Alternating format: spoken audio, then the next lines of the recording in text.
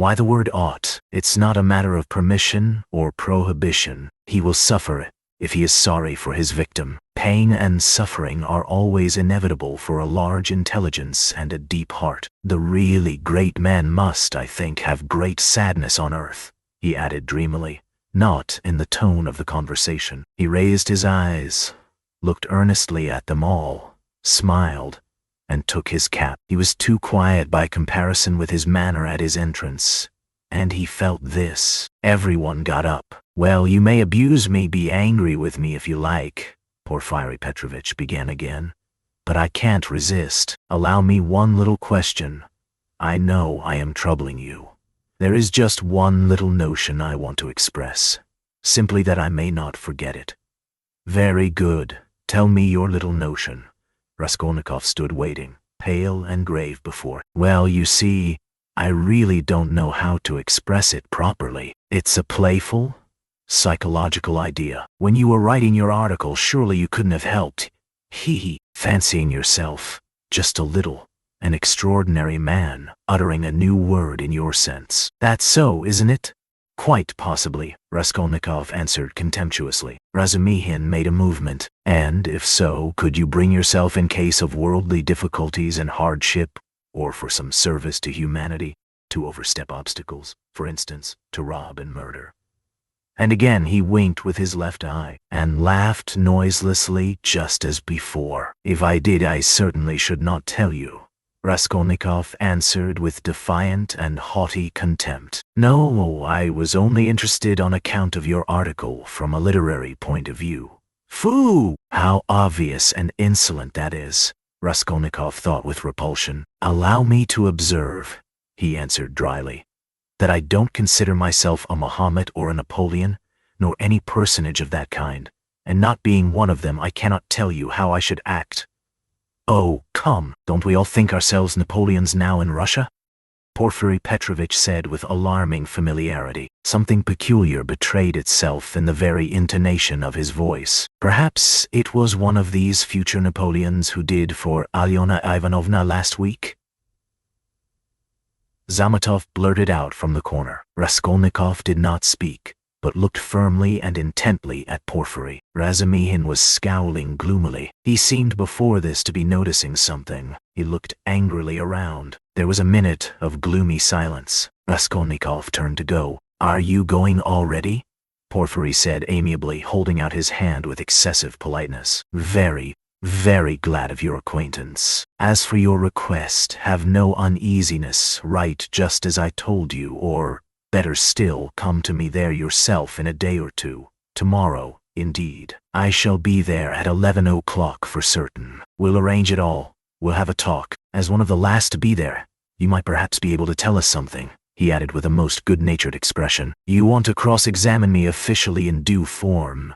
Raskolnikov asked sharply. Oh, why? That's not necessary for the present. You misunderstand me. I lose no opportunity, you see, and I've talked with all who had pledges. I obtained evidence from some of them, and you are the last. Yes, by the way, he cried, seemingly suddenly delighted. I just remember, what was I thinking of? He turned to Razumihin. You were talking my ears off about that, Nikolai. That the fellow is innocent, but what is one to do? We had to trouble Dmitri too. This is the point. This is all. When you went up the stairs it was past 7, wasn't it? Yes, answered Raskolnikov, with an unpleasant sensation at the very moment he spoke that he need not have said it. Then, when you went upstairs between 7 and 8, didn't you see in a flat that stood open on a second story, do you remember? 2 workmen, or at least one of them. They were painting there. Didn't you notice them? It's very, very important for them. Painters? No, I didn't see them, Raskolnikov answered slowly, as though ransacking his memory, while at the same instant he was racking every nerve, almost swooning with anxiety to conjecture as quickly as possible where the trap lay and not to overlook anything. No, I didn't see them, and I don't think I noticed a flat like that open. But on the 4th story, he had mastered the trap now and was triumphant. I remember now that someone was moving out of the flat opposite Alyona Ivanovna's. I remember it clearly. Some porters were carrying out a sofa and they squeezed me against the wall. But painters? No, I don't remember that there were any painters. And I don't think that there was a flat open anywhere. No, there wasn't. What do you mean? Razumihin shouted suddenly, as though he had reflected and realized. Why, it was on the day of the murder the painters were at work. And he was there 3 days before? What are you asking? Phoo, I have muddled it. Porfiry slapped himself on the forehead. Deuce take it. This business is turning my brain. He addressed Raskolnikov somewhat apologetically. It would be such a great thing for us to find out whether anyone had seen them between 7 and 8 at the flat, so I fancied you could perhaps have told us something. I quite muddled it. Then you should be more careful, Razumihin observed grimly. The last words were uttered in the passage. Porfiry Petrovitch saw them to the door with excessive politeness. They went out into the street gloomy and sullen, and for some steps they did not say. Raskolnikov drew a deep breath. Chapter 6. I don't believe it, I can't believe it, repeated Razumihin, trying in perplexity to refute Raskolnikov's arguments. They were by now approaching Bakaliev's lodgings, where Pulcheria Alexandrovna and Danya had been expecting them a long while. Razumihin kept stopping on the way in the heat of discussion, confused and excited by the very fact that they were for the first time speaking openly about it. Don't believe it then, answered Raskolnikov with a cold, careless smile. You were noticing nothing as usual, but I was weighing every word. You are suspicious. That is why you weighed their words. Certainly, I agree. Porfiry's tone was rather strange, and still more that wretch Zametov. You are right. There was something about him. But why? Why?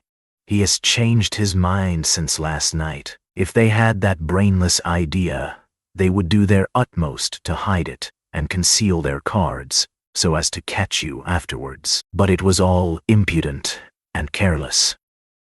If they had had facts, I mean real facts, or at least grounds for suspicion, then they would certainly have tried to hide their game. In the hope of getting more, they would have made a search long ago besides. But they have no facts, not one. It is all mirage, all ambiguous, simply a floating idea. So they try to throw me out by impudence. And perhaps he was irritated at having no facts, and blurted it out in his vexation. Or perhaps he has some plan. He seems an intelligent man. Perhaps he wanted to frighten me by pretending to know. They have a psychology of their own, brother, but it is loathsome explaining it all. Stop! And it's insulting. I understand you. But since we have spoken openly now, and it is an excellent thing that we have at last, I am glad. Of course, the merest hint only, an insinuation? But why an insinuation even? How dare they? What foundation have they? If only you knew how furious I have been. Think only, simply because a poor student, unhinged by poverty and hypochondria, on the eve of a severe delirious illness. Note that. Suspicious, vain, proud, who has not seen a soul to speak to for 6 months, in rags and in boots without soles, has to face some wretched policemen and put up with their insolence. And the unexpected debt thrust under his nose, the IOU, presented by Chebarov, the new paint, 30 degrees rumor, and a stifling atmosphere, a crowd of people, the talk about the murder of a person where he had been just before, and all that on an empty stomach. He might well have a fainting fit, and that is what they found it all on. Damn them. I understand how annoying it is, but in your place, Rodia, I would laugh at them, or better still, spit in their ugly faces, and spit 12 times in all directions. I'd hit out in all directions neatly too, and so I'd put an end to it. Damn them. Don't be downhearted. It's a shame. He really has put it well, though, Raskolnikov thought. Damn them. But the cross-examination again tomorrow? He said with bitterness. Must I really enter into explanations with them? I feel vexed as it is. that I condescended to speak to Zametov yesterday in the restaurant. Damn it, I will go myself to Porfiry. I will squeeze it out of him.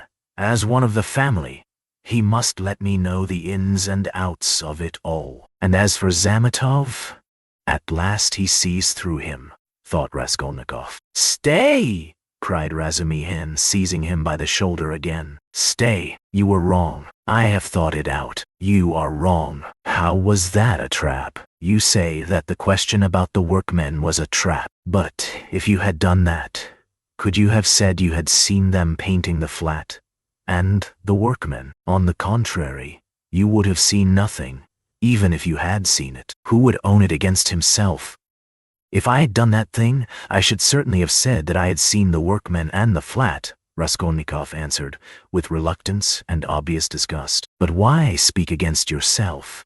Because only peasants or the most inexperienced novices deny everything flatly at examinations. If a man is ever so little developed and experienced, he will certainly try to admit all the external facts that can't be avoided, but will seek other explanations of them, will introduce some special, unexpected turn that will give them another significance and put them in another light. Porfiry might well reckon that I should be sure to answer so, and say I had seen them to give an air of truth, and then make some explanation.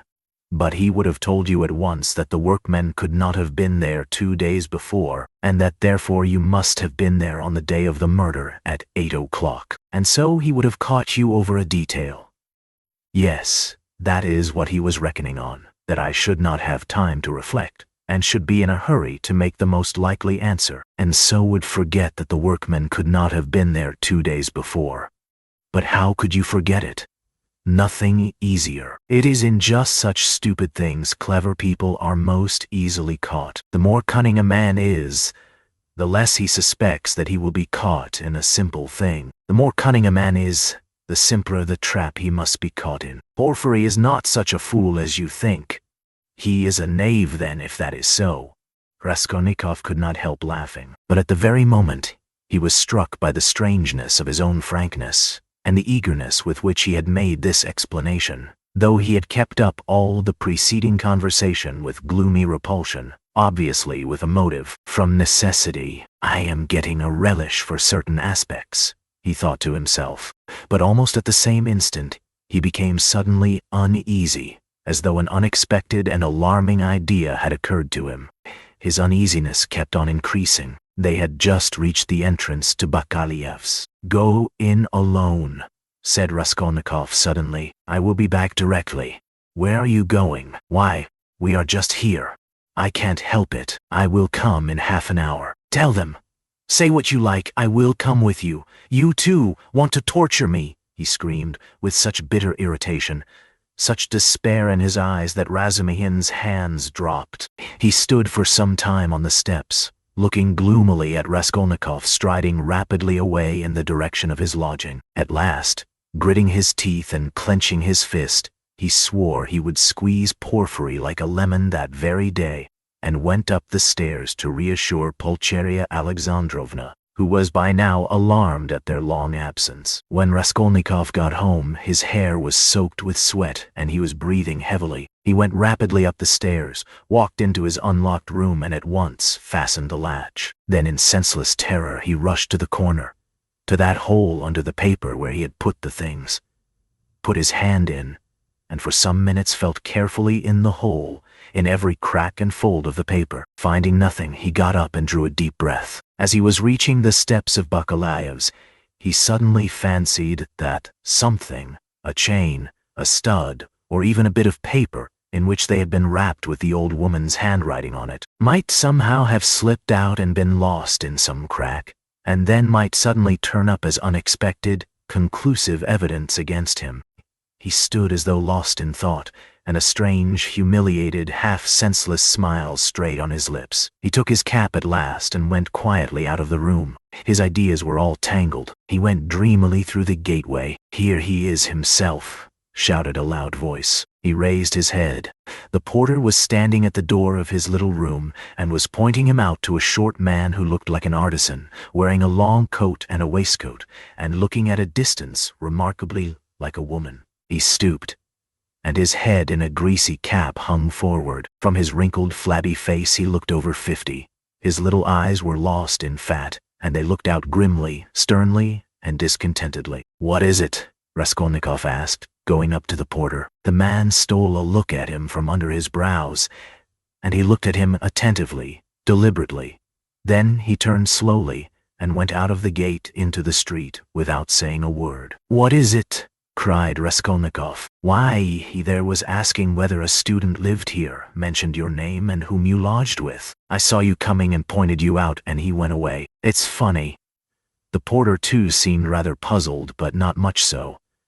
And after wondering for a moment, he turned and went back to his room. Raskolnikov ran after the stranger, and at once caught sight of him walking along the other side of the street with the same even, deliberate step, with his eyes fixed on the ground, as though in meditation. He soon overtook him, but for some time walked behind him. At last, moving on to a level with him, he looked at his face. The man noticed him at once, looked at him quickly, but dropped his eyes again.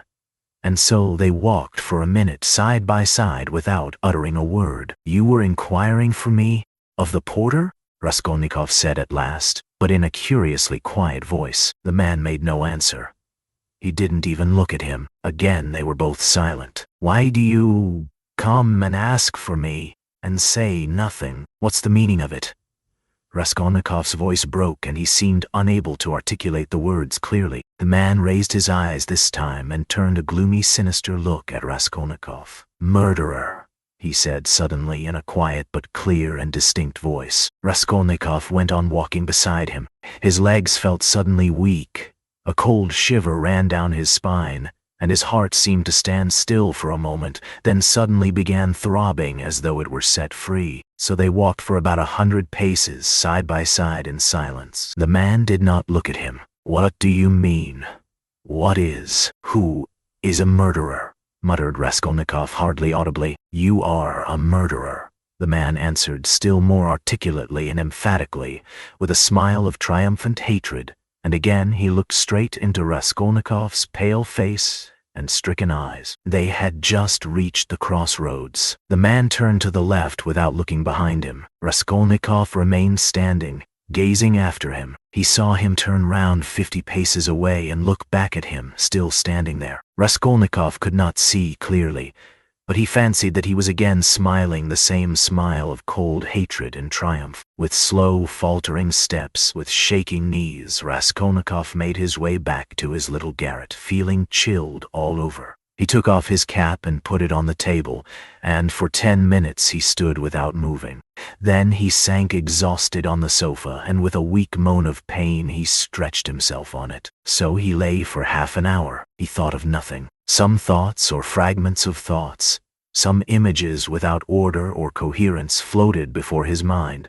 Faces of people he had seen in his childhood or met somewhere once, whom he would never have recalled. The belfry of the church at V, the billiard table in a restaurant and some officers playing billiards, the smell of cigars in some underground tobacco shop, a tavern room, a back staircase quite dark, all sloppy with dirty water and strewn with eggshells, and the Sunday bells floating in from somewhere. The images followed one another, whirling like a hurricane. Some of them he liked and tried to clutch at, but they faded, and all the while there was an oppression within him, but it was not overwhelming. Sometimes it was even pleasant. The slight shivering still persisted, but that too was an almost pleasant sensation. He heard the hurried footsteps of Razumihin. He closed his eyes and pretended to be asleep. Razumihin opened the door and stood for some time in the doorway as though hesitating. Then he stepped softly into the room and went cautiously to the sofa. Raskolnikov heard Nastasia's whisper, "Don't disturb him. Let him sleep. He can have his dinner later."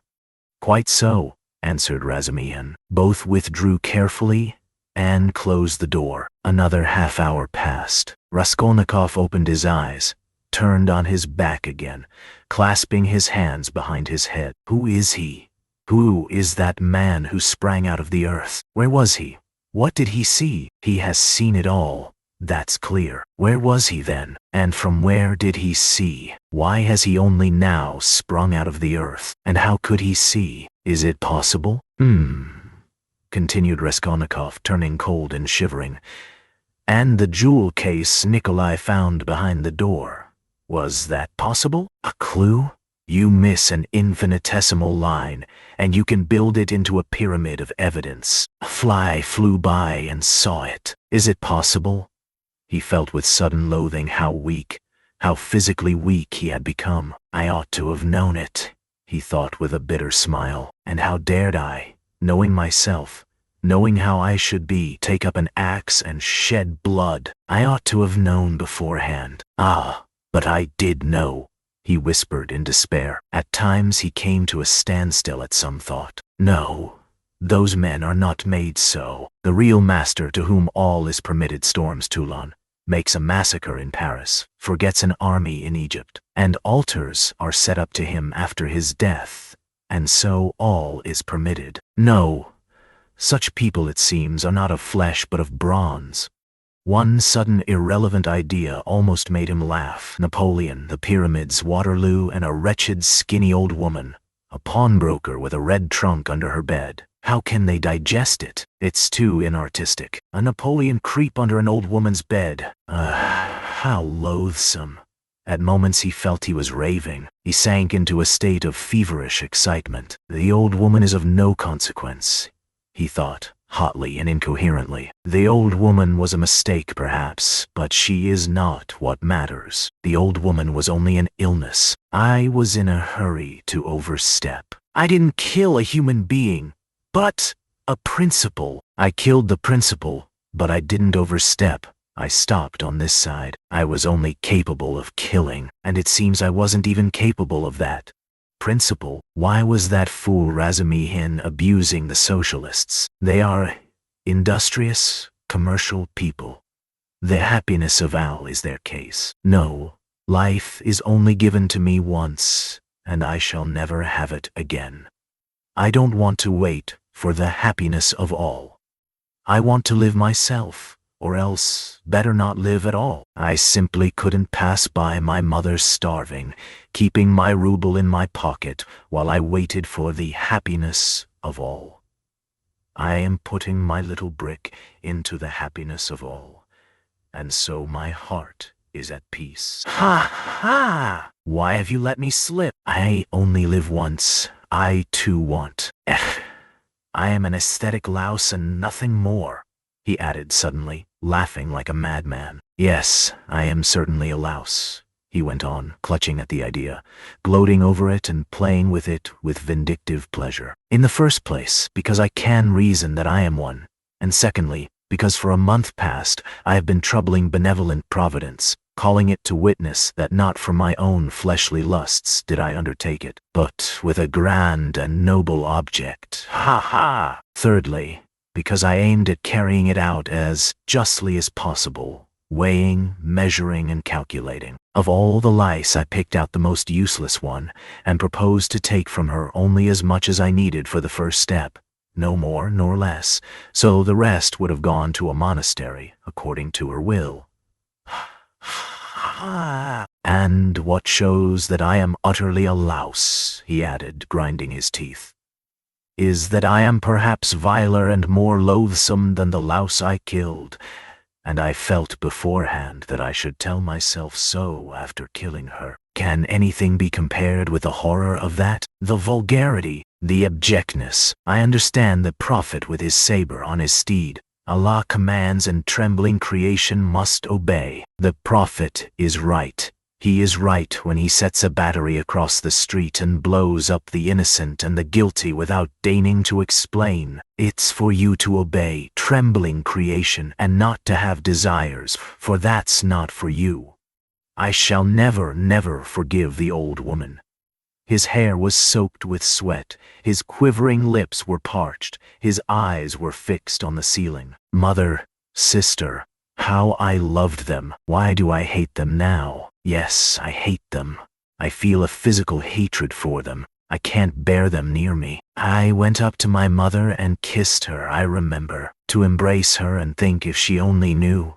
Shall I tell her then? That's just what I might do. She must be the same as I am, he added, straining himself to think. as it were, struggling with delirium. How I hate the old woman now. I feel I should kill her again if she came to life. Poor Lizaveta. Why did she come in? It's strange, though. Why is it I scarcely ever think of her, as though I hadn't killed her? Lizaveta! Sonia! Poor gentle things with gentle eyes. Dear women, why don't they weep? Why don't they moan? They give up everything. Their eyes are soft and gentle. Sonia, Sonia, gentle Sonia. He lost consciousness. It seemed strange to him that he didn't remember how he got into the street. It was late evening. The twilight had fallen, and the full moon was shining more and more brightly. But there was a peculiar breathlessness in the air. There were crowds of people in the street. Workmen and business people were making their way home. Other people had come out for a walk. There was a smell of mortar, dust, and stagnant water. Raskolnikov walked along, mournful and anxious. He was distinctly aware of having come out with a purpose, of having to do something in a hurry. But what it was he had forgotten. Suddenly he stood still and saw a man standing on the other side of the street, beckoning to him. He crossed over to him, but at once the man turned and walked away with his head hanging, as though he had made no sign to him. Stay! Did he really beckon? Raskolnikov wondered, but he tried to overtake him. When he was within 10 paces he recognized him and was frightened. It was the same man with stooping shoulders in the long coat. Raskolnikov followed him at a distance. His heart was beating. They went down a turning. The man still did not look round. Does he know I am following him? Thought Raskolnikov. The man went into the gateway of a big house. Raskolnikov hastened to the gate and looked in to see whether he would look round and sign to him. In the courtyard the man did turn round and again seemed to beckon him. Raskolnikov at once followed him into the yard. But the man was gone. He must have gone up the first staircase. Raskolnikov rushed after him. He heard slow, measured steps 2 flights above. The staircase seemed strangely familiar. He reached the window on the first floor. The moon shone through the panes with a melancholy and mysterious light. Then he reached the second floor. This is the flat where the painters were at work. But how was it he did not recognize it at once? The steps of the man above had died away, so he must have stopped or hidden somewhere. He reached the 3rd story. Should he go on? There was a stillness that was dreadful, but he went on. The sound of his own footsteps scared and frightened him. How dark it was! The man must be hiding in some corner here. The flat was standing wide open. He hesitated and went in. It was very dark and empty in the passage, as though everything had been removed. He crept on tiptoe into the parlor, which was flooded with moonlight. Everything there was as before: the chairs, the looking-glass, the yellow sofa, and the pictures in the frames. A huge, round, copper-red moon looked in at the windows. It's the moon that makes it so still, weaving some mystery, thought Raskolnikov. He stood and waited a long while, and the more silent the moonlight, the more violently his heart beat, till it was painful, and still the same hush. Suddenly he heard a momentary sharp crack like the snapping of a splinter, and all was still again. A fly flew up suddenly and struck the window pane with a plaintive buzz. At that moment he noticed in the corner between the window and the little cupboard something like a cloak hanging on the wall. Why is that cloak here? He thought. It wasn't there before. He went up to it quietly and felt that there was someone hiding behind it. He cautiously moved the cloak and saw, sitting on a chair in the corner, the old woman bent double so that he couldn't see her face. But it was she. He stood over her. She is afraid, he thought. He stealthily took the axe from the noose and struck her 1 blow, then another on the skull. But strange to say, she did not stir, as though she were made of wood. He was frightened, bent down nearer and tried to look at her. But she, too, bent her head lower. He bent right down to the ground and peeped up into her face from below. He peeped and turned cold with horror.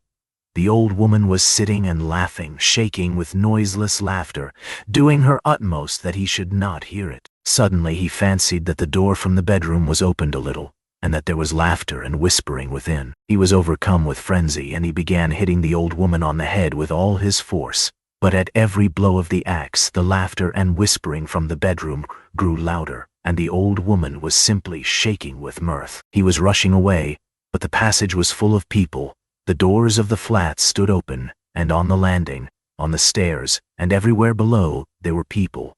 Rows of heads, all looking, but huddled together in silence and expectation. Something gripped his heart. His legs were rooted to the spot. They would not move. He tried to scream and woke up. He drew a deep breath, but his dream seemed strangely to persist.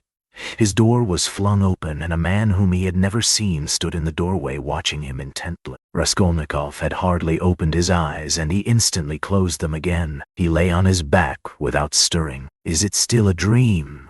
He wondered, and again raised his eyelids hardly perceptibly.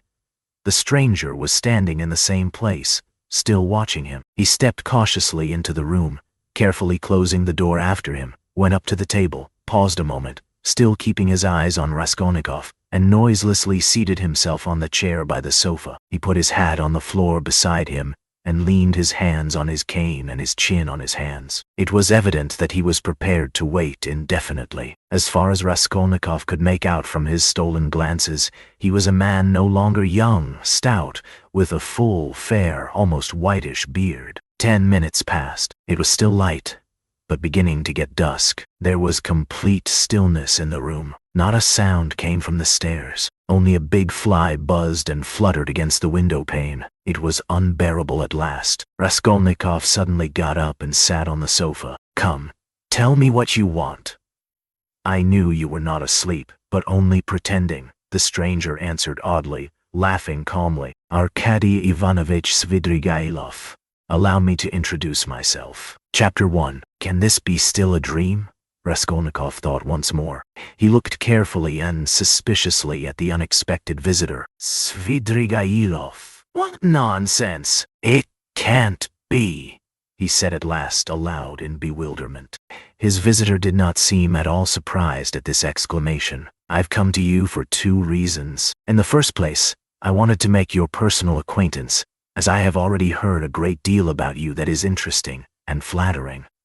Secondly, I cherish the hope that you may not refuse to assist me in a matter directly concerning the welfare of your sister, Avdotia Romanov. For without your support she might not let me come near her now, for she is prejudiced against me. But with your assistance I reckon on." "They only arrived yesterday, may I ask you?"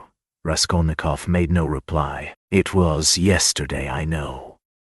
I only arrived myself the day before. Well, let me tell you this, Rodion Romanovich, I don't consider it necessary to justify myself, but kindly tell me what was there particularly criminal on my part in all this business, speaking without prejudice, with common sense?" Raskolnikov continued to look at him in silence. "That in my own house I persecuted a defenseless girl and insulted her with my infamous proposals. Is that it? I am anticipating you, but you've only to assume that I too am a man et nihil humanum.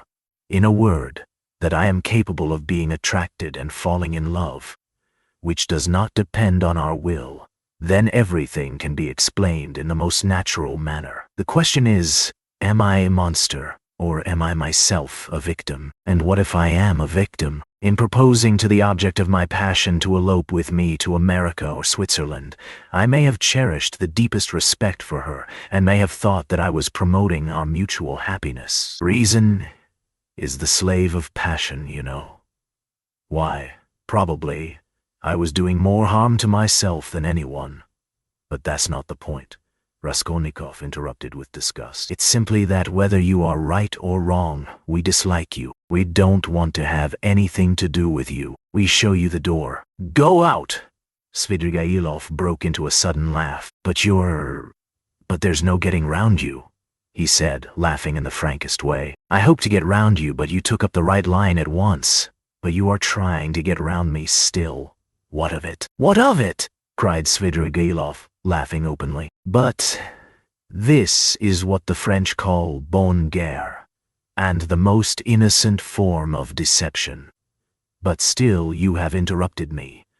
One way or another, I repeat again, there would never have been any unpleasantness except for what happened in the garden. Marfa Petrovna, You have got rid of Marfa Petrovna too, so they say, Raskolnikov interrupted rudely. Oh, you've heard that too then. You'd be sure to, though. But as for your question, I really don't know what to say, though my own conscience is quite at rest on that score. Don't suppose that I am in any apprehension about it. All was regular and in order.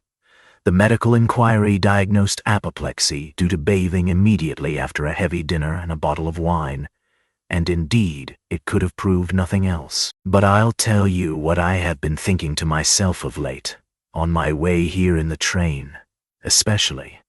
Didn't I contribute to all that calamity, morally, in a way, by irritation or something of the sort? But I came to the conclusion that that, too, was quite out of the question. Raskolnikov laughed. I wonder you trouble yourself about it. But what are you laughing at? Only consider. I struck her just twice with a switch. There were no marks even. Don't regard me as a cynic, please. I am perfectly aware how atrocious it was of me and all that. But I know for certain, too, that Marfa Petrovna was very likely pleased at my, so to say, warmth. The story of your sister had been wrung out to the last drop. For the last 3 days, Marfa Petrovna had been forced to sit at home. She had nothing to show herself with in the town. Besides, she had bored them so with that letter. You heard about her reading the letter, and all of a sudden those 2 switches fell from heaven. Her first act was to order the carriage to be got out, not to speak of the fact that there are cases when women are very, very glad to be insulted, in spite of all their show of indignation. There are instances of it with everyone. Human beings in general, indeed, greatly love to be insulted. Have you noticed that? But it's particularly so with women. One might even say it's their only amusement. At one time Raskolnikov thought of getting up and walking out and so finishing the interview. But some curiosity and even a sort of prudence made him linger for a moment. You are fond of fighting? He asked carelessly. No, not very, Svidrigailov answered calmly. And Marfa Petrovna and I scarcely ever fought. We lived very harmoniously, and she was always pleased with me. I only used the whip twice in all our 7 years, not counting a 3rd occasion of a very ambiguous character. The first time, 2 months after our marriage, immediately after we arrived in the country, and the last time was that of which we are speaking. Did you suppose I was such a monster, such a reactionary, such a slave driver? Ha! Ha! By the way, do you remember, Rodion Romanovich, how a few years ago, in those days of beneficent publicity, a nobleman, I've forgotten his name, was put to shame everywhere, in all the papers, for having thrashed a German woman in the railway train? You remember? It was in those days, that very year, I believe, the disgraceful action of the age took place. You know, the Egyptian Nights, that public reading, you remember? The dark eyes, you know. Ah, the golden days of our youth. Where are they? Well, as for the gentleman who thrashed the German, I feel no sympathy with him, because after all, what need is there for sympathy? But I must say that there are sometimes such provoking Germans that I don't believe there is a progressive who could quite answer for himself. No one looked at the subject from that point of view then, but that's the truly humane point of view, I assure you. After saying this, Svidrigailov broke into a sudden laugh again. Raskolnikov saw clearly that this was a man with a firm purpose in his mind and able to keep it to himself. I expect you've not talked to anyone for some days? He asked. Scarcely anyone. I suppose you are wondering at my being such an adaptable man? No, I am only wondering at your being too adaptable a man, because I am not offended at the rudeness of your questions. Is that it? But why take offense? As you asked, so I answered, he replied, with a surprising expression of simplicity. You know, there's hardly anything I take interest in, he went on, as it were dreamily. Especially now, I've nothing to do. You are quite at liberty to imagine, though, that I am making up to you with a motive. Particularly as I told you I want to see your sister about something. But I'll confess frankly, I am very much bored. The last 3 days especially. so I am delighted to see you. Don't be angry, Rodion Romanovich, but you seem to be somehow awfully strange yourself. Say what you like. There's something wrong with you, and now, too. Not this very minute, I mean, but now, generally. Well, I won't, don't scowl. I am not such a bear, you know, as you think. Raskolnikov looked gloomily at him. You are not a bear, perhaps, at all, he said. I fancy indeed that you are a man of very good breeding, or at least know how on occasion to behave like one. I am not particularly interested in anyone's opinion, Svidrigailov answered, dryly and even with a shade of haughtiness, and therefore why not be vulgar at times when vulgarity is such a convenient cloak for our climate? And especially if one has a natural propensity that way, he added, laughing again. But I've heard you have many friends here. You are, as they say, not without connections. What can you want with me then, unless you've some special object? That's true, that I have friends here, Svidrigailov admitted, not replying to the chief point. I've met some already. I've been lounging about for the last 3 days, and I've seen them, or they've seen me. That's a matter of course. I am well dressed and reckoned not a poor man. The emancipation of the serfs hasn't affected me. My property consists chiefly of forests and water meadows. The revenue has not fallen off, but I am not going to see them. I was sick of them long ago. I've been here 3 days and have called on no one. What a town it is. How has it come into existence among us? Tell me that. A town of officials and students of all sorts. Yes, there's a great deal I didn't notice when I was here 8 years ago, kicking up my heels. My only hope now is in anatomy. By Jove, it is. Anatomy.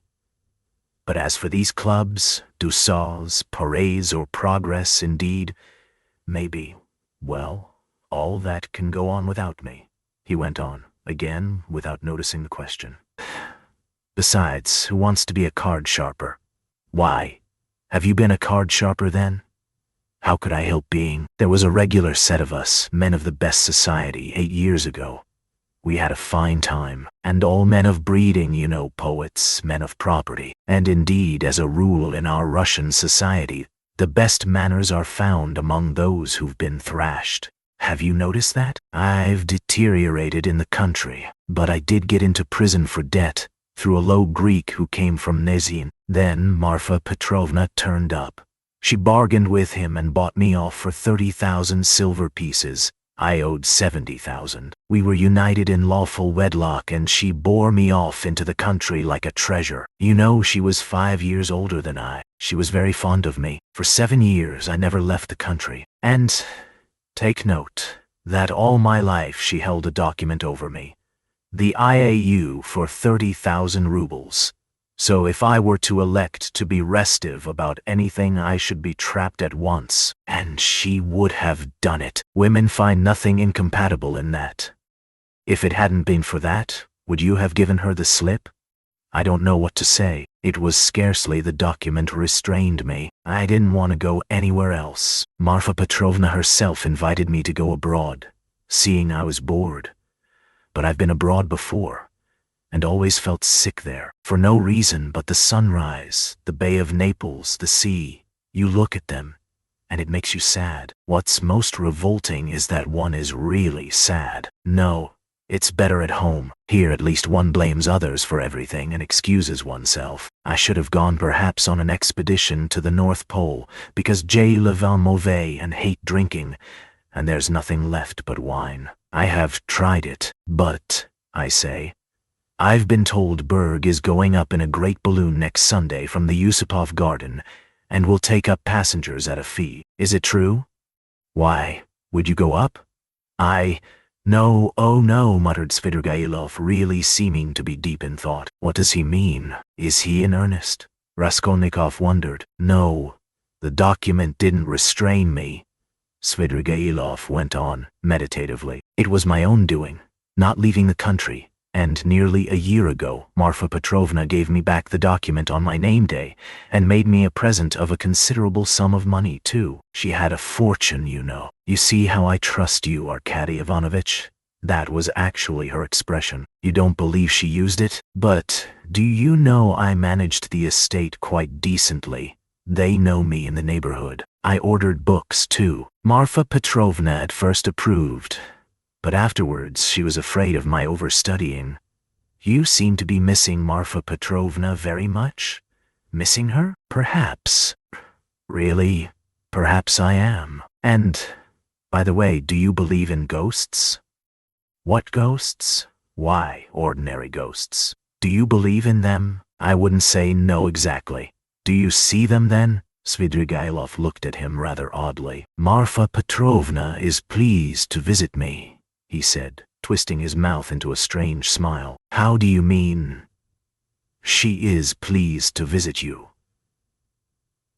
She has been 3 times. I saw her first on the very day of the funeral, an hour after she was buried. It was the day before I left to come here. The second time was the day before yesterday, at daybreak, on the journey at the station of Malaya Vishera, and the third time was 2 hours ago in the room where I am staying. I was alone. Were you awake?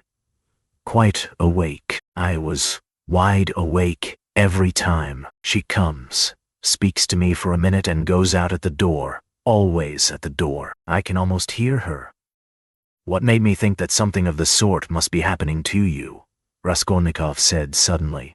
At the same moment he was surprised at having said it. He was much excited. What? Did you think so? Svidrigailov asked in astonishment. Did you really? Didn't I say that there was something in common between us, eh? You never said so, Raskolnikov cried sharply and with heat. Didn't I? No, I thought I did. When I came in and saw you lying with your eyes shut, pretending, I said to myself at once, here's the man. What do you mean by the man? What are you talking about? Cried Raskolnikov. What do I mean? I really don't know. Svidrigailov muttered ingenuously, as though he too were puzzled. For a minute they were silent. They stared in each other's faces. That's all nonsense, Raskolnikov shouted with vexation. What does she say when she comes to you? Shay! Would you believe it? She talks of the silliest trifles, and man is a strange creature. It makes me angry. The first time she came in, I was tired, you know. The funeral service, the funeral ceremony, the lunch afterwards. At last, I was left alone in my study. I lighted a cigar and began to think. She came in at the door. You've been so busy today, Arkady Ivanovitch, you have forgotten to wind the dining room clock, she said. All those 7 years I've wound that clock every week, and if I forgot it, she would always remind me. The next day I set off on my way here. I got out at the station at daybreak. I'd been asleep, tired out, with my eyes half open. I was drinking some coffee. I looked up, and there was suddenly Marfa Petrovna sitting beside me with a pack of cards in her hands. Shall I tell your fortune for the journey, Arkady Ivanovitch? She was a great hand at telling fortunes. I shall never forgive myself for not asking her to. I ran away in a fright, and, besides, the bell rang. I was sitting today, feeling very heavy after a miserable dinner from a cookshop. I was sitting smoking. All of a sudden Marfa Petrovna again. She came in very smart in a new green silk dress with a long train. Good day, Arkady Ivanovitch. How do you like my dress? Aniska can't make like this.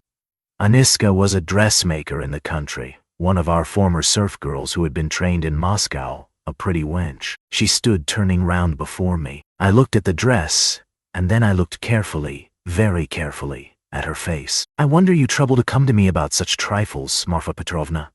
Good gracious, you won't let one disturb you about anything. To tease her, I said, I want to get married, Marfa Petrovna. That's just like you, Arkady Ivanovitch. It does you very little credit to come looking for a bride when you've hardly buried your wife. And if you could make a good choice, at least. But I know it won't be for your happiness or hers. You will only be a laughingstock to all good people. Then she went out, and her train seemed to rustle. Isn't it nonsense, eh? But perhaps you are telling lies, Raskolnikov put in. I rarely lie, answered Svidrigailov thoughtfully, apparently not noticing the rudeness of the question. And in the past, have you ever seen ghosts before? Yes, I have seen them, but only once in my life, 6 years ago. I had a Sir Filka. Just after his burial, I called out, forgetting Filka my pipe. He came in and went to the cupboard where my pipes were. I sat still and thought, hey, he is doing it out of revenge, because we had a violent quarrel just before his death. How dare you come in with a hole in your elbow, I said. Go away, you scamp. He turned and went out and never came again. I didn't tell Marfa Petrovna at the time. I wanted to have a service sung for him, but I was ashamed. You should go to a doctor. I know I am not well, without your telling me, though I don't know what's wrong. I believe I am 5 times as strong as you are. I didn't ask you whether you believe that ghosts are seen, but whether you believe that they exist. No, I won't believe it, Raskolnikov cried, with positive anger. What do people generally say? Muttered Svidrigailov, as though speaking to himself, looking aside and bowing his head. They say you are ill, so what appears to you is only unreal fantasy. But that's not strictly logical. I agree that ghosts only appear to the sick, but that only proves that they are unable to appear except to the sick, not that they don't exist. No? You don't think so, Svidrigailov went on, looking at him deliberately. But what do you say to this argument? Help me with it. Ghosts are, as it were, shreds and fragments of other worlds, the beginning of them. A man in health has, of course, no reason to see them, because he is above all a man of this earth, and is bound for the sake of completeness and order to live only in this life. But as soon as one is ill, as soon as the normal earthly order of the organism is broken, one begins to realize the possibility of another world. And the more seriously ill one is, the closer becomes one's contact with that other world, so that as soon as the man dies, he steps straight into that world. I thought of that long ago. If you believe in a future life, you could believe in that too. I don't believe in a future life, said Raskolnikov. Svidrigailov sat lost in thought. And what if there are only spiders there? Or something of that sort, he said suddenly. He is a madman, thought Raskolnikov. We always imagine eternity as something beyond our conception, something vast, vast. But why must it be vast? Instead of all that, what if it's one little room, like a bathhouse in the country, black and grimy and spiders in every corner, and that's all eternity is? I sometimes fancy it like that. Can it be you can imagine nothing juster and more comforting than that? Raskolnikov cried, with a feeling of anguish. Juster? And how can we tell? Perhaps that is just. And do you know it's what I would certainly have made it? Answered Svidrigailov with a vague smile. This horrible answer sent a cold chill through Raskolnikov. Svidrigailov raised his head, looked at him, and suddenly began laughing. Only think, he cried. Half an hour ago we had never seen each other. We regarded each other as enemies. There is a matter unsettled between us. We've thrown it aside, and away we've gone into the abstract. Wasn't I right in saying that we were birds of a feather?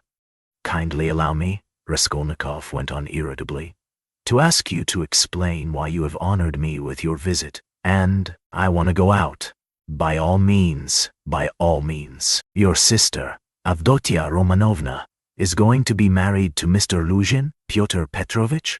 Can you refrain from any question about my sister and from mentioning her name? I can't understand how you dare utter her name in my presence. If you really are Svidrigailov, I am sure that you must have formed your own opinion of this Mr. Luzhin, who is a connection of mine through my wife, if you have only seen him for half an hour, or heard any facts about him. He is no match for Avdotia Romanovna. I believe Avdotia Romanovna is sacrificing herself generously and imprudently for the sake of her family. I fancied from all I had heard of you that you would be very glad if the match could be broken off without the sacrifice of worldly advantages. Now I know you personally, I am convinced of it. All this is very naive. Excuse me, I should have said impudent on your part, said Raskolnikov. You mean to say that I am seeking my own ends? Don't be uneasy, Rodion Romanovich. If I were working for my own advantage, I would not have spoken out so directly. I am not quite a fool. I will confess something psychologically curious about that. Just now, defending my love for Avdotia Romanovna. I said I was, myself, the victim. Well, let me tell you that I've no feeling of love now, not the slightest, so that I wonder myself indeed, for I really did feel something. Through idleness and depravity, Raskolnikov put in. I certainly am idle and depraved, but your sister has such qualities that even I could not help being impressed by them. But that's all nonsense as I see myself now. Have you seen that long? I began to be aware of it before, but was only perfectly sure of it the day before yesterday, almost at the moment I arrived in Petersburg. I still fancied in Moscow, though, that I was coming to try to get Avdotia Romanovna's hand and to cut out Mr. Luzhin. I am in a hurry. I want to go out with the greatest pleasure. On arriving here and determining on a certain journey, I should like to make some necessary preliminary arrangements. I left my children with an aunt.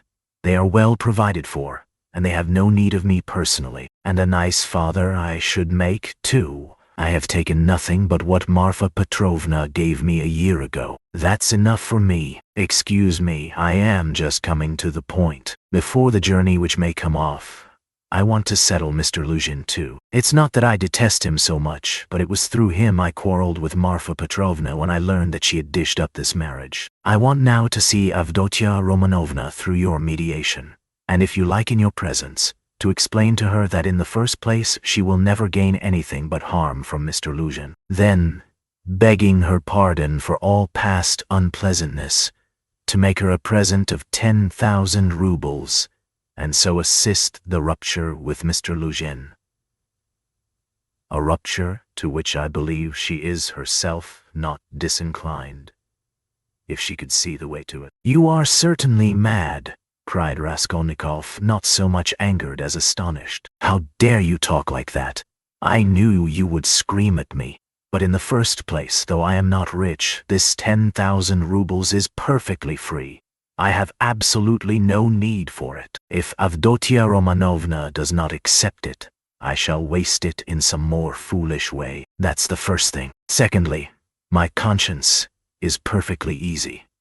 I make the offer with no ulterior motive. You may not believe it, but in the end, Avdotia Romanovna, and you will know. The point is that I did actually cause your sister, whom I greatly respect, some trouble and unpleasantness, and so, sincerely regretting it, I want not to compensate, not to repay her for the unpleasantness, but simply to do something to her advantage, to show that I am not, after all, privileged to do nothing but harm. If there were a millionth fraction of self-interest in my offer, I should not have made it so openly, and I should not have offered her 10,000 only, when 5 weeks ago I offered her more. Besides, I may, perhaps, very soon marry a young lady, and that alone ought to prevent suspicion of any design on Avdotia Romanovna. In conclusion, let me say that in marrying Mr. Luzhin, she is taking money just the same, only from another man. Don't be angry, Rodion Romanovich.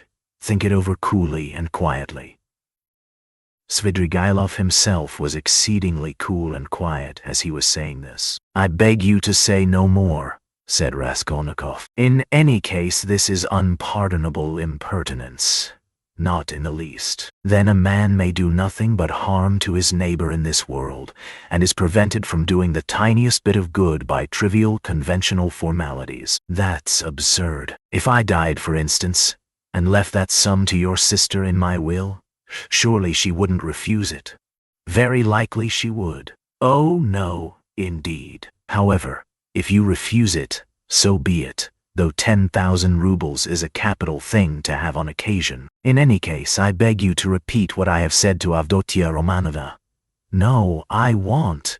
In that case, Rodion Romanovich, I shall be obliged to try and see her myself and worry her by doing so. And if I do tell her, will you not try to see her?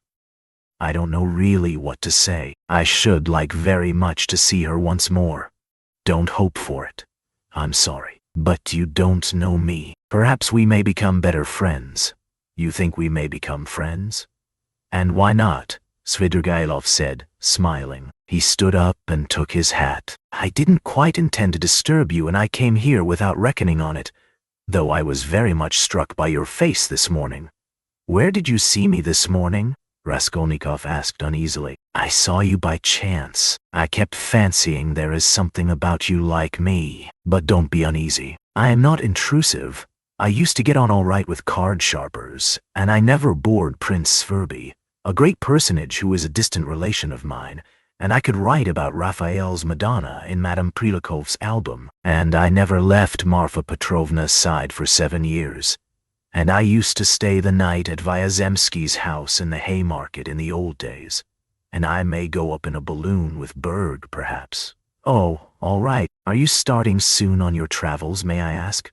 What travels? Why, on that journey. You spoke of it yourself. A journey? Oh, yes, I did speak of a journey. Well, that's a wide subject. If only you knew what you were asking, he added, and gave a sudden loud short laugh. Perhaps I'll get married instead of the journey. They're making a match for me. Here? Yes. How you had time for that. But I am very anxious to see Avdotia Romanovna once. I earnestly beg it. Well, goodbye for the present. Oh, yes, I have forgotten something. Tell your sister, Rodion Romanovich, that Marfa Petrovna remembered her in her will and left her 3,000 rubles. That's absolutely certain. Marfa Petrovna arranged it a week before her death, and it was done in my presence. Avdotia Romanovna will be able to receive the money in 2 or 3 weeks. Are you telling the truth? Yes, tell her. Well, your servant. I am staying very near you. As he went out, Svidrigailov ran up against Razumihin in the doorway. Chapter 2. It was nearly 8 o'clock. The 2 young men hurried to Bakaliev's to arrive before Luzhin. Why, who was that? Asked Razumihin as soon as they were in the street. It was Svidrigailov, that landowner in whose house my sister was insulted when she was their governess. Through his persecuting her with his attentions, she was turned out by his wife, Marfa Petrovna. This Marfa Petrovna begged Dounia's forgiveness afterwards, and she's just died suddenly. It was of her we were talking this morning. I don't know why I'm afraid of that man. He came here at once after his wife's funeral. He is very strange, and is determined on doing something. We must guard Dounia from him. That's what I wanted to tell you. Do you hear? Guard her. What can he do to harm Avdotia Romanovna? Thank you, Rodia, for speaking to me like that. We will guard her. Where does he live? I don't know. Why didn't you ask? What a pity. I'll find out, though. Did you see him? Asked Raskolnikov after a pause. Yes, I noticed him well. You did really see him? You saw him clearly? Raskolnikov insisted. Yes, I remember him perfectly. I should know him in 1,000. I have a good memory for faces. They were silent again.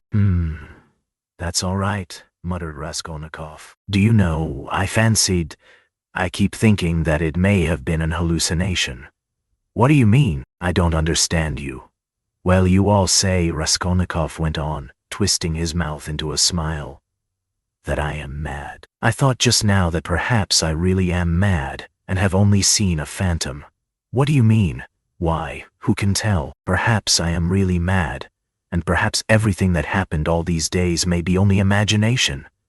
Ah, Rodia, you have been upset again. But what did he say? What did he come for? Raskolnikov did not answer. Razumihin thought a minute. Now let me tell you my story, he began. I came to you. You were asleep. Then we had dinner, and then I went to Porfiry's. Zametov was still with him. I tried to begin, but it was no use. I couldn't speak in the right way. They don't seem to understand and can't understand, but are not a bit ashamed. I drew Porfiry to the window and began talking to him, but it was still no use. He looked away and I looked away. At last I shook my fist in his ugly face and told him as a cousin I'd brain him. He merely looked at me. I cursed and came away. That was all.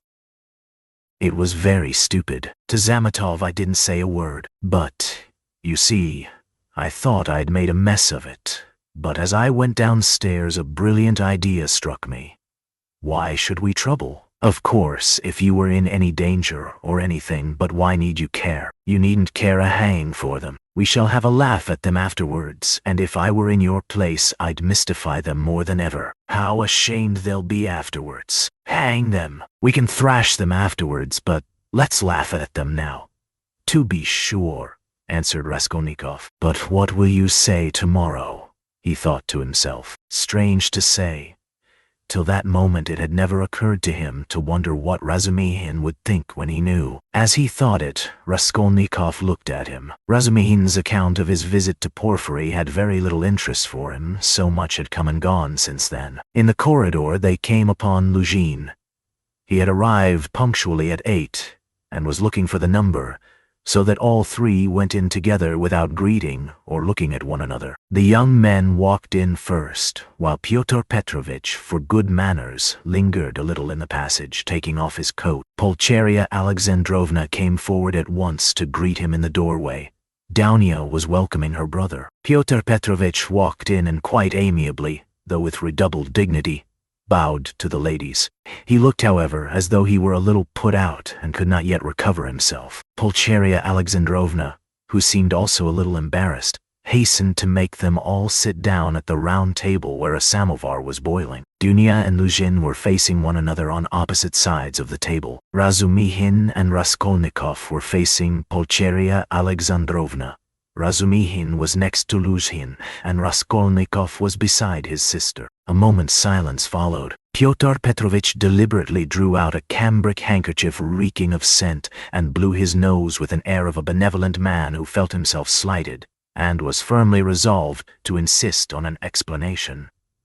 In the passage the idea had occurred to him to keep on his overcoat and walk away, and so give the two ladies a sharp and emphatic lesson, and make them feel the gravity of the position. But he could not bring himself to do this. Besides, he could not endure uncertainty, and he wanted an explanation. If his request had been so openly disobeyed, there was something behind it, and in that case it was better to find it out beforehand. It rested with him to punish them, and there would always be time for that. "I trust you had a favorable journey," he inquired officially of Pulcheria Alexandrovna. "Oh, very, Pyotr Petrovitch. I am gratified to hear it. And Avdotia Romanovna is not over-fatigued either." "I am young and strong, I don't get tired, but it was a great strain for Mother," answered Dounia. "That's unavoidable. Our national railways are of terrible length. Mother Russia, as they say, is a vast country. In spite of all my desire to do so, I was unable to meet you yesterday, but I trust all passed off without inconvenience?" "Oh, no, Pyotr Petrovitch. It was all terribly disheartening," Pulcheria Alexandrovna hastened to declare with peculiar intonation. "And if Dmitri Prokofitch had not been sent us, I really believe by God himself, we should have been utterly lost. Here he is. Dmitri Prokofitch Razumihin," she added, introducing him to Luzhin. "I had the pleasure yesterday," muttered Pyotr Petrovitch with a hostile glance sidelong at Razumihin. Then he scowled and was silent. Pyotr Petrovitch belonged to that class of persons, on the surface very polite in society, who make a great point of punctiliousness, but who, directly they are crossed in anything, are completely disconcerted, and become more like sacks of flour than elegant and lively men of society. Again all was silent. Raskolnikov was obstinately mute. Avdotia Romanovna was unwilling to open the conversation too soon. Razumihin had nothing to say, so Pulcheria Alexandrovna was anxious again. "Marfa Petrovna is dead, have you heard?" She began, having recourse to her leading item of conversation. "To be sure, I heard so. I was immediately informed, and I have come to make you acquainted with the fact that Arkady Ivanovich Svidrigailov set off in haste for Petersburg immediately after his wife's funeral. So at least I have excellent authority for believing." "To Petersburg? Here?" Dounia asked in alarm and looked at her mother. "Yes, indeed, and doubtless not without some design, having in view the rapidity of his departure, and all the circumstances preceding it. Won't he leave Dounia in peace even here?" cried Pulcheria Alexandrovna. "I imagine that neither you nor Avdotia Romanovna have any grounds for uneasiness. unless, of course, you are yourselves desirous of getting into communication with him. For my part, I am on my guard, and am now discovering where he is lodging." "Oh, Pyotr Petrovitch, you would not believe what a fright you have given me," Pulcheria Alexandrovna went on. "I've only seen him twice, but I thought him terrible." "Terrible? I am convinced that he was the cause of Marfa Petrovna's death. It's impossible to be certain about that. I have precise information. I do not dispute that he may have contributed to accelerate the course of events by the moral influence, so to say, of the affront. But as to the general conduct and moral characteristics of that personage, I am in agreement with you. I do not know whether he is well off now, and precisely what Marfa Petrovna left him. This will be known to me within a very short period. But no doubt here in Petersburg, if he has any pecuniary resources, he will relapse at once into his old ways. He is the most depraved and abjectly vicious specimen of that class of men. I have considerable reason to believe that Marfa Petrovna, who was so unfortunate as to fall in love with him and to pay his debts 8 years ago, was of service to him also in another way, solely by her exertions and sacrifices. A criminal charge, involving an element of fantastic and homicidal brutality for which he might well have been sentenced to Siberia, was hushed up. That's the sort of man he is, if you care to know." "Good heavens!" cried Pulcheria Alexandrovna. Raskolnikov listened attentively. "Are you speaking the truth when you say that you have good evidence of this?" Dounia asked sternly and emphatically. "I only repeat what I was told in secret by Marfa Petrovna. I must observe that, from the legal point of view, the case was far from clear. There was, and I believe still is, living here a woman called Reslich, a foreigner, who lent small sums of money at interest, and did other commissions. And with this woman Svidrigailov had for a long while close and mysterious relations. She had a relation, a niece I believe, living with her, a deaf and dumb girl of 15, or perhaps not more than 14. Reslich hated this girl, and grudged her every crust. She used to beat her mercilessly. One day the girl was found hanging in the garret. At the inquest, the verdict was suicide. After the usual proceedings the matter ended, but, later on, information was given that the child had been cruelly outraged by Svidrigailov. It is true, this was not clearly established. The information was given by another German woman of loose character, whose word could not be trusted. No statement was actually made to the police. Thanks to Marfa Petrovna's money and exertions, it did not get beyond gossip. And yet, the story is a very significant one. You heard, no doubt, Alyona Romanovna, when you were with them, the story of the servant Philip who died of ill treatment he received 6 years ago, before the abolition of serfdom. Quite so, but what drove him, or rather perhaps disposed him, to suicide was the systematic persecution and severity of Mr. Svidrigailov. "I don't know that," answered Dounia dryly. "I only heard a queer story that Philip was a sort of hypochondriac, a sort of domestic philosopher.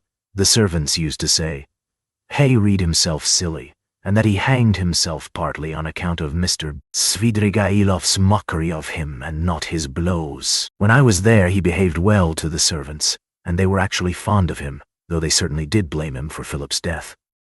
"I perceive, Avdotia Romanovna, that you seem disposed to undertake his defense all of a sudden," Luzin observed, twisting his lips into an ambiguous smile. "There's no doubt that he is an astute man, and insinuating where ladies are concerned, of which Marfa Petrovna, who has died so strangely, is a terrible instance. My only desire has been to be of service to you and your mother with my advice, in view of the renewed efforts which may certainly be anticipated from him. For my part, it's my firm conviction that he will end in a debtor's prison again." Marfa Petrovna had not the slightest intention of settling anything substantial on him, having regard for his children's interests. And, if she left him anything, it would only be the merest sufficiency, something insignificant and ephemeral, which would not last a year for a man of his habits. "Pyotr Petrovitch, I beg you," said Dounia, Say no more of Mr. Svidrigailov. It makes me miserable."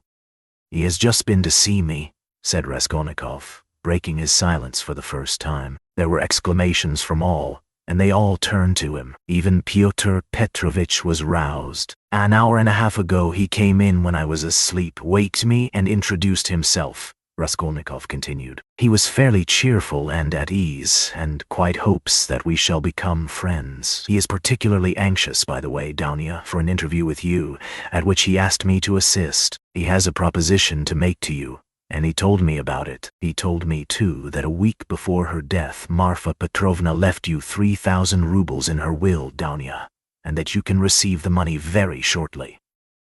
"Thank God!" cried Pulcheria Alexandrovna, crossing herself. "Pray for her soul, Dounia."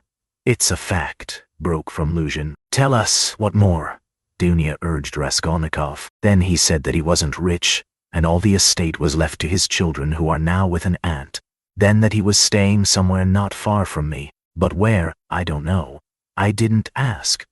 "But what? What does he want to propose to Dounia?" cried Pulcheria Alexandrovna in a fright. "Did he tell you?" "Yes." "What was it?" Pyotr Petrovitch looked at his watch. "I am compelled to keep a business engagement, and so I shall not be in your way," he added with an air of some pique, and he began getting up. "Don't go, Pyotr Petrovitch," said Dounia. "You intended to spend the evening. Besides, you wrote yourself that you wanted to have an explanation with Mother." "Precisely so, Avdotia Romanovna," Pyotr Petrovitch answered impressively, sitting down again but still holding his hat. "I certainly desired an explanation with you and your honored mother upon a very important point indeed. But as your brother cannot speak openly in my presence of some proposals of Mr. Svidrigailov, I too do not desire, and am not able to speak openly, in the presence of others, of certain matters of the greatest gravity. Moreover, my most weighty and urgent request has been disregarded." Assuming an aggrieved air, Luzhin relapsed into dignified silence. "Your request that my brother should not be present at our meeting was disregarded solely at my insistence," said Dounia. "You wrote that you had been insulted by my brother. I think that this must be explained at once, and you must be reconciled. And if Rodia really has insulted you, then he should and will apologize. There are insults, Avdotia Romanovna, which no good will can make us forget. There is a line in everything which it is dangerous to overstep, and when it has been overstepped, there is no return. That wasn't what I was speaking of exactly, Pyotr Petrovitch. Please understand that our whole future depends now on whether all this is explained and set right as soon as possible. I tell you frankly at the start that I cannot look at it in any other light, and if you have the least regard for me, all this business must be ended today, however hard that may be. I repeat that, if my brother is to blame, he will ask your forgiveness." "I am surprised at your putting the question like that," said Luzhin, getting more and more irritated. "Esteeming and, so to say, adoring you, I may at the same time, very well indeed, be able to dislike some member of your family. Though I lay claim to the happiness of your hand, I cannot accept duties incompatible with—" "Don't be so ready to take offense, Pyotr Petrovitch," Dounia interrupted with feeling, "and be the sensible and generous man I have always considered, and wish to consider you to be. I've given you a great promise. I am your betrothed. Trust me in this matter, and, believe me, I shall be capable of judging impartially. My assuming the part of judge is as much a surprise for my brother as for you. When I insisted on his coming to our interview today after your letter, I told him nothing of what I meant to do. Understand that, if you are not reconciled, I must choose between you. It must be either you or he. That is how the question rests on your side and on his. I don't want to be mistaken in my choice, and I must not be. For your sake, I must break off with my brother. For my brother's sake, I must break off with you. I can find out for certain now whether he is a brother to me, and I want to know it, and of you, whether I am dear to you, whether you esteem me, whether you are the husband for me, Avdotia Romanovna," Luzhin declared huffily. "Your words are of too much consequence to me. I will say more. They are offensive in view of the position I have the honor to occupy in relation to you. To say nothing of your strange and offensive setting me on a level with an impertinent boy, you admit the possibility of breaking your promise to me. You say you or he, showing thereby of how little consequence I am in your eyes. I cannot let this pass considering the relationship and the obligations existing between us. What? Cried Dunya, flushing. I set your interest beside all that has hitherto been most precious in my life, what has made up the whole of my life, and here you are offended at my making too little account of you. Raskolnikov smiled sarcastically. Razumhin fidgeted. But Pyotr Petrovitch did not accept the reproof. On the contrary, at every word he became more persistent and irritable, as though he relished it. Love for the future partner of your life, for your husband, ought to outweigh your love for your brother, he pronounced sententiously. And in any case, I cannot be put on the same level, although I said so emphatically that I would not speak openly in your brother's presence. Nevertheless, I intend now to ask your honored mother for a necessary explanation on a point of great importance closely affecting my dignity. Your son, he turned to Pulcheria Alexandrovna, yesterday in the presence of Mr. Rasudkin, or I think that's it. Excuse me, I have forgotten your surname. He bowed politely to Razumhin. Insulted me by misrepresenting the idea I expressed to you in a private conversation. Drinking coffee, that is, that marriage with a poor girl who has had experience of trouble is more advantageous from the conjugal point of view than with one who has lived in luxury, since it is more profitable for the moral character. Your son intentionally exaggerated the significance of my words and made them ridiculous, accusing me of malicious intentions and, as far as I could see, relied upon your correspondence with him. I shall consider myself happy, Pulcheria Alexandrovna, if it is possible for you to convince me of an opposite conclusion, and thereby considerately reassure me. Kindly let me know in what terms precisely you repeated my words in your letter to Rodion Romanovich. I don't remember, faltered Pulcheria Alexandrovna. I repeated them as I understood them. I don't know how Rodia repeated them to you. Perhaps he exaggerated. He could not have exaggerated them, except at your instigation. The proof that Dounia and I did not take your words in a very bad sense is the fact that we are here. Good, mother, said Dunya approvingly. Then this is my fault again, said Luzhin, aggrieved. Well, Pyotr Petrovitch, you keep blaming Rodion, but you yourself have just written what was false about him, Pulcheria Alexandrovna added, gaining courage. I don't remember writing anything false, you wrote, Raskolnikov said sharply, not turning to Luzhin.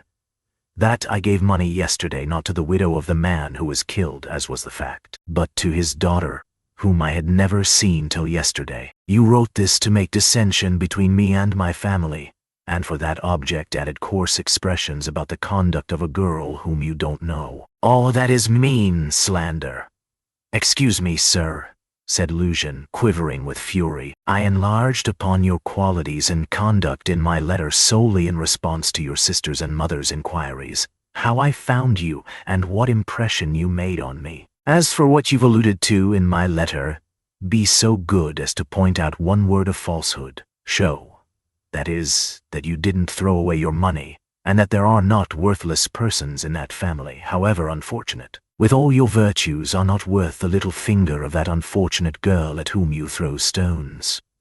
Would you go so far, then, as to let her associate with your mother and sister?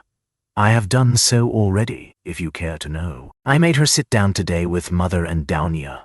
Rodia, cried Pulcheria Alexandrovna. Dunya crimsoned. Razumhin knitted his brows. Luzhin smiled with lofty sarcasm. You may see for yourself, Avotia Romanovna, he said, whether it is possible for us to agree. I hope now that this question is at an end.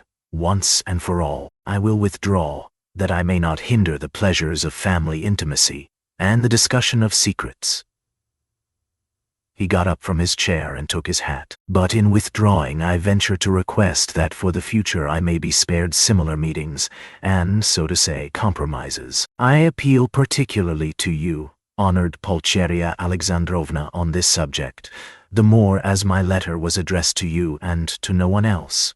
Pulcheria Alexandrovna was a little offended. You seem to think we are completely under your authority, Pyotr Petrovitch. Dunya has told you the reason your desire was disregarded. She had the best intentions, and indeed you write as though you were laying commands upon me.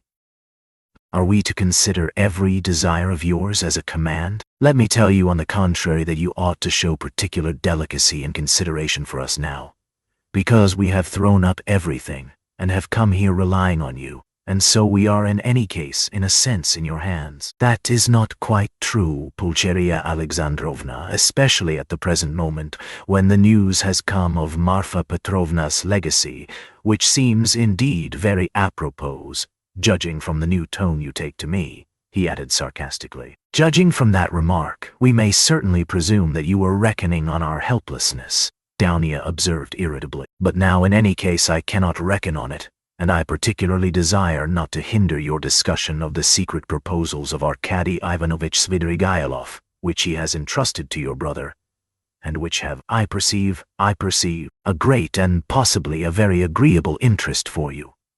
Good heavens, cried Pulcheria Alexandrovna. Razumihin could not sit still on his chair. Aren't you ashamed now, sister?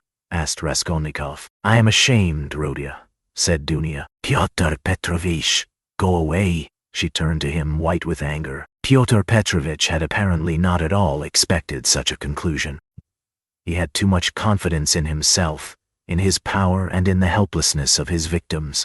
He could not believe it even now. He turned pale, and his lips quivered. Avdotia Romanovna, if I go out of this door now after such a dismissal, then you may reckon on it. I will never come back. Consider what you are doing. My word is not to be shaken. What insolence, cried Dounia, springing up from her seat. I don't want you to come back again. What? So that's how it stands, cried Luzhin, utterly unable to the last moment to believe in the rupture, and so completely thrown out of his reckoning now. So that's how it stands. But do you know, Avdotia Romanovna, that I might protest? What right have you to speak to her like that? Pulcheria Alexandrovna intervened hotly. And what can you protest about? What rights have you? Am I to give my Dounia to a man like you? Go away, leave us altogether. We are to blame for having agreed to a wrong action, and I above all. But you have bound me, Pulcheria Alexandrovna. Luzhin stormed in a frenzy. And now you deny it, and, besides, I have been led on account of that into expenses. This last complaint was so characteristic of Pyotr Petrovitch that Raskolnikov, pale with anger and with the effort of restraining it, could not help breaking into laughter. But Pulcheria Alexandrovna was furious. Expenses? What expenses? Are you speaking of our trunk? But the conductor brought it for nothing for you. Mercy on us. We have bound you. What are you thinking about, Pyotr Petrovitch? It was you bound us, hand and foot, not we. Enough, mother, no more please, Avdotia Romanovna implored. Pyotr Petrovitch, do be kind and go. I am going, but one last word, he said, quite unable to control himself. Your mamma seems to have entirely forgotten that I made up my mind to take you, so to speak, after the gossip of the town had spread all over the district in regard to your reputation. Disregarding public opinion for your sake and reinstating your reputation, I certainly might very well reckon on a fitting return, and might indeed look for gratitude on your part. And my eyes have only now been opened. I see myself that I may have acted very, very recklessly in disregarding the universal verdict. Does the fellow want his head smashed? Cried Razumihin, jumping up. You are a mean and spiteful man, cried Dounia. Not a word, not a movement, cried Raskolnikov, holding Razumihin back. Then going close up to Luzhin, kindly leave the room, he said quietly and distinctly, and not a word more or... Pyotr Petrovitch gazed at him for some seconds with a pale face that worked with anger. Then he turned, went out, and rarely has any man carried away in his heart such vindictive hatred as he felt against Raskolnikov. Him, and him alone, he blamed for everything. It is noteworthy that as he went downstairs he still imagined that his case was perhaps not utterly lost, and that, so far as the ladies were concerned, all might very well indeed be set right again. Chapter 3. The fact was that up to the last moment he had never expected such an ending. He had been overbearing to the last degree, never dreaming that two destitute and defenseless women could escape from his control. This conviction was strengthened by his vanity and conceit, a conceit to the point of fatuity. Pyotr Petrovitch, who had made his way up from insignificance, was morbidly given to self-admiration, had the highest opinion of his intelligence and capacities, and sometimes even gloated in solitude over his image in the glass. But what he loved and valued above all was the money he had amassed by his labor, and by all sorts of devices. That money made him the equal of all who had been his superiors. When he had bitterly reminded Dounia that he had decided to take her in spite of evil report, Pyotr Petrovitch had spoken with perfect sincerity, and had, indeed, felt genuinely indignant at such black ingratitude. When he made Dounia his offer, he was fully aware of the groundlessness of all the gossip. The story had been everywhere contradicted by Marfa Petrovna, and was by then disbelieved by all the townspeople, who were warm in Dounia's defense, and he would not have denied that he knew all that at the time. Yet he still thought highly of his own resolution in lifting Dounia to his level, and regarded it as something heroic. In speaking of it to Dounia, he had let out the secret feeling he cherished and admired, and he could not understand that others should fail to admire it too. He had called on Raskolnikov with the feelings of a benefactor who is about to reap the fruits of his good deeds and to hear agreeable flattery, and as he went downstairs now he considered himself most undeservedly injured and unrecognized. Dounia was simply essential to him. To do without her was unthinkable. For many years he had had voluptuous dreams of marriage, but he had gone on waiting and amassing money. He brooded with relish in profound secret over the image of a girl, virtuous, poor, she must be poor, very young, very pretty, of good birth and education, very timid, one who had suffered much and was completely humbled before him, one who would all her life look on him as her savior, worship him, admire him, and only him. How many scenes, how many amorous episodes he had imagined on this seductive and playful theme when his work was over. And, behold, the dream of so many years was all but realized. The beauty and education of Avdotya Romanovna had impressed him. Her helpless position had been a great allurement. In her he had found even more than he dreamed of. Here was a girl of pride, character, virtue, of education and breeding superior to his own. He felt that. And this creature would be slavishly grateful all her life for his heroic condescension, and would humble herself in the dust before him, and he would have absolute unbounded power over her. Not long before, he had too, after long reflection and hesitation, made an important change in his career, and was now entering on a wider circle of business. With this change, his cherished dreams of rising into a higher class of society seemed likely to be realized. He was, in fact, determined to try his fortune in Petersburg. He knew that women could do a very great deal. The fascination of a charming, virtuous, highly educated woman might make his way easier, might do wonders in attracting people to him, throwing an aureole round him, and now everything was in ruins. This sudden horrible rupture affected him like a clap of thunder. It was like a hideous joke, an absurdity. He had only been a tiny bit masterful, had not even time to speak out, had simply made a joke, been carried away. And it had ended so seriously. And of course, too, he did love Dounia in his own way. He already possessed her in his dreams. And all at once, no! The next day, the very next day, it must all be set right, smoothed over, settled. Above all, he must crush that conceited milksop who was the cause of it all. With a sick feeling he could not help recalling Razumihin too, but he soon reassured himself on that score.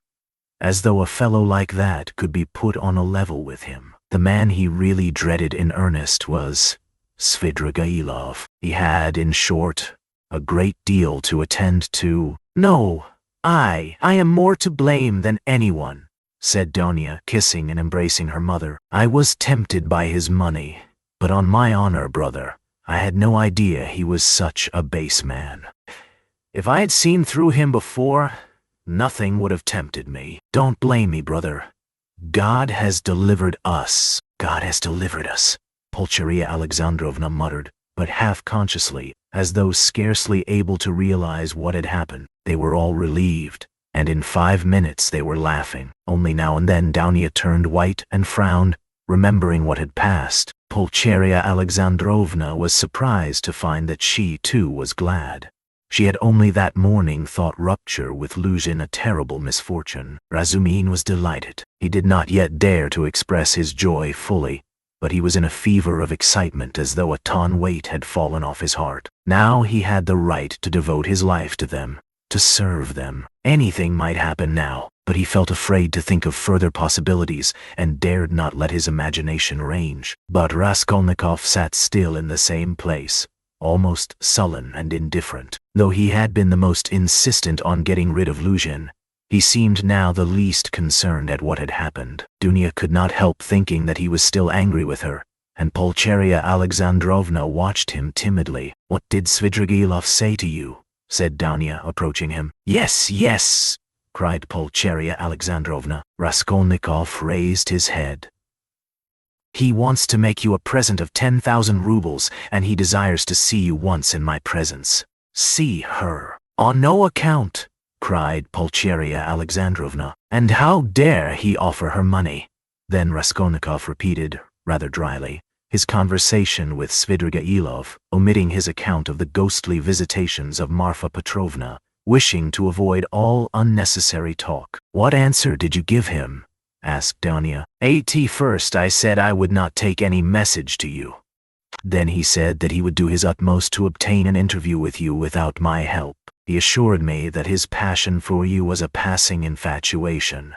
Now he has no feeling for you. He doesn't want you to marry Luzhin. His talk was altogether rather muddled. How do you explain him to yourself, Rodia? How did he strike you? I must confess I don't quite understand him. He offers you 10,000, and yet says he is not well off. He says he is going away, and in 10 minutes he forgets he has said it. Then he says he is going to be married, and has already fixed on the girl. No doubt he has a motive, and probably a bad one, but it's odd that he should be so clumsy about it if he had any designs against you. Of course, I refused this money on your account once for all. Altogether, I thought him very strange. One might almost think he was mad, but I may be mistaken. That may only be the part he assumes. The death of Marfa Petrovna seems to have made a great impression on him.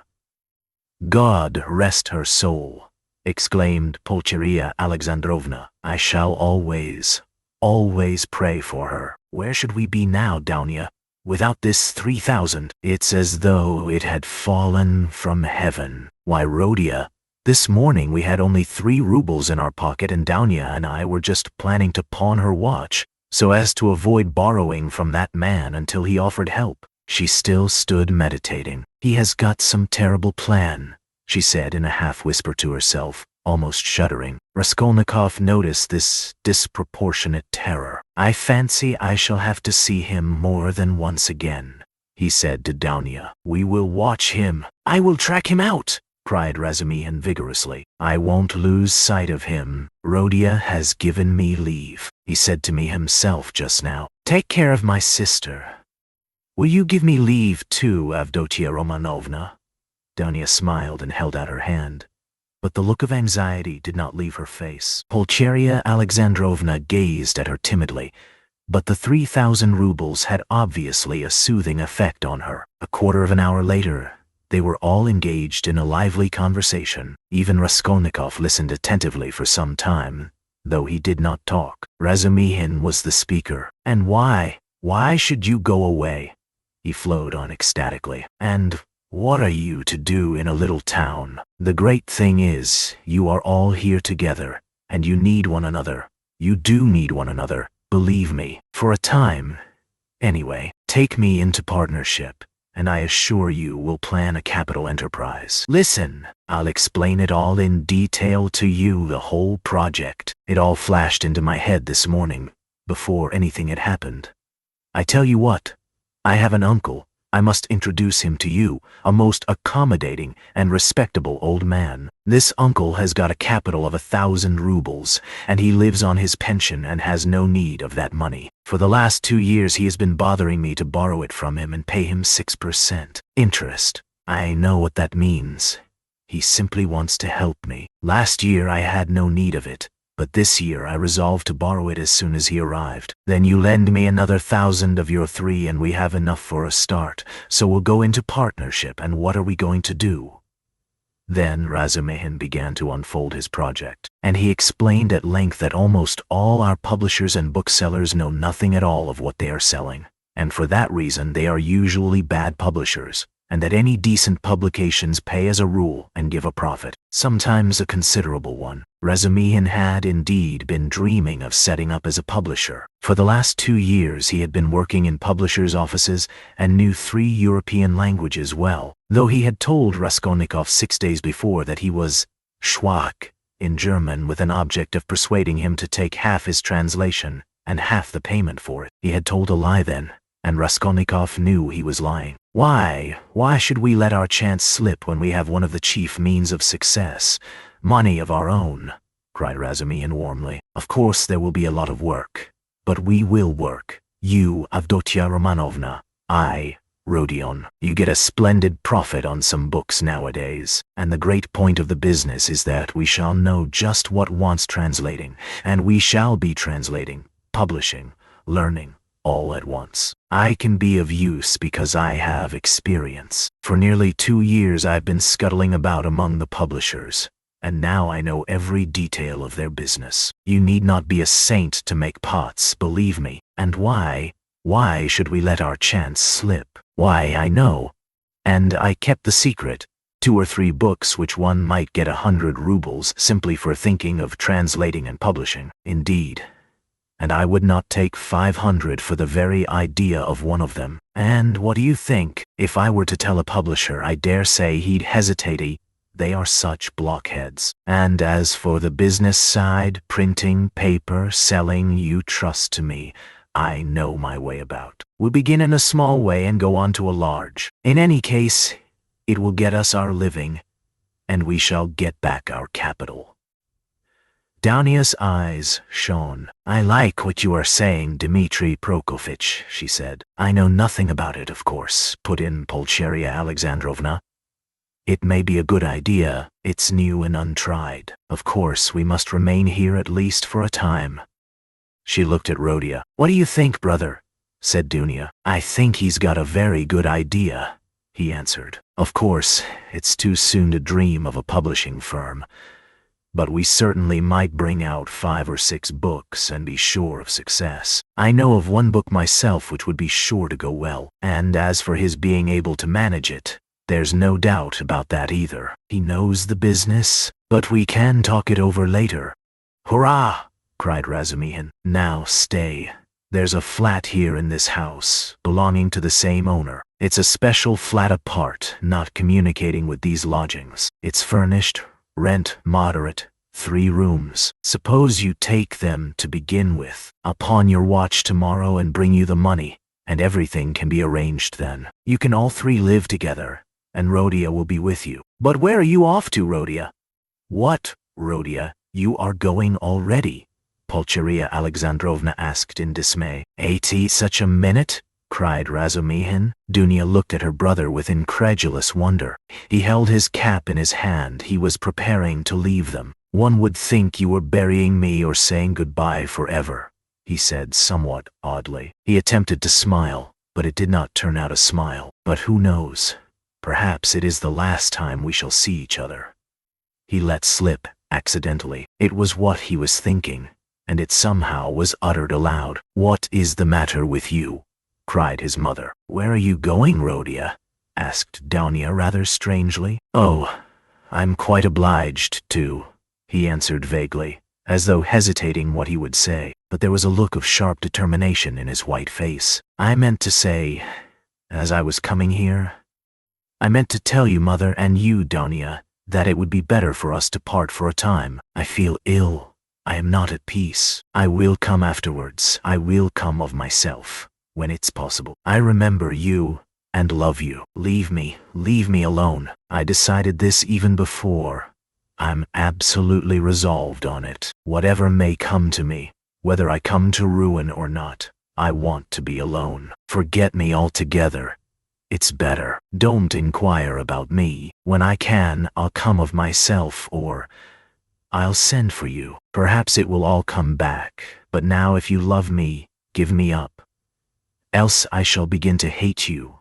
I feel it. Goodbye. Good God, cried Pulcheria Alexandrovna. Both his mother and his sister were terribly alarmed. Razumihin was also. Rodia, be reconciled with us. Let us be as before, cried his poor mother. He turned slowly to the door and slowly went out of the room. Dunya overtook him. Brother, what are you doing to Mother? She whispered, her eyes flashing with indignation. He looked dully at her. No matter, I shall come. I'm coming, he muttered in an undertone, as though not fully conscious of what he was saying, and he went out of the room. Wicked, heartless egoist, cried Donia. He is insane, but not heartless. He is mad. Don't you see it? You're heartless after that, Razumihin whispered in her ear, squeezing her hand tightly. I shall be back directly, he shouted to the horror-stricken mother, and he ran out of the room. Raskolnikov was waiting for him at the end of the passage. I knew you would run after me,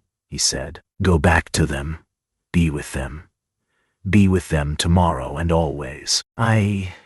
Perhaps I shall come, if I can. Goodbye. And without holding out his hand, he walked away. But where are you going? What are you doing? What's the matter with you? How can you go on like this? Razumihin muttered, at his wit's end. Raskolnikov stopped once more. Once for all, never ask me about anything. I have nothing to tell you. Don't come to see me. Maybe I'll come here. Leave me, but don't leave them. Do you understand me? It was dark in the corridor. They were standing near the lamp. For a minute, they were looking at one another in silence. Razumihin remembered that minute all his life. Raskolnikov's burning and intent eyes grew more penetrating every moment, piercing into his soul, into his consciousness. Suddenly Razumihin started.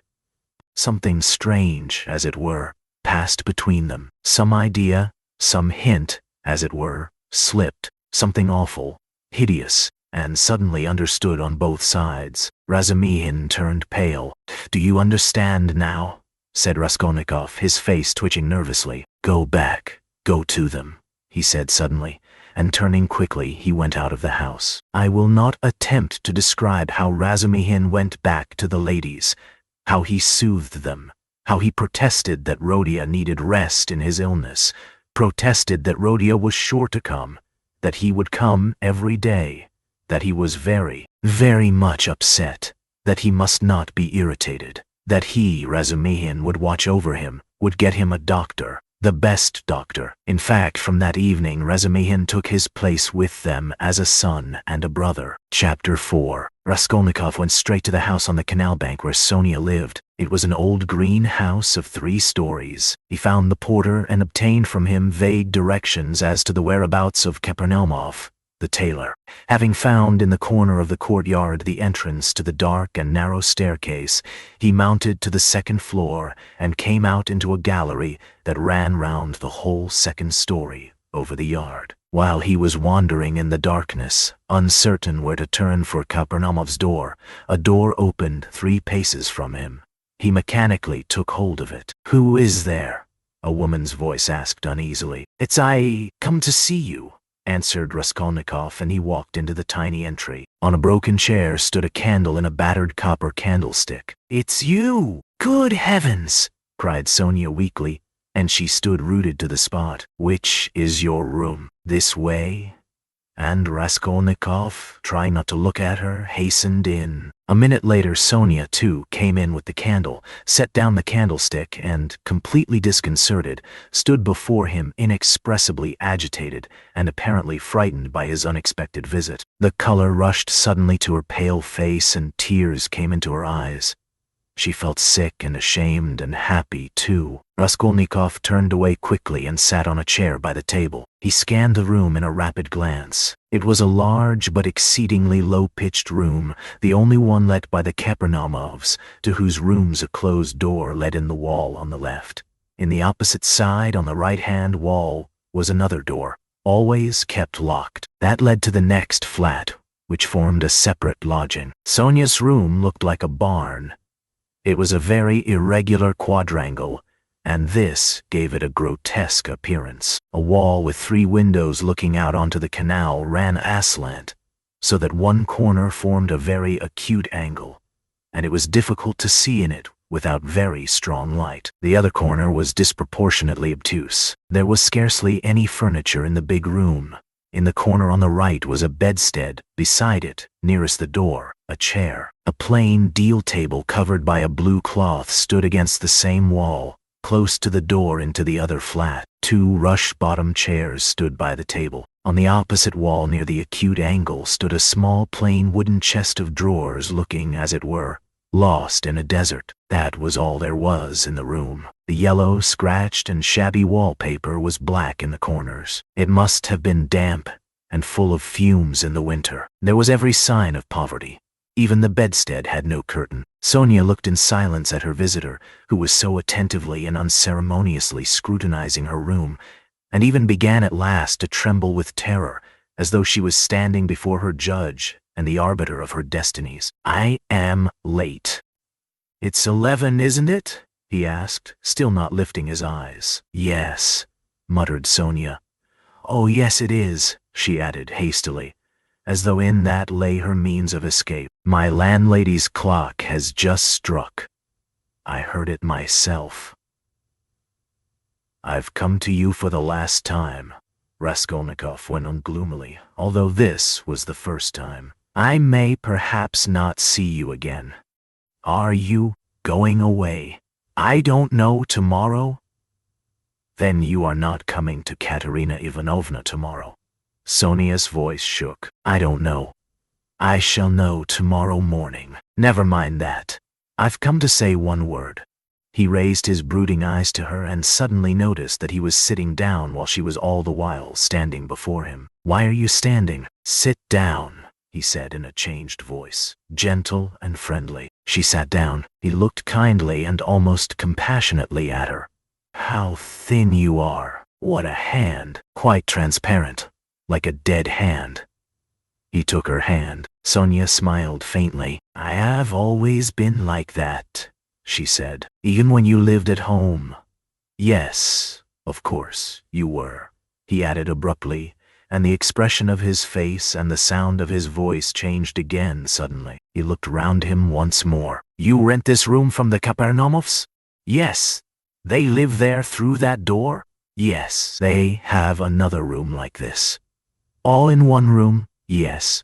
"I should be afraid in your room at night," he observed gloomily. "They are very good people, very kind," answered Sonia, who still seemed bewildered. "And all the furniture, everything is theirs. And they are very kind, and the children, too, often come to see me.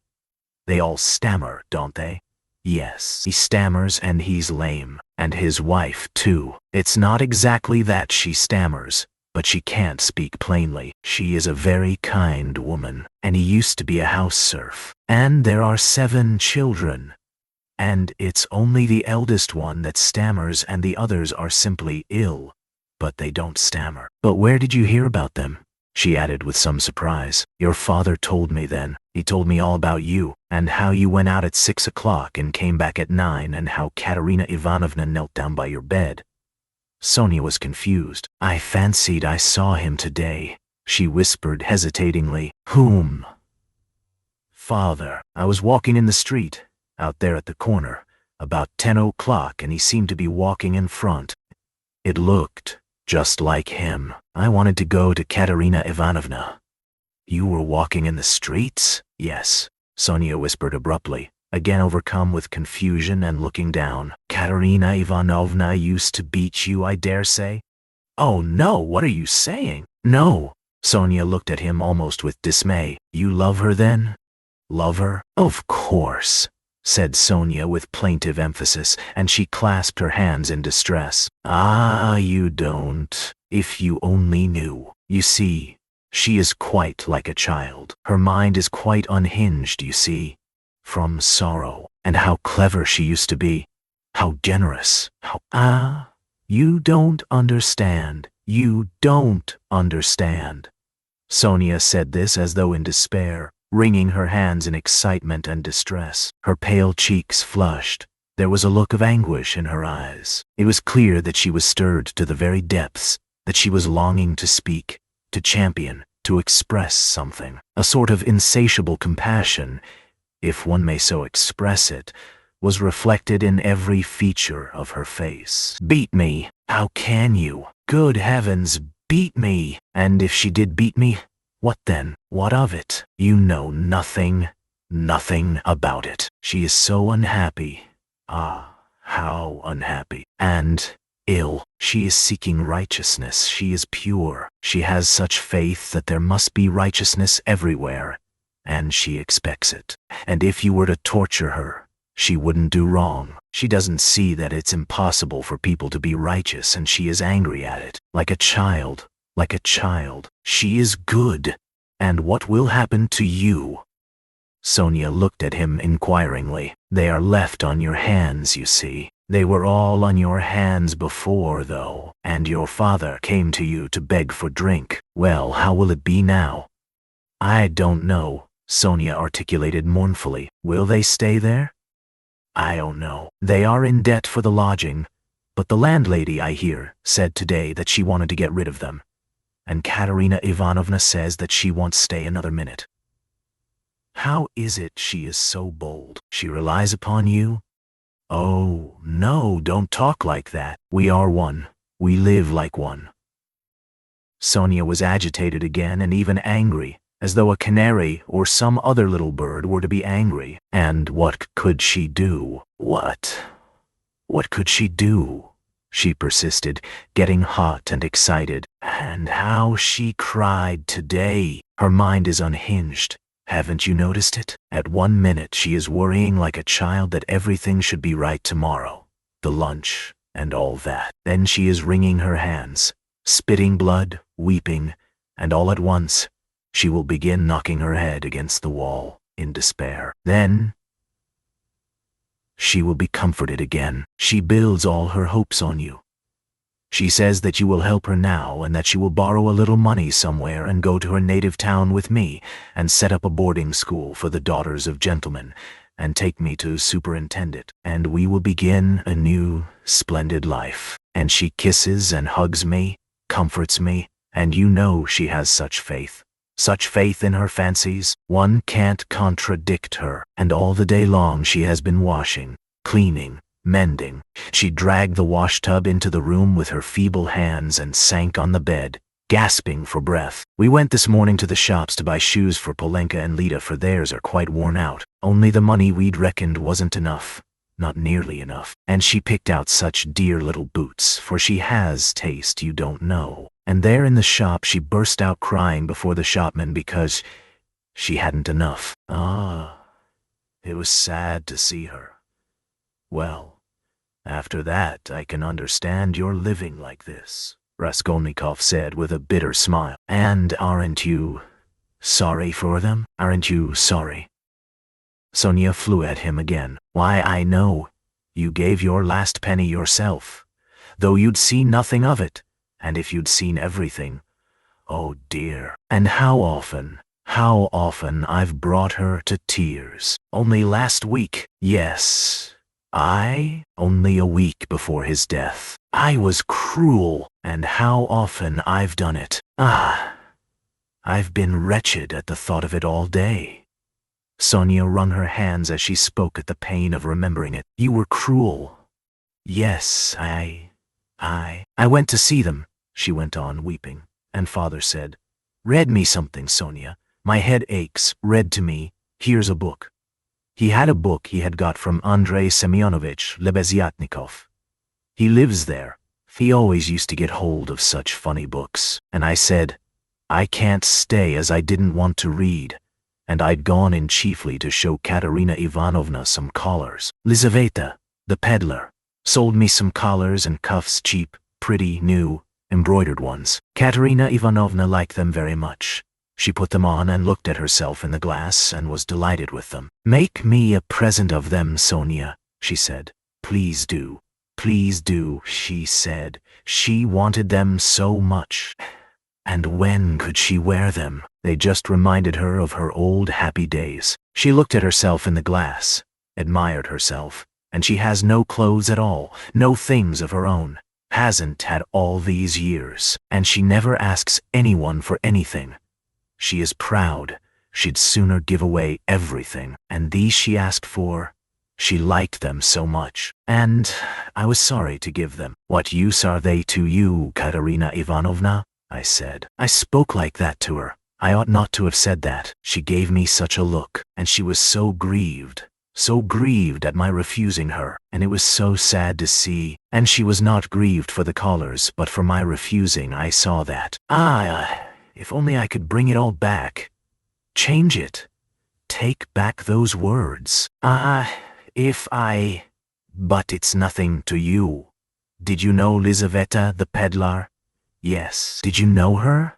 Sonia asked with some surprise. Katerina Ivanovna is in consumption, rapid consumption. She will soon die, said Raskolnikov after a pause without answering her question. Oh, no, no, no. And Sonia unconsciously clutched both his hands, as though imploring that she should not. But it will be better if she does die.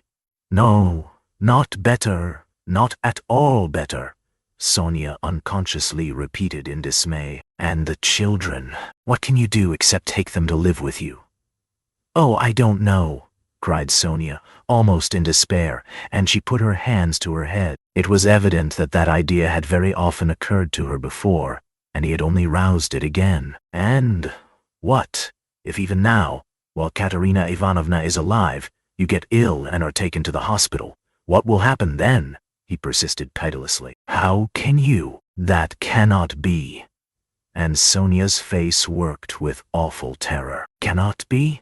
Raskolnikov went on with a harsh smile. You are not insured against it, are you? What will happen to them then? They will be in the street, all of them. She will cough and beg and knock her head against some wall, as she did today, and the children will cry. Then she will fall down, be taken to the police station and to the hospital. She will die, and the children. Oh, no, God will not let it be, broke at last from Sonia's overburdened bosom. She listened, looking imploringly at him, clasping her hands in dumb entreaty, as though it all depended upon him. Raskolnikov got up and began to walk about the room. A minute passed. Sonia was standing with her hands and her head hanging in terrible dejection. And can't you save? Put by for a rainy day? He asked, stopping suddenly before her. No, whispered Sonia. Of course not. Have you tried? He added almost ironically. Yes, and it didn't come off. Of course not. No need to ask. And again he paced the room. Another minute passed. You don't get money every day? Sonia was more confused than ever, and color rushed into her face again. No, she whispered with a painful effort. It will be the same with Polenka, no doubt, he said suddenly. No, no, it can't be no. Sonia cried aloud in desperation, as though she had been stabbed. God would not allow anything so awful. He lets others come to it. No, no, God will protect her, God, she repeated beside herself. But perhaps there is no God at all, Raskolnikov answered with a sort of malignance, laughed, and looked at her. Sonia's face suddenly changed. A tremor passed over it. She looked at him with unutterable reproach, tried to say something, but could not speak, and broke into bitter, bitter sobs, hiding her face in her hands. You say Katerina Ivanovna's mind is unhinged. Your own mind is unhinged, he said after a brief silence. 5 minutes passed. He still paced up and down the room in silence, not looking at her. At last, he went up to her. His eyes glittered. He put his 2 hands on her shoulders and looked straight into her tearful face. His eyes were hard, feverish and piercing.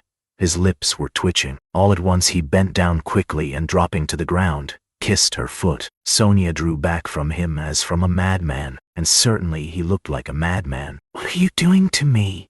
she muttered, turning pale, and a sudden anguish clutched at her heart. He stood up at once. "I did not bow down to you. I bowed down to all the suffering of humanity," he said wildly, and walked away to the window. "Listen," he added, turning to her a minute later. "I said just now to an insolent man that he was not worth your little finger, and that I did my sister honor making her sit beside you." "Ah, you said that to them? And in her presence?" cried Sonia, frightened. "Sit down with me. An honor! Why, I'm dishonorable." "Ah, why did you say that?" "It was not because of your dishonor and your sin I said that of you, but because of your great suffering. But you are a great sinner, that's true," he added almost solemnly. "And your worst sin is that you have destroyed and betrayed yourself for nothing. Isn't that fearful? Isn't it fearful that you are living in this filth which you loathe so, and at the same time you know yourself, you've only to open your eyes, that you are not helping anyone by it, not saving anyone from anything? Tell me," he went on almost in a frenzy, "how this shame and degradation can exist in you side by side with other, opposite, holy feelings. It would be better, 1,000 times better and wiser, to leap into the water and end it all." "But what would become of them?" Sonia asked faintly, gazing at him with eyes of anguish, but not seeming surprised at his suggestion. Raskolnikov looked strangely at her. He read it all in her face. So she must have had that thought already, perhaps many times, and earnestly she had thought out in her despair how to end it, and so earnestly that now she scarcely wondered at his suggestion. She had not even noticed the cruelty of his words, the significance of his reproaches, and his peculiar attitude to her shame she had, of course, not noticed either, and that too was clear to him. But he saw how monstrously the thought of her disgraceful, shameful position was torturing her, and had long tortured her. What, he thought, could hitherto have hindered her from putting an end to it? Only then he realized what those poor little orphan children, and that pitiful half-crazy Alyona Ivanovna, knocking her head against the wall in her consumption, meant for Sonia. But, nevertheless, it was clear to him again that with her character and the amount of education she had after all received, she could not, in any case, remain so. He was still confronted by the question, how could she have remained so long in that position, without going out of her mind, since she could not bring herself to jump into the water? Of course he knew that Sonia's position was an exceptional case, though unhappily not unique and not infrequent, indeed. But that very exceptionalness, her tinge of education, her previous life might have killed her at the first step on that revolting path. What held her up? Surely not depravity. All that infamy had obviously only touched her mechanically. Not one drop of real depravity had penetrated to her heart. He saw that. He saw through her as she stood before him. There are 3 ways before her, he thought.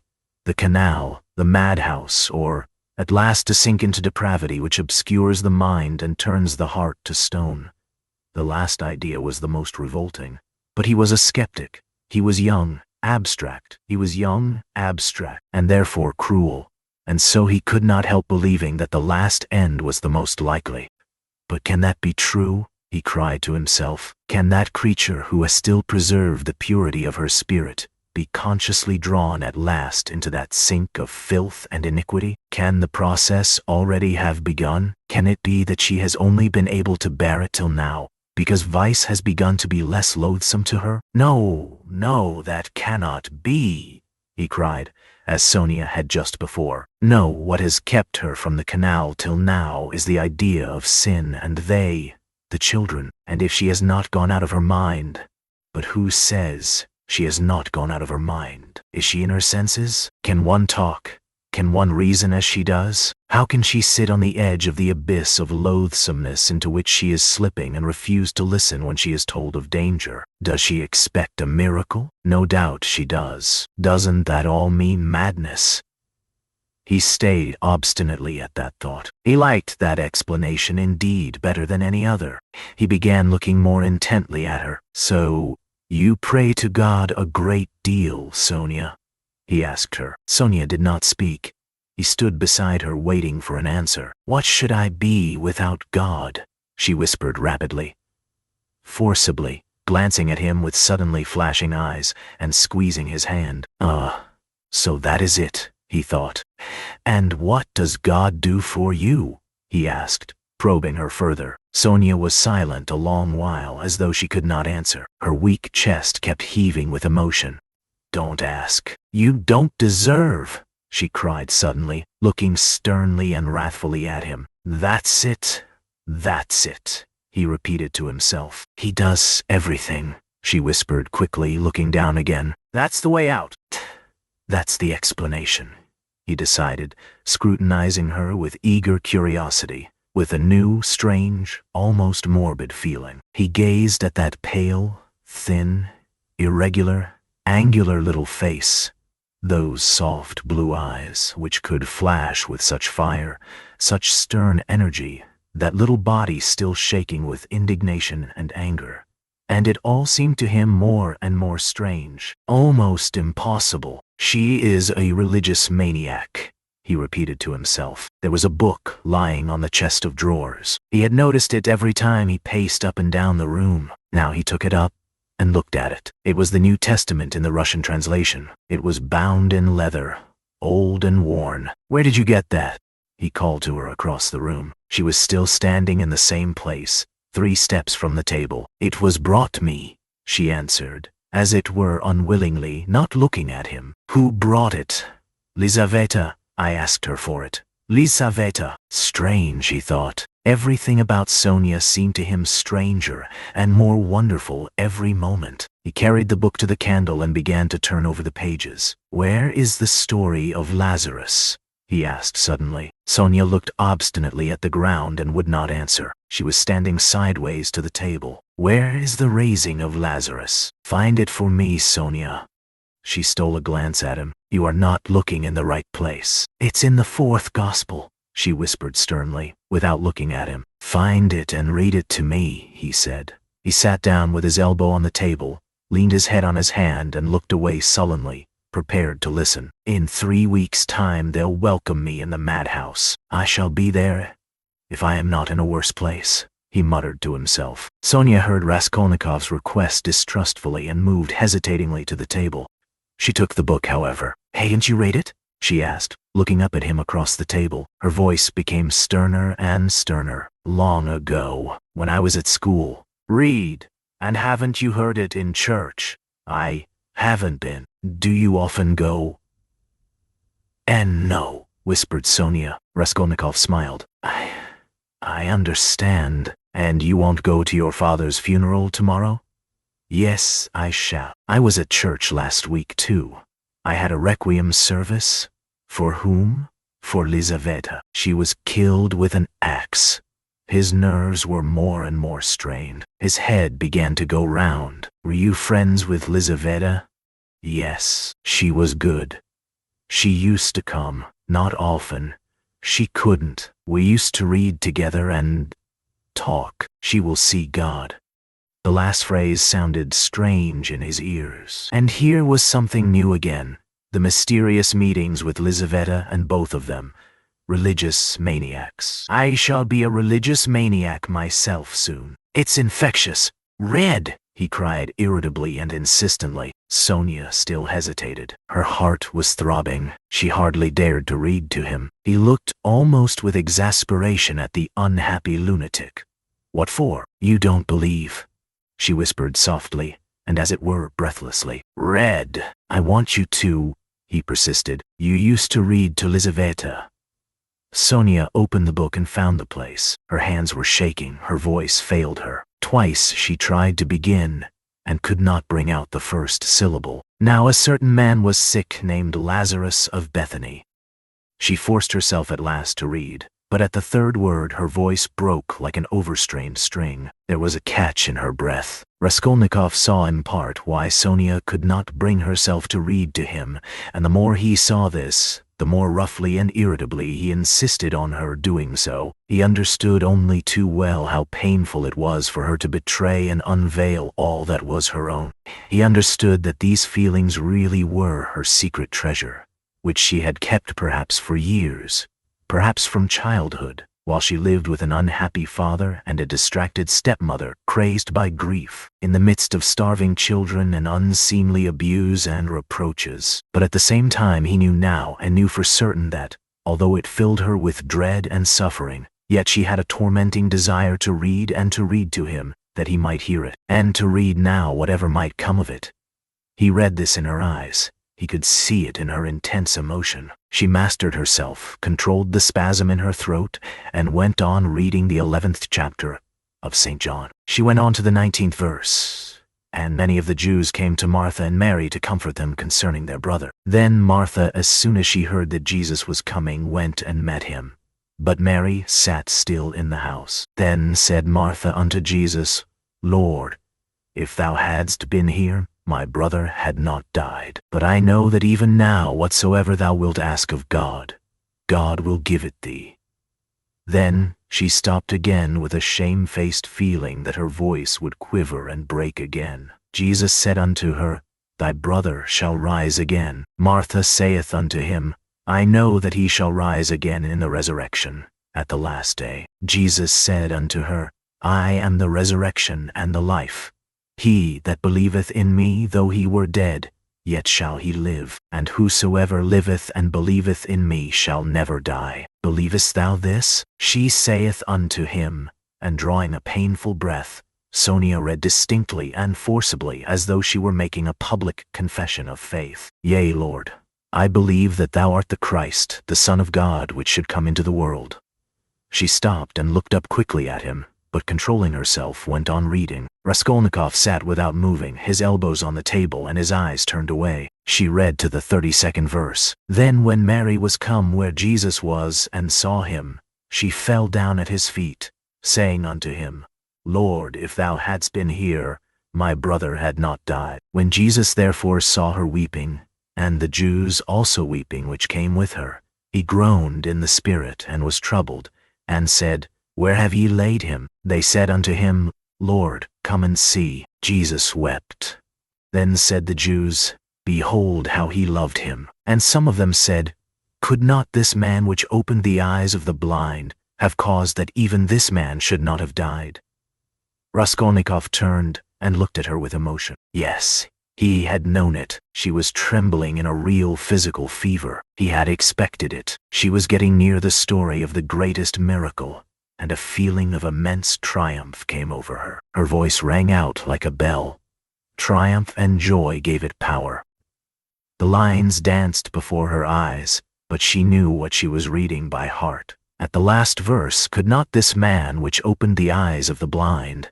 Dropping her voice, she passionately reproduced the doubt, the reproach and censure of the blind, disbelieving Jews, who in another moment would fall at his feet as though struck by thunder, sobbing and believing. And he too is blinded and unbelieving.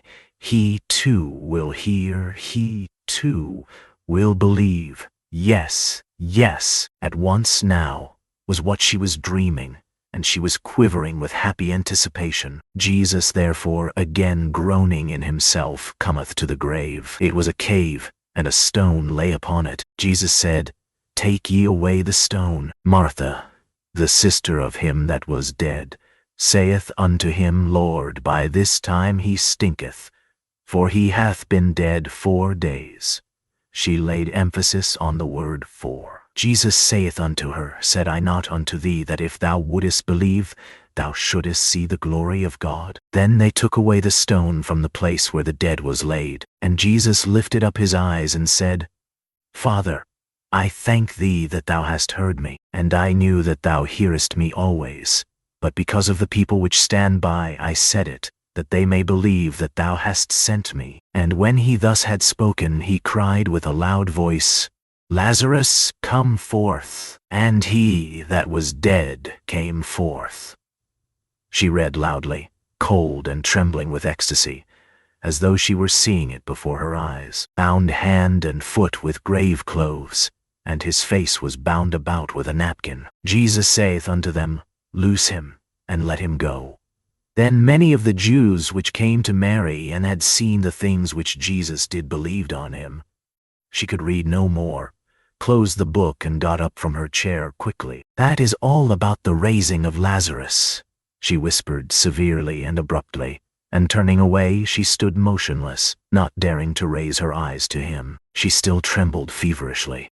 The candle end was flickering out in the battered candlestick, dimly lighting up in the poverty-stricken room the murderer and the harlot who had so strangely been reading together the eternal book. 5 minutes or more passed. "I came to speak of something," Raskolnikov said aloud, frowning. He got up and went to Sonia. She lifted her eyes to him in silence. His face was particularly stern, and there was a sort of savage determination in it. "I have abandoned my family today," he said.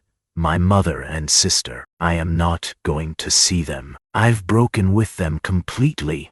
"What for?" asked Sonia, amazed. Her recent meeting with his mother and sister had left a great impression which she could not analyze. She heard his news almost with horror. "I have only you now," he added. "Let us go together. I've come to you. We are both accursed.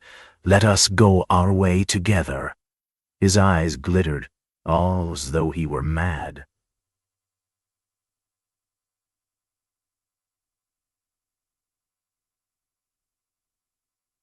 "Go where?" she asked in alarm, and she involuntarily stepped back. "How do I know? I only know it's the same road. I know that, and nothing more. It's the same goal." She looked at him and understood nothing. She knew only that he was terribly, infinitely unhappy. "No one of them will understand if you tell them, but I have understood. I need you. That is why I have come to you." "I don't understand," whispered Sonia. "You'll understand later. Haven't you done the same? You too have transgressed, have had the strength to transgress. You have laid hands on yourself. You have destroyed a life, your own. It's all the same. You might have lived in spirit and understanding, but you'll end in the Haymarket. But you won't be able to stand it. And if you remain alone, you'll go out of your mind like me. You are like a mad creature already, so we must go together on the same road. Let us go." "What for? What's all this for?" said Sonia, strangely and violently agitated by his words. "What for? Because you can't remain like this. That's why. You must look things straight in the face at last, and not weep like a child and cry that God won't allow it. What will happen if you should really be taken to the hospital tomorrow? She is mad and in consumption. She'll soon die, and the children. Do you mean to tell me Polenka won't come to grief? Haven't you seen children here at the street corners sent out by their mothers to beg? I've found out where those mothers live and in what surroundings. Children can't remain children there. At 7 the child is vicious and a thief. Yet children, you know, are the image of Christ. Theirs is the kingdom of heaven. He bade us honor and love them. They are the humanity of the future. What's to be done? What's to be done?" repeated Sonia, weeping hysterically and wringing her hands. "What's to be done? Break what must be broken, once for all, that's all. And take the suffering on oneself. What? You don't understand? You'll understand later. Freedom and power. And above all, power over all trembling creation and all the ant-heap. That's the goal. Remember that. That's my farewell message. Perhaps it's the last time I shall speak to you. If I don't come tomorrow, you'll hear of it all. And then remember these words. And someday later on, in years to come, you'll understand perhaps what they meant. If I come tomorrow, I'll tell you who killed Lizaveta. Goodbye." Sonia started with terror. "Why, do you know who killed her?" she asked, chilled with horror, looking wildly at him. "I know and will tell. You Only you. I have chosen you out. I'm not coming to you to ask forgiveness, but simply to tell you. I chose you out long ago to hear this, when your father talked of you and when Lizaveta was alive. I thought of it. Goodbye, don't shake hands. Tomorrow. He went out. Sonia gazed at him as at a madman, but she herself was like one insane and felt it. Her head was going round. Good heavens! How does he know who killed Lizaveta? What did those words mean? It's awful. But at the same time the idea did not enter her head. Not for a moment. Oh, he must be terribly unhappy. He has abandoned his mother and sister. What for? What has happened? And what had he in his mind? What did he say to her? He had kissed her foot and said, yes, he had said it clearly, that he could not live without her. Oh, merciful heavens! Sonia spent the whole night feverish and delirious. She jumped up from time to time, wept and wrung her hands, then sank again into feverish sleep, and dreamt of Polenka, Katerina Ivanovna, and Lizaveta, of reading the gospel and him with pale face, with burning eyes, kissing her feet, weeping. On the other side of the door on the right, which divided Sonia's room from Madame Reslish's flat, was a room which had long stood empty. A card was fixed on the gate, and a notice stuck in the windows over the canal advertising it to let. Sonia had long been accustomed to the rooms being uninhabited, but all that time Mr. Svidrigailov had been standing, listening at the door of the empty room. When Raskolnikov went out, he stood still, thought a moment, went on tiptoe to his own room which adjoined the empty one, brought a chair, and noiselessly carried it to the door that led to Sonia's room. The conversation had struck him as interesting and remarkable, and he had greatly enjoyed it, so much so that he brought a chair that he might not in the future, tomorrow, for instance, have to endure the inconvenience of standing a whole hour, but might listen in comfort. Chapter 5. When next morning at 11 o'clock punctually Raskolnikov went into the Department of the Investigation of Criminal Causes and sent his name in to Porfiry Petrovitch, he was surprised at being kept waiting so long. It was at least 10 minutes before he was summoned. He had expected that they would pounce upon him, but he stood in the waiting room, and people, who apparently had nothing to do with him, were continually passing to and fro before him. In the next room, which looked like an office, several clerks were sitting writing, and obviously they had no notion who or what Raskolnikov might be. He looked uneasily and suspiciously about him to see whether there was not some guard, some mysterious watch being kept on him to prevent his escape, but there was nothing of the sort. He saw only the faces of clerks absorbed in petty details, then other people. No one seemed to have any concern with him. He might go where he liked for them. The conviction grew stronger in him that if that enigmatic man of yesterday, that phantom sprung out of the earth, had seen everything, they would not have let him stand and wait like that. And would they have waited till he elected to appear at 11? Either the man had not yet given information, or simply he knew nothing, had seen nothing. And how could he have seen anything? And so all that had happened to him the day before was again a phantom exaggerated by his sick and overstrained imagination. This conjecture had begun to grow strong the day before, in the midst of all his alarm and despair. Thinking it all over now and preparing for a fresh conflict, he was suddenly aware that he was trembling, and he felt a rush of indignation at the thought that he was trembling with fear at facing that hateful Porfiry Petrovitch. What he dreaded above all was meeting that man again. He hated him with an intense, unmitigated hatred, and was afraid his hatred might betray him. His indignation was such that he ceased trembling at once. He made ready to go in with a cold and arrogant bearing, and vowed to himself to keep as silent as possible, to watch and listen, and for once at least. At that moment he was summoned to Porfiry Petrovitch. He found Porfiry Petrovitch alone in his study. His study was a room neither large nor small, furnished with a large writing table that stood before a sofa, upholstered in checked material, a bureau, a bookcase in the corner, and several chairs, all government furniture, of polished yellow wood. In the further wall there was a closed door. Beyond it there were no doubt other rooms. On Raskolnikov's entrance, Porfiry Petrovitch had at once closed the door by which he had come in, and they remained alone.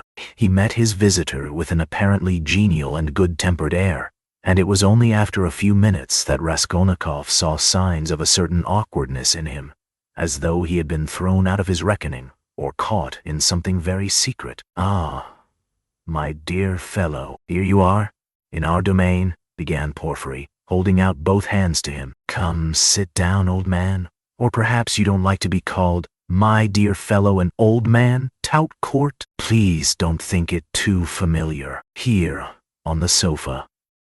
Raskolnikov sat down, keeping his eyes fixed on him. In our domain, the apologies for familiarity, the French phrase tout court, were all characteristic signs. He held out both hands to me, but he did not give me one. He drew it back in time, struck him suspiciously. Both were watching each other, but when their eyes met, quick as lightning they looked away. "I brought you this paper, about the watch. Here it is. Is it all right, or shall I copy it again?" "What? A paper?" Yes, don't be uneasy, it's all right," Porfiry Petrovitch said as though in haste, and after he had said it he took the paper and looked at it. "Yes, it's all right. Nothing more is needed," he declared with the same rapidity, and he laid the paper on the table. A minute later, when he was talking of something else, he took it from the table and put it on his bureau. "I believe you said yesterday you would like to question me, formally, about my acquaintance with the murdered woman." Raskolnikov was beginning again. Why did I put in, "I believe," pass through his mind in a flash? Why am I so uneasy at having put in that "I believe"?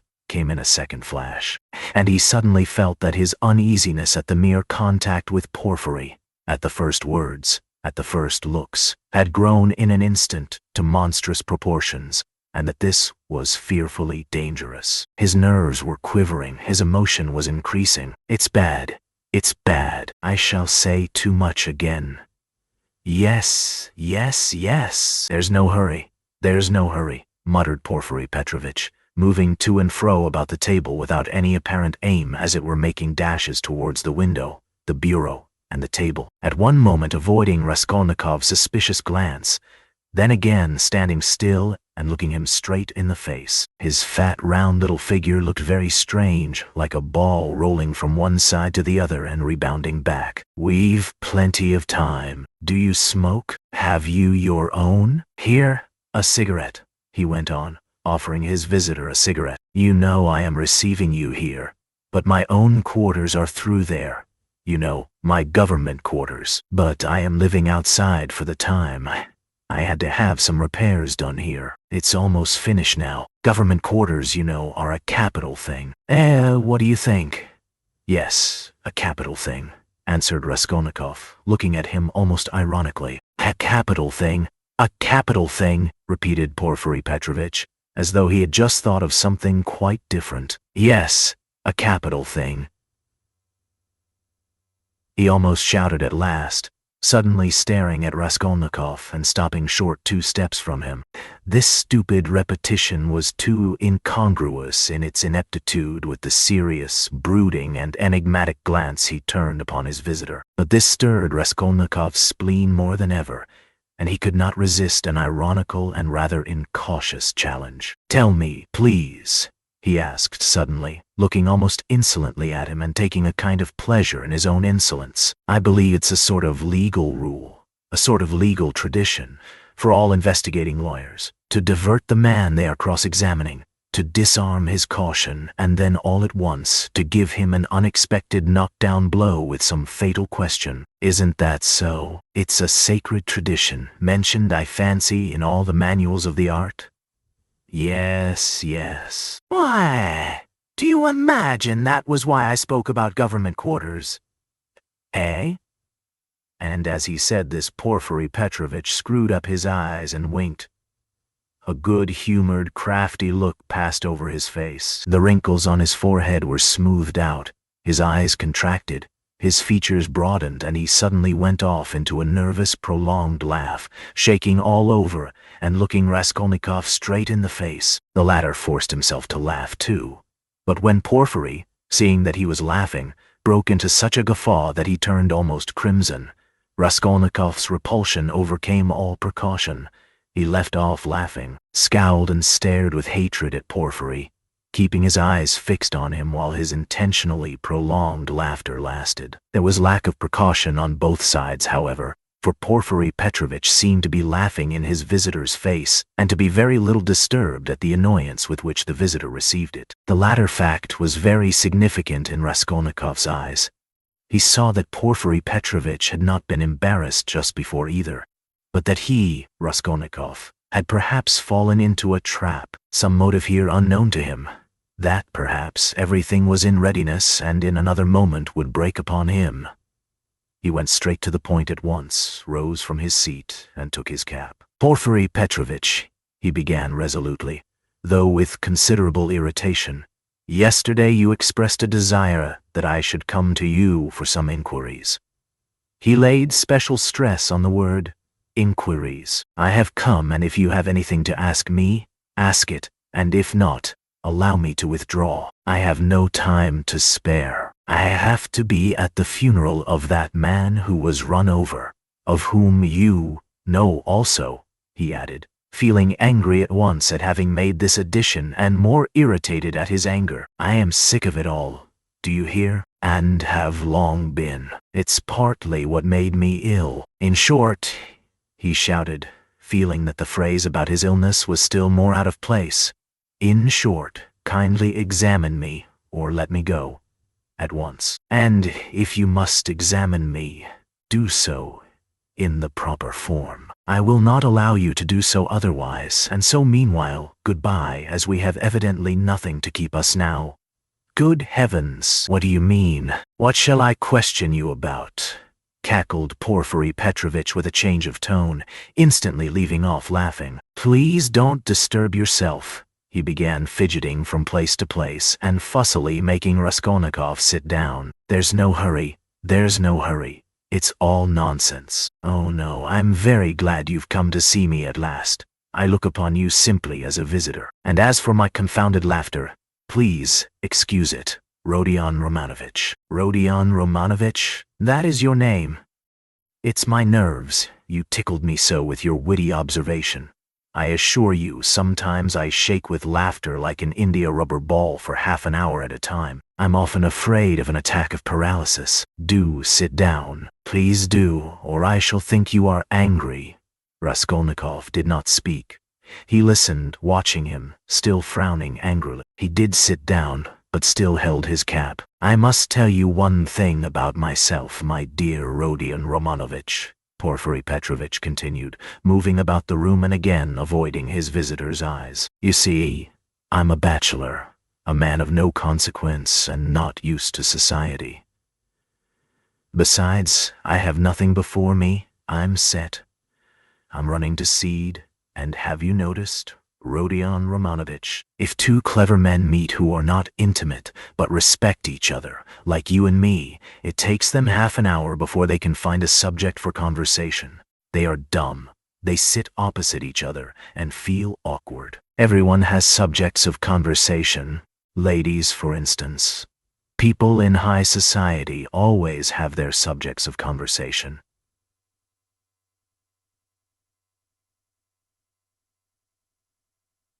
C'est de rigueur, but people of the middle sort like us, thinking people that is, are always tongue-tied and awkward. What is the reason of it? Whether it is the lack of public interest, or whether it is we are so honest we don't want to deceive one another, I don't know. What do you think? Do put down your cap.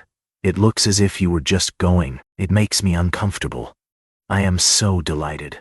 Raskolnikov put down his cap and continued listening in silence with a serious frowning face to the vague and empty chatter of Porfiry Petrovitch. Does he really want to distract my attention with his silly babble?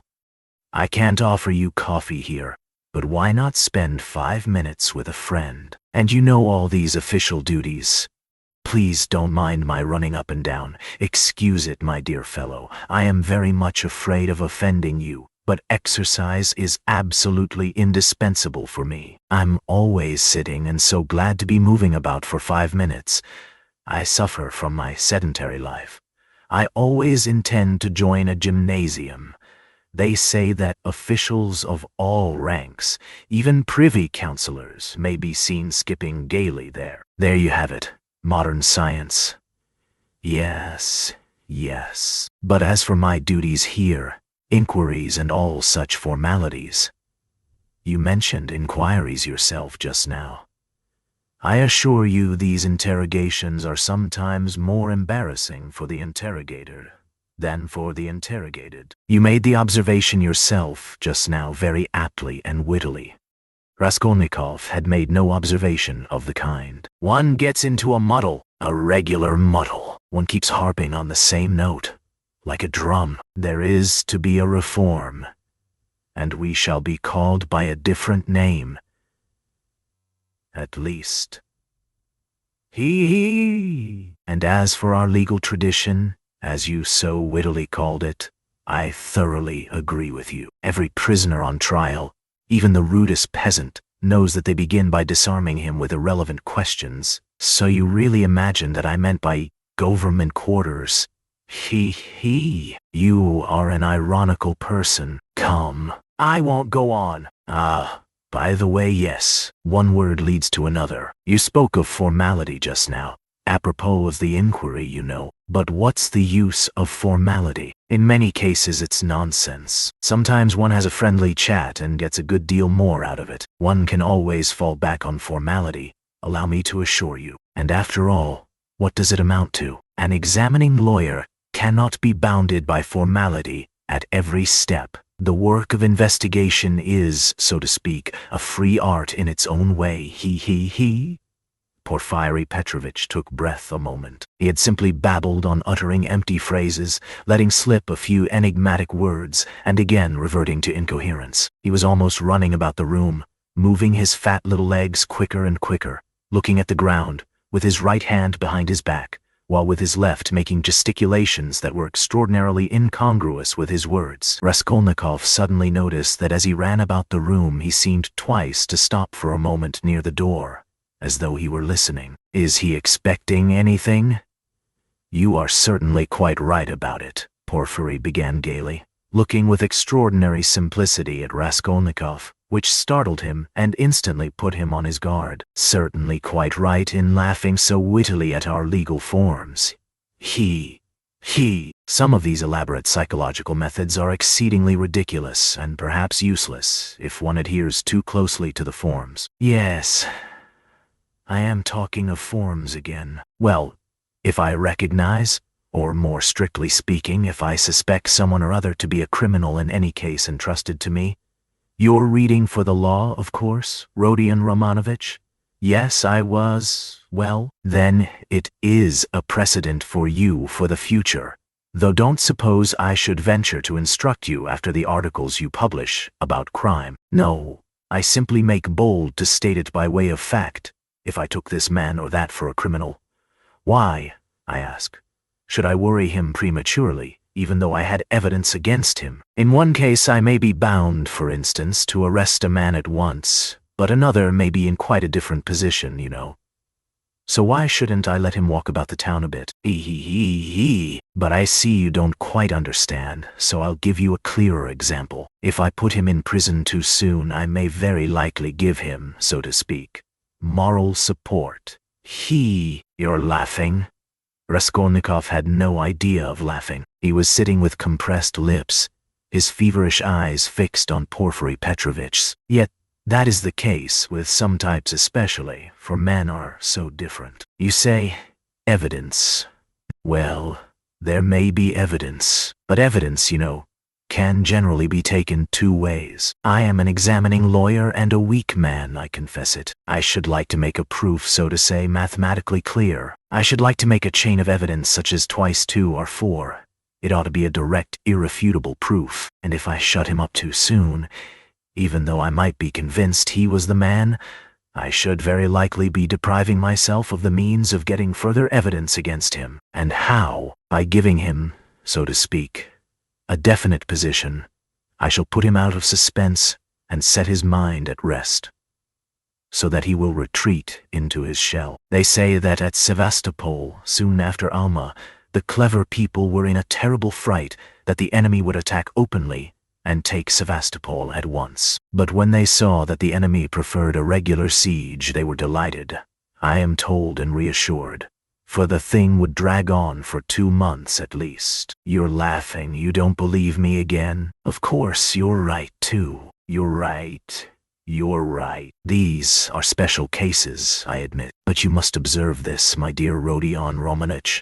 The general case, the case for which all legal forms and rules are intended, for which they are calculated and laid down in books, does not exist at all, for the reason that every case, every crime, for instance, so soon as it actually occurs, at once becomes a thoroughly special case, and sometimes a case unlike any that's gone before. Very comic cases of that sort sometimes occur. If I leave one man quite alone, if I don't touch him and don't worry him, but let him know or at least suspect every moment that I know all about it and am watching him day and night, and if he is in continual suspicion and terror, he'll be bound to lose his head. He'll come of himself, or maybe do something which will make it as plain as twice 2 or 4. It may be so with a simple peasant, but with one of our sort, an intelligent man cultivated on a certain side, it's a dead certainty. For my dear fellow, it's a very important matter to know on what side a man is cultivated. And then there are nerves. There are nerves. You have overlooked them. Why, they are all sick, nervous, and irritable. And then how they all suffer from spleen. That, I assure you, is a regular gold mine for us. And it's no anxiety to me, his running about the town free. Let him walk about for a bit. I know well enough that I've caught him and that he won't escape me. Where could he escape to? He? Abroad, perhaps? A Pole will escape abroad, but not here. Especially as I am watching and have taken measures. Will he escape into the depths of the country, perhaps? But you know, peasants live there. Real rude Russian peasants. A modern, cultivated man would prefer prison to living with such strangers as our peasants. But that's all nonsense. And on the surface, it's not merely that he has nowhere to run to, he is psychologically unable to escape me. What an expression! Through a law of nature he can't escape me if he had anywhere to go. Have you seen a butterfly round a candle? That's how he will keep circling and circling round me. Freedom will lose its attractions. He'll begin to brood, he'll weave a tangle round himself, he'll worry himself to death. What's more, he will provide me with a mathematical proof, if I only give him long enough interval, and he'll keep circling round me, getting nearer and nearer, and then, flop, he'll fly straight into my mouth and I'll swallow him, and that will be very amusing. You don't believe me? Raskolnikov made no reply. He sat pale and motionless, still gazing with the same intensity into Porfiry's face. It's a lesson, he thought, turning cold. This is beyond the cat playing with a mouse. Like yesterday, he can't be showing off his power with no motive, prompting me. He is far too clever for that. He must have another object. What is it? It's all nonsense, my friend. You are pretending to scare me. You've no proofs, and the man I saw had no real existence. You simply want to make me lose my head, to work me up beforehand and so to crush me. But you are wrong. You won't do it. But why give me such a hint? Is he reckoning on my shattered nerves? No, my friend, you are wrong. You won't do it even though you have some trap for me. Let us see what you have in store for me. And he braced himself to face a terrible and unknown ordeal. At times he longed to fall on Porfiry and strangle him. This anger was what he dreaded from the beginning. He felt that his parched lips were flecked with foam. His heart was throbbing, but he was still determined not to speak till the right moment. He realized that this was the best policy in his position, because instead of saying too much, he would be irritating his enemy by his silence and provoking him into speaking too freely. Anyhow, this was what he hoped for. No, I see you don't believe me. You think I am playing a harmless joke on you. Porfiry began again, getting more and more lively, chuckling at every instant and again pacing round the room. And to be sure, you're right. God has given me a figure that can awaken none but comic ideas in other people. A buffoon. But let me tell you, and I repeat it, excuse an old man, my dear Rodion Romanovich. You are a man still young, so to say. Are a man still young? In your first youth, and so you put intellect above everything, like all young people. Playful wit and abstract arguments fascinate you, and that's for all the world like the old Austrian Hofkriegsrath. As far as I can judge of military matters, that is, on paper, they'd beaten Napoleon and taken him prisoner, and there in their study they worked it all out in the cleverest fashion. But look you, General Mack surrendered with all his army. He. I see, Rodion Romanovich. You are laughing at a civilian like me, taking examples out of military history. But I can't help it. It's my weakness. I am fond of military science, and I'm ever so fond of reading all military histories. I've certainly missed my proper career. I ought to have been in the army. Upon my word, I ought. I shouldn't have been a Napoleon, but I might have been a major. Well, I'll tell you the whole truth, my dear fellow, about this special case. I mean, actual fact and a man's temperament, my dear sir, are weighty matters, and it's astonishing how they sometimes deceive the sharpest calculation. I listened to an old man. Am speaking seriously, Rodion Romanovich. As he said this, Porfiry Petrovitch, who was scarcely 35, actually seemed to have grown old. Even his voice changed, and he seemed to shrink together. Moreover, I'm a candid man. Am I a candid man or not? What do you say? I fancy I really am. I tell you these things for nothing and don't even expect a reward for it. Well, to proceed, wit, in my opinion, is a splendid thing. It is, so to say, an adornment of nature and a consolation of life, and what tricks it can play, so that it sometimes is hard for a poor examining lawyer to know where he is, especially when he is liable to be carried away by his own fancy too, for you know he is a man after all. But the poor fellow is saved by the criminal's temperament.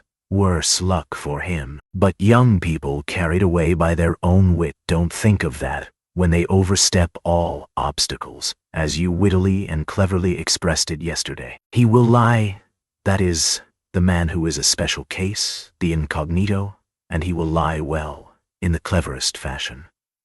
You might think he would triumph and enjoy the fruits of his wit, but at the most interesting, the most flagrant moment, he will faint. Of course, there may be illness and a stuffy room as well. But anyway, he's given us the idea. He lied incomparably, but he didn't reckon on his temperament. That's what betrays him. Another time he will be carried away by his playful wit into making fun of the man who suspects him. He will turn pale, as it were, on purpose to mislead. But his paleness will be too natural, too much like the real thing. Again, he has given us an idea. Though his questioner may be deceived at first, he will think differently next day if he is not a fool, and, of course, it is like that at every step. He puts himself forward where he is not wanted, speaks continually when he ought to keep silent, brings in all sorts of allegorical allusions. He comes and asks, why didn't you take me long ago? And that can happen, you know, with the cleverest man, the psychologist, the literary man. The temperament reflects everything like a mirror. Gaze into it and admire what you see. But why are you so pale, Rodion Romanovich? Is the room stuffy? Shall I open the window? Oh, don't trouble, please, cried Raskolnikov, and he suddenly broke into a laugh. Please don't trouble. Porfiry stood facing him, paused a moment, and suddenly, he too laughed. Raskolnikov got up from the sofa, abruptly checking his hysterical laughter. Porfiry Petrovitch, he began, speaking loudly and distinctly, though his legs trembled and he could scarcely stand. I see clearly at last that you actually suspect me of murdering that old woman and her sister Lizaveta. Let me tell you for my part that I am sick of this. If you find that you have a right to prosecute me legally, to arrest me, then prosecute me, arrest me. But I will not let myself be jeered at to my face and worried. His lips trembled. His eyes glowed with fury, and he could not restrain his voice. I won't allow it, he shouted, bringing his fist down on the table. Do you hear that, Porfiry Petrovitch? I won't allow it. Good heavens, what does it mean? Cried Porfiry Petrovitch, apparently quite frightened. Rodion Romanovitch, my dear fellow, what is the matter with you? I won't allow it, Raskolnikov shouted again. Hush, my dear man. They'll hear and come in. Just think, what could we say to them? Porfiry Petrovitch whispered in horror, bringing his face close to Raskolnikov's. I won't allow it. I won't allow it, Raskolnikov repeated mechanically, but he too spoke in a sudden whisper. Porfiry turned quickly and ran to open the window. Some fresh air, and you must have some water, my dear fellow. You're ill. And he was running to the door to call for some when he found a decanter of water in the corner. Come, drink a little, he whispered, rushing up to him with the decanter. It will be sure to do you good. Porfiry Petrovitch's alarm and sympathy were so natural that Raskolnikov was silent and began looking at him with wild curiosity. He did not take the water, however. Rodion Romanovitch, my dear fellow, you'll drive yourself out of your mind, I assure you. Ah, have some water. Do drink a little. He forced him to take the glass. Raskolnikov raised it mechanically to his lips, but set it on the table again with disgust. Yes, you've had a little attack. You'll bring back your illness again, my dear fellow. Porfiry Petrovitch cackled with friendly sympathy, though he still looked rather disconcerted. Good heavens, you must take more care of yourself. Dmitri Prokofitch was here, came to see me yesterday. I know, I've a nasty, ironical temper, but what they made of it. Good heavens, he came yesterday after you'd been. We dined and he talked and talked away, and I could only throw up my hands in despair. Did he come from you? But do sit down, for mercy's sake. Sit down. No, not from me, but I knew he went to you, and why he went, Raskolnikov answered sharply. You knew? I knew. What of it? Why this, Rodion Romanovitch, that I know more than that about you. I know about everything. I know how you went to take a flat at night when it was dark, and how you rang the bell and asked about the blood, so that the workmen and the porter did not know what to make of it. Yes, I understand your state of mind at that time, but you'll drive yourself mad like that. Upon my word, you'll lose your head. You're full of generous indignation at the wrongs you've received, first from destiny, and then from the police officers. And so you rush from one thing to another to force them to speak out and make an end of it all, because you are sick of all this suspicion and foolishness. That's so, isn't it? I have guessed how you feel, haven't I? Only in that way you'll lose your head, and Razumian's too. He's too good a man for such a position, you must know that. You are ill, and he is good, and your illness is infectious for him. I'll tell you about it when you are more yourself. But do sit down, for goodness sake. Please rest. You look shocking. Do sit down. Raskolnikov sat down. He no longer shivered. He was hot all over. In amazement he listened with strained attention to Porfiry Petrovitch, who still seemed frightened as he looked after him with friendly solicitude. But he did not believe a word he said, though he felt a strange inclination to believe. Porfiry's unexpected words about the flat had utterly overwhelmed him. How can it be? He knows about the flat then, he thought suddenly, and he tells it me himself. Yes, in our legal practice there was a case almost exactly similar, a case of morbid psychology. Porfiry went on quickly. A man confessed to murder, and how he kept it up. It was a regular hallucination. He brought forward facts. He imposed upon everyone, and why. He had been partly, but only partly, unintentionally the cause of a murder, and when he knew that he had given the murderers the opportunity, he sank into dejection.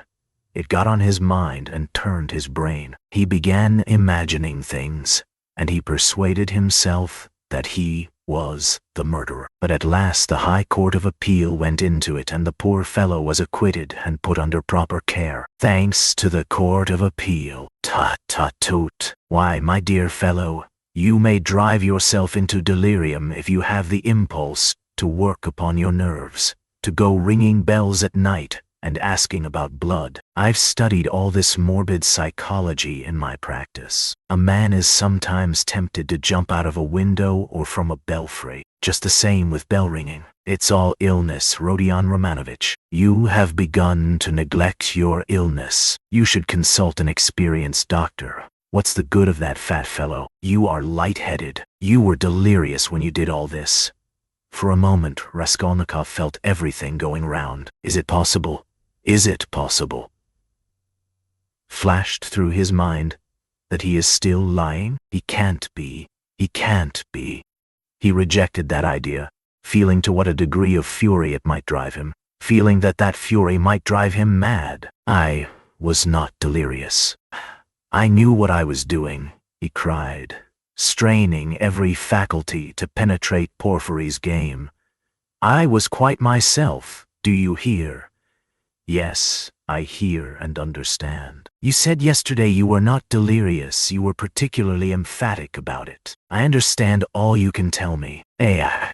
Listen, Rodion Romanovich, my dear fellow. If you were actually a criminal, or were somehow mixed up in this damnable business, would you insist that you were not delirious, but in full possession of your faculties, and so emphatically and persistently? Would it be possible? Quite impossible, to my thinking. If you had anything on your conscience, you certainly ought to insist that you were delirious. That's so, isn't it?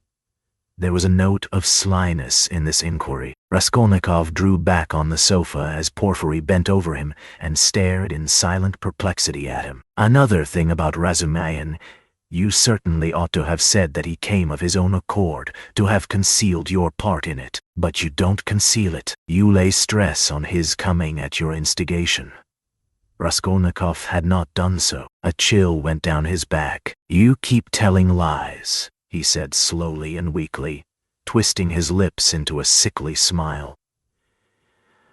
You are trying again to show that you know all my game, that you know all I shall say beforehand, he said, conscious himself that he was not weighing his words as he ought. You want to frighten me, or you are simply laughing at me.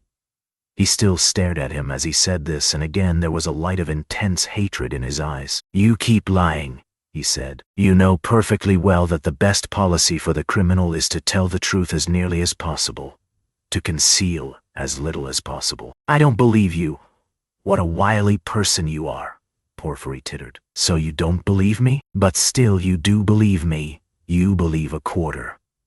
I'll soon make you believe the whole, because I have a sincere liking for you, and genuinely wish you good. Raskolnikov's lips trembled. Yes, I do, went on Porfiry, touching Raskolnikov's arm genially. You must take care of your illness. Besides, your mother and sister are here now. You must think of them. You must soothe and comfort them, and you do nothing but frighten them.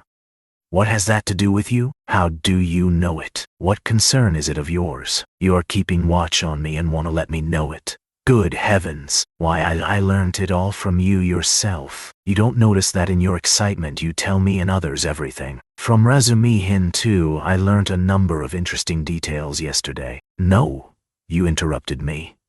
But I must tell you that, for all your wit, your suspiciousness makes you lose the common-sense view of things. To return to bell-ringing, for instance, I, an examining lawyer, have betrayed a precious thing like that, a real fact, for it is a fact worth having, and you see nothing in it. Why, if I had the slightest suspicion of you, should I have acted like that? No, I should first have disarmed your suspicions and not let you see I knew of that fact, should have diverted your attention and suddenly have dealt you a knock-down blow. Your expression, saying, "And what were you doing, sir, pray, at 10 or nearly 11 at the murdered woman's flat? And why did you ring the bell? And why did you ask about blood? And why did you invite the porters to go with you to the police station, to the lieutenant?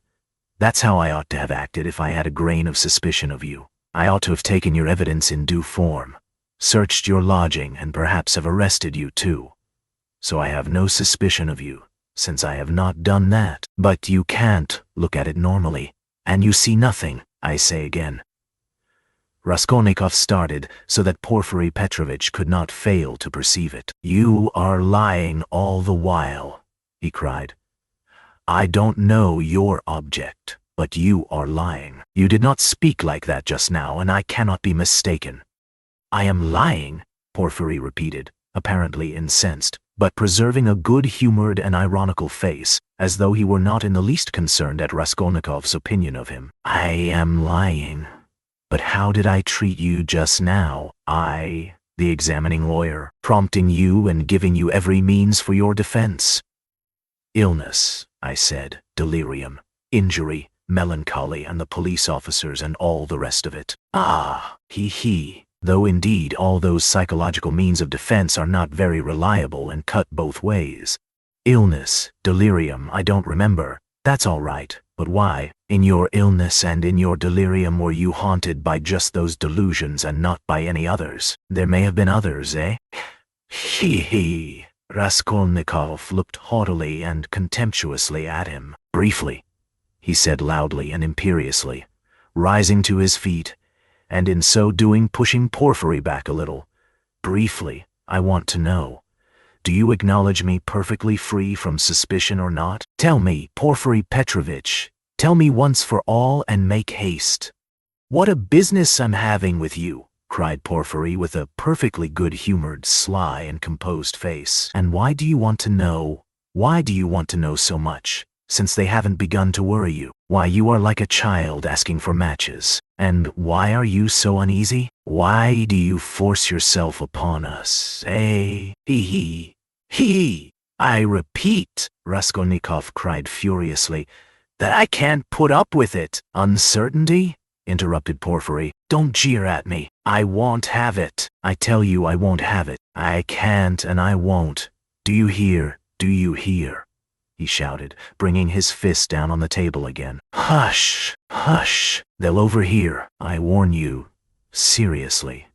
Take care of yourself." "I am not joking," Porfiry whispered, but this time there was not the look of old womanish good nature and alarm in his face. Now he was peremptory, stern, frowning, and for once laying aside all mystification. But this was only for an instant. Raskolnikov, bewildered, suddenly fell into actual frenzy. But, strange to say, he again obeyed the command to speak quietly, though he was in a perfect paroxysm of fury. "I will not allow myself to be tortured," he whispered, instantly recognizing with hatred that he could not help obeying the command, and driven to even greater fury by the thought. "Arrest me, search me, but kindly act in due form and don't play with me. Don't dare." "Don't worry about the form," Porfiry interrupted with the same sly smile, as it were, gloating with enjoyment over Raskolnikov. "I invited you to see me quite in a friendly way. I don't want your friendship and I spit on it. Do you hear? And here, I take my cap and go. What will you say now if you mean to arrest me?" He took up his cap and went to the door. "And won't you see my little surprise?"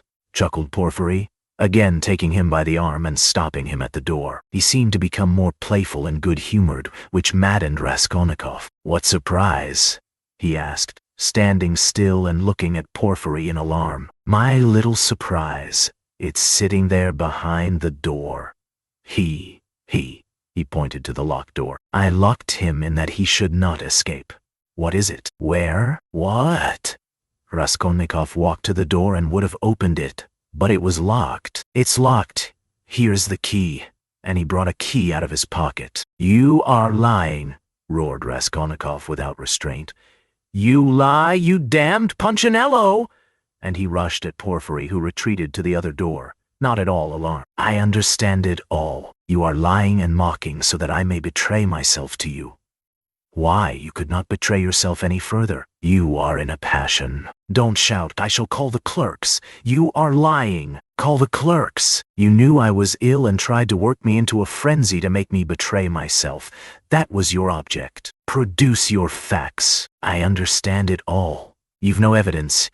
You have only wretched, rubbishly suspicions like Zamotov's. You knew my character. You wanted to drive me to fury, and then to knock me down with priests and deputies. Are you waiting for them? Eh? What are you waiting for? Where are they? Produce them. Why, deputies, my good man? What things people will imagine. And to do so would not be acting in form, as you say. You don't know the business, my dear fellow. And there's no escaping form, as you see, Porfiry muttered, listening at the door through which a noise could be heard. Ah, they're coming, cried Raskolnikov. You've sent for them. You expected them. Well, produce them all. Your deputies, your witnesses, what you like. I am ready. But at this moment, a strange incident occurred. Something so unexpected that neither Raskolnikov nor Porfiry Petrovitch could have looked for such a conclusion to their interview. Chapter 6. When he remembered the scene afterwards, this is how Raskolnikov saw it. The noise behind the door increased, and suddenly the door was opened a little. "What is it?" cried Porfiry Petrovitch, annoyed. "Why, I gave orders." For an instant there was no answer. But it was evident that there were several persons at the door, and that they were apparently pushing somebody back. "What is it?" Porfiry Petrovitch repeated uneasily. "The prisoner Nikolai has been brought," someone answered. "He is not wanted. Take him away. Let him wait. What's he doing here?" "How irregular!" cried Porfiry, rushing to the door. "But he—" began the same voice, and suddenly ceased. 2 seconds, not more, were spent in actual struggle. Then someone gave a violent shove, and then a man, very pale, strode into the room. This man's appearance was at first sight very strange. He stared straight before him as though seeing nothing. There was a determined gleam in his eyes. At the same time, there was a deathly pallor in his face, as though he were being led to the scaffold. His white lips were faintly twitching. He was dressed like a workman and was of medium height, very young, slim.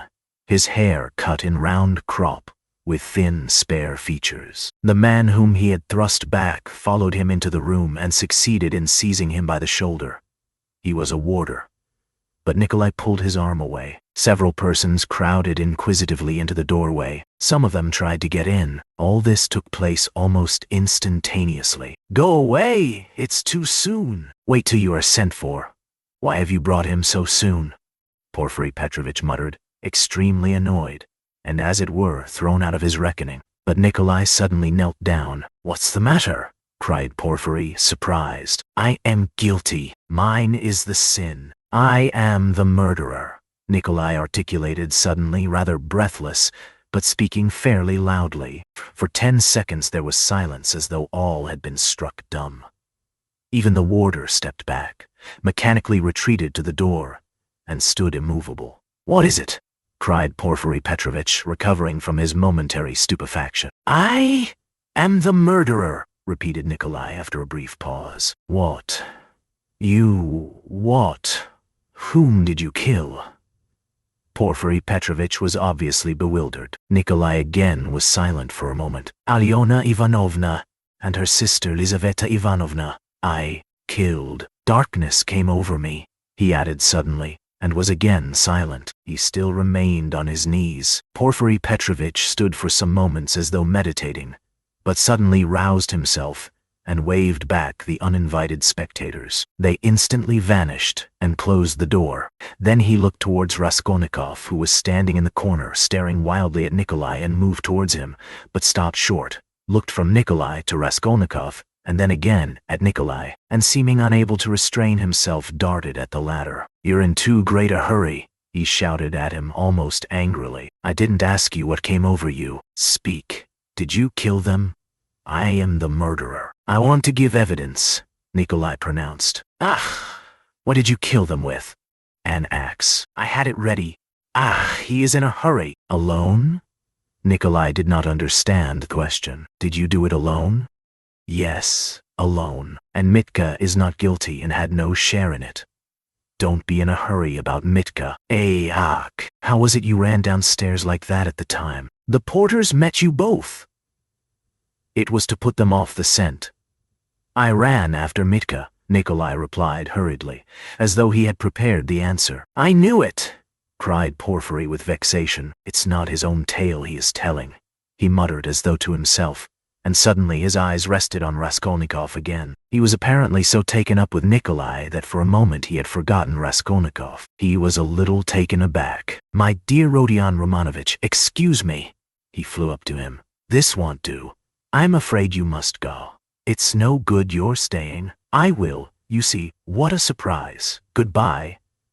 and taking him by the arm, he showed him to the door. "I suppose you didn't expect it," said Raskolnikov, who, though he had not yet fully grasped the situation, had regained his courage. "You did not expect it either, my friend. See how your hand is trembling. You're trembling too, Porfiry Petrovitch." "Yes, I am. I didn't expect it." They were already at the door.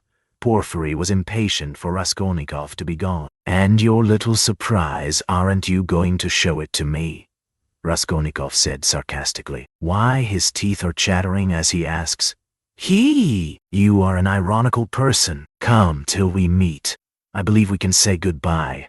That's in God's hands," muttered Porfiry, with an unnatural smile. As he walked through the office, Raskolnikov noticed that many people were looking at him. Among them he saw the two porters from the house, whom he had invited that night to the police station. They stood there waiting, but he was no sooner on the stairs than he heard the voice of Porfiry Petrovitch behind him. Turning round, he saw the latter running after him, out of breath. "One word, Rodion Romanovich.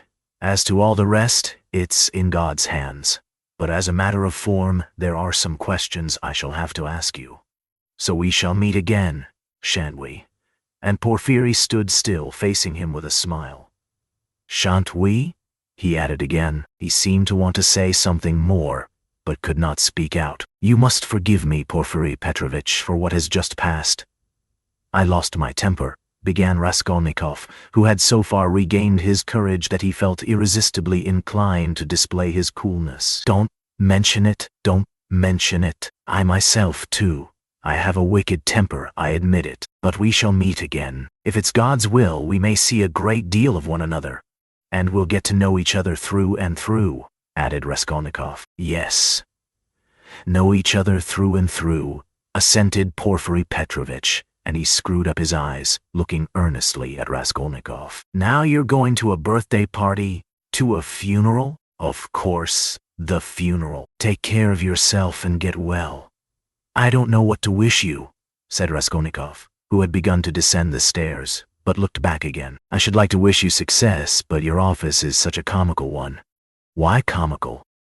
Porfiry Petrovitch had turned to go, but he seemed to prick up his ears at this. "Why, how you must have been torturing and harassing that poor Nikolai psychologically after your fashion till he confessed. You must have been at him day and night, proving to him that he was the murderer.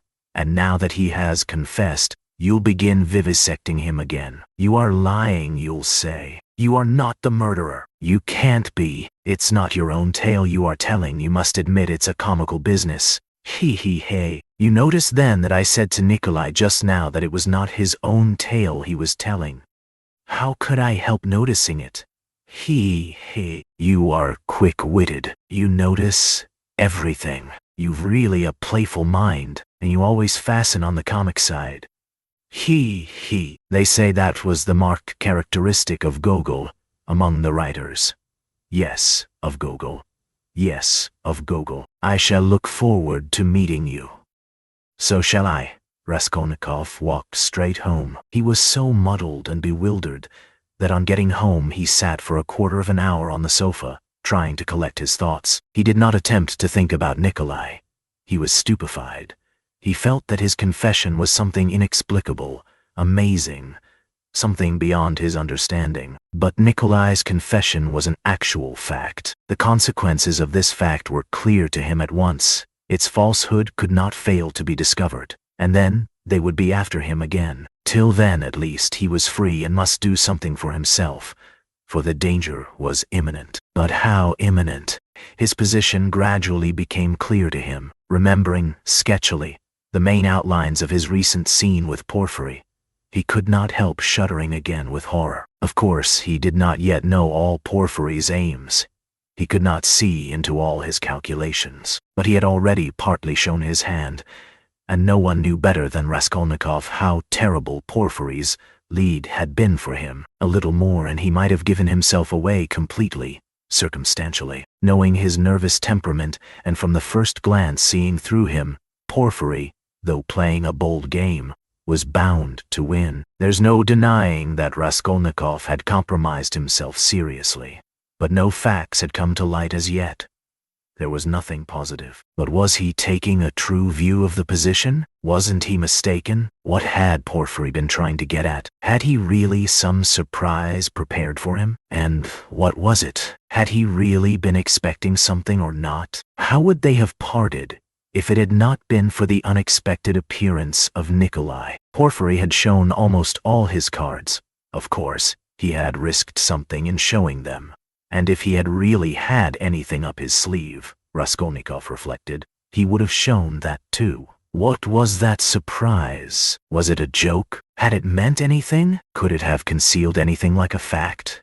A piece of positive evidence? His yesterday's visitor? What had become of him? Where was he today? If Porfiry really had any evidence, it must be connected with him. He sat on the sofa with his elbows on his knees and his face hidden in his hands.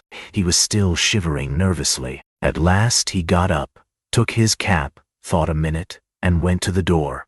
He had a sort of presentiment that for today at least he might consider himself out of danger. He had a sudden sense almost of joy. He wanted to make haste to Katerina Ivanovna's. He would be too late for the funeral, of course, but he would be in time for the memorial dinner. And there at once he would see Sonia. He stood still, thought a moment, and a suffering smile came for a moment onto his lips. Today, he repeated to himself. Yes, today, so it must be. But as he was about to open the door, it began opening of itself. He started and moved back. The door opened gently and slowly, and there suddenly appeared a figure. Yesterday's visitor from underground. The man stood in the doorway, looked at Raskolnikov without speaking, and took a step forward into the room. He was exactly the same as yesterday.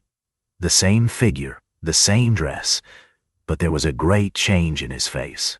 He looked dejected and sighed deeply. If he had only put his hand up to his cheek and leaned his head on one side, he would have looked exactly like a peasant woman. "What do you want?" asked Raskolnikov, numb with terror. The man was still silent, but suddenly he bowed down almost to the ground, touching it with his finger. "What is it?" cried Raskolnikov. "I have sinned," the man articulated softly. "How?" "By evil thoughts." They looked at one another. "I was vexed when you came, perhaps in drink, and bade the porters go to the police station and asked about the blood. I was vexed that they let you go and took you for drunken. I was so vexed that I lost my sleep. And remembering the address, we came here yesterday and asked for you." "Who came?" Raskolnikov interrupted, instantly beginning to recollect. "I did. I've wronged you." "Then you come from that house?" "I was standing at the gate with them. Don't you remember? We have carried on our trade in that house for years past. We cure and prepare hides. We take work home. Most of all, I was vexed." And the whole scene of the day before yesterday in the gateway came clearly before Raskolnikov's mind. He recollected that there had been several people there besides the porters, women among them. He remembered one voice had suggested taking him straight to the police station. He could not recall the face of the speaker, and even now he did not recognize it, but he remembered that he had turned round and made him some answer. So this was the solution of yesterday's horror. The most awful thought was that he had been actually almost lost, had almost done for himself on account of such a trivial circumstance. So this man could tell nothing except his asking about the flat and the bloodstains. So Porfiry, too, had nothing but that delirium. No facts but this psychology which cuts both ways. Nothing positive. So if no more facts come to light, and they must not, then what can they do to him? How can they convict him, even if they arrest him? And Porfiry then had only just heard about the flat, and had not known about it before. "Was it you who told Porfiry that I'd been there?" he cried, struck by a sudden idea. "What Porfiry? The head of the detective department?" "Yes. The porters did not go there, but I went. Today. I got there 2 minutes before you, and I heard it all. How he worried you." "Where? What? When? Why?" "In the next room. I was sitting there all the time." "What? Why, then you were the surprise. But how could it happen? Upon my word." "I saw that the porters did not want to do what I said," began the man.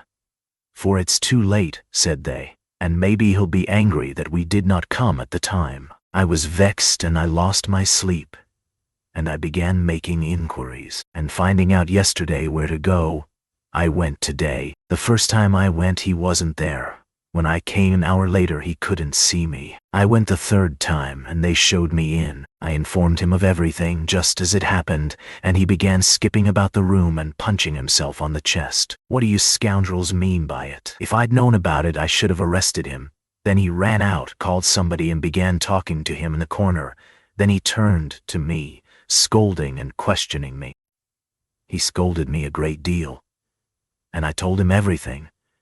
And I told him that you didn't dare to say a word in answer to me yesterday, and that you didn't recognize me. And he fell to running about again, and kept hitting himself on the chest, and getting angry and running about. And when you were announced, he told me to go into the next room. "Sit there a bit," he said. "Don't move, whatever you may hear." And he set a chair there for me and locked me in. "Perhaps," he said, "I may call you." And when Nikolai'd been brought, he let me out as soon as you were gone. "I shall send for you again and question you," he said. And did he question Nikolai while you were there? He got rid of me as he did of you, before he spoke to Nikolai. The man stood still, and again suddenly bowed down, touching the ground with his finger. "Forgive me for my evil thoughts and my slander." "May God forgive you," answered Raskolnikov. And as he said this, the man bowed down again, but not to the ground, turned slowly, and went out of the room. "It all cuts both ways, now it all cuts both ways," repeated Raskolnikov, and he went out more confident than ever. "Now we'll make a fight for it," he said with a malicious smile as he went down the stairs. His malice was aimed at himself. With shame and contempt he recollected his cowardice. Chapter 1. The morning that followed the fateful interview with Dounia and her mother brought sobering influences to bear on Pyotr Petrovitch. Intensely unpleasant as it was, he was forced little by little to accept as a fact beyond recall what had seemed to him only the day before fantastic and incredible. The black snake of wounded vanity had been gnawing at his heart all night. When he got out of bed, Pyotr Petrovitch immediately looked in the looking-glass. He was afraid that he had jaundice. However, his health seemed unimpaired so far, and looking at his noble, clear-skinned countenance, which had grown fattish of late, Pyotr Petrovitch for an instant was positively comforted in the conviction that he would find another bride, and, perhaps, even a better one. But coming back to the sense of his present position, he turned aside and spat vigorously, which excited a sarcastic smile in Andrei Semyonovitch Lebeziatnikov, the young friend with whom he was staying. That smile Pyotr Petrovitch noticed, and at once set it down against his young friend's account. He had set down a good many points against him of late. His anger was redoubled when he reflected that he ought not to have told Andrei Semyonovitch about the result of yesterday's interview. That was the second mistake he had made in temper, through impulsiveness and irritability. Moreover, all that morning one unpleasantness followed another. He even found a hitch awaiting him in his legal case in the Senate. He was particularly irritated by the owner of the flat which had been taken in view of his approaching marriage, and was being redecorated at his own expense. The owner, a rich German tradesman, would not entertain the idea of breaking the contract which had just been signed and insisted on the full forfeit money, though Pyotr Petrovitch would be giving him back the flat practically redecorated. In the same way, the upholsterers refused to return a single ruble of the installment paid for the furniture, purchased but not yet removed to the flat. Am I to get married simply for the sake of the furniture? Pyotr Petrovitch ground his teeth, and at the same time once more he had a gleam of desperate hope. Can all that be really so irrevocably over? Is it no use to make another effort? The thought of Dounia sent a voluptuous pang through his heart. He endured anguish at that moment, and if it had been possible to slay Raskolnikov instantly by wishing it, Pyotr Petrovitch would promptly have uttered the wish. It was my mistake, too, not to have given them money, he thought, as he returned dejectedly to Lebeziatnikov's room. And why on earth was I such a Jew? It was false economy. I meant to keep them without a penny so that they should turn to me as their providence, and look at them. Fool! If I had spent some 1,500 rubles on them for the trousseau and presents, on knickknacks, dressing cases, jewelry, materials, and all that sort of trash from Knopp's and the English shop, my position would have been better and stronger. They could not have refused me so easily. They are the sort of people that would feel bound to return money and presents if they broke it off, and they would find it hard to do it, and their conscience would prick them. How can we dismiss a man who has hitherto been so generous and delicate? I've made a blunder. And grinding his teeth again, Pyotr Petrovitch called himself a fool, but not aloud, of course. He returned home, twice as irritated and angry as before. The preparations for the funeral dinner at Katerina Ivanovna's excited his curiosity as he passed. He had heard about it the day before. He fancied, indeed, that he had been invited, but absorbed in his own cares he had paid no attention. Inquiring of Madame Lipovexel, who was busy laying the table while Katerina Ivanovna was away at the cemetery, he heard that the entertainment was to be a great affair, that all the lodgers had been invited, among them some who had not known the dead man, that even Andrei Semyonovitch Lebeziatnikov was invited in spite of his previous quarrel with Katerina Ivanovna, that he, Pyotr Petrovitch, was not only invited, but was eagerly expected as he was the most important of the lodgers. Amalia Ivanovna herself had been invited with great ceremony in spite of the recent unpleasantness, and so she was very busy with preparations and was taking a positive pleasure in them. She was moreover dressed up to the nines, all in new black silk, and she was proud of it. All this suggested an idea to Pyotr Petrovitch, and he went into his room, or rather, Lebeziatnikov's, somewhat thoughtful. He had learnt that Raskolnikov was to be one of the guests. Andrei Semyonovitch had been at home all the morning. The attitude of Pyotr Petrovitch to this gentleman was strange, though perhaps natural. Pyotr Petrovitch had despised and hated him from the day he came to stay with him, and at the same time he seemed somewhat afraid of him. He had not come to stay with him on his arrival in Petersburg simply from parsimony, though that had been perhaps his chief object. He had heard of Andrei Semyonovitch, who had once been his ward, as a leading young progressive who was taking an important part in certain interesting circles, the doings of which were a legend in the provinces. It had impressed Pyotr Petrovitch, these powerful, omniscient circles who despised everyone and showed everyone up had long inspired in him a peculiar but quite vague alarm.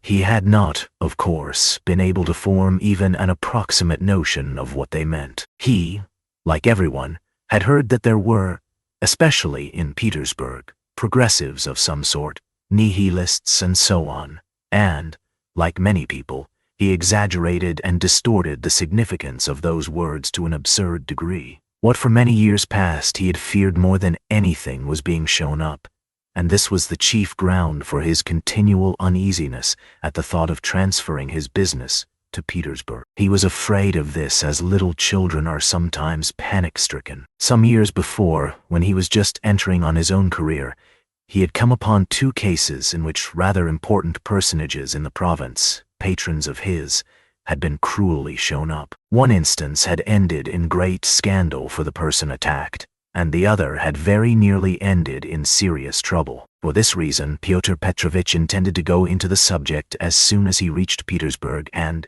if necessary, to anticipate contingencies by seeking the favor of our younger generation. He relied on Andrei Semyonovitch for this, and before his visit to Raskolnikov he had succeeded in picking up some current phrases. He soon discovered that Andrei Semyonovitch was a commonplace simpleton, but that by no means reassured Pyotr Petrovitch. Even if he had been certain that all the progressives were fools like him, it would not have allayed his uneasiness. All the doctrines, the ideas, the systems with which Andrei Semyonovitch pestered him had no interest for him. He had his own object. He simply wanted to find out at once what was happening here. Had these people any power or not? Had he anything to fear from them? Would they expose any enterprise of his? And what precisely was now the object of their attacks? Could he somehow make up to them and get round them if they really were powerful? Was this the thing to do or not? Couldn't he gain something through them? In fact, hundreds of questions presented themselves. Andrei Semyonovitch was an anemic, scrofulous little man,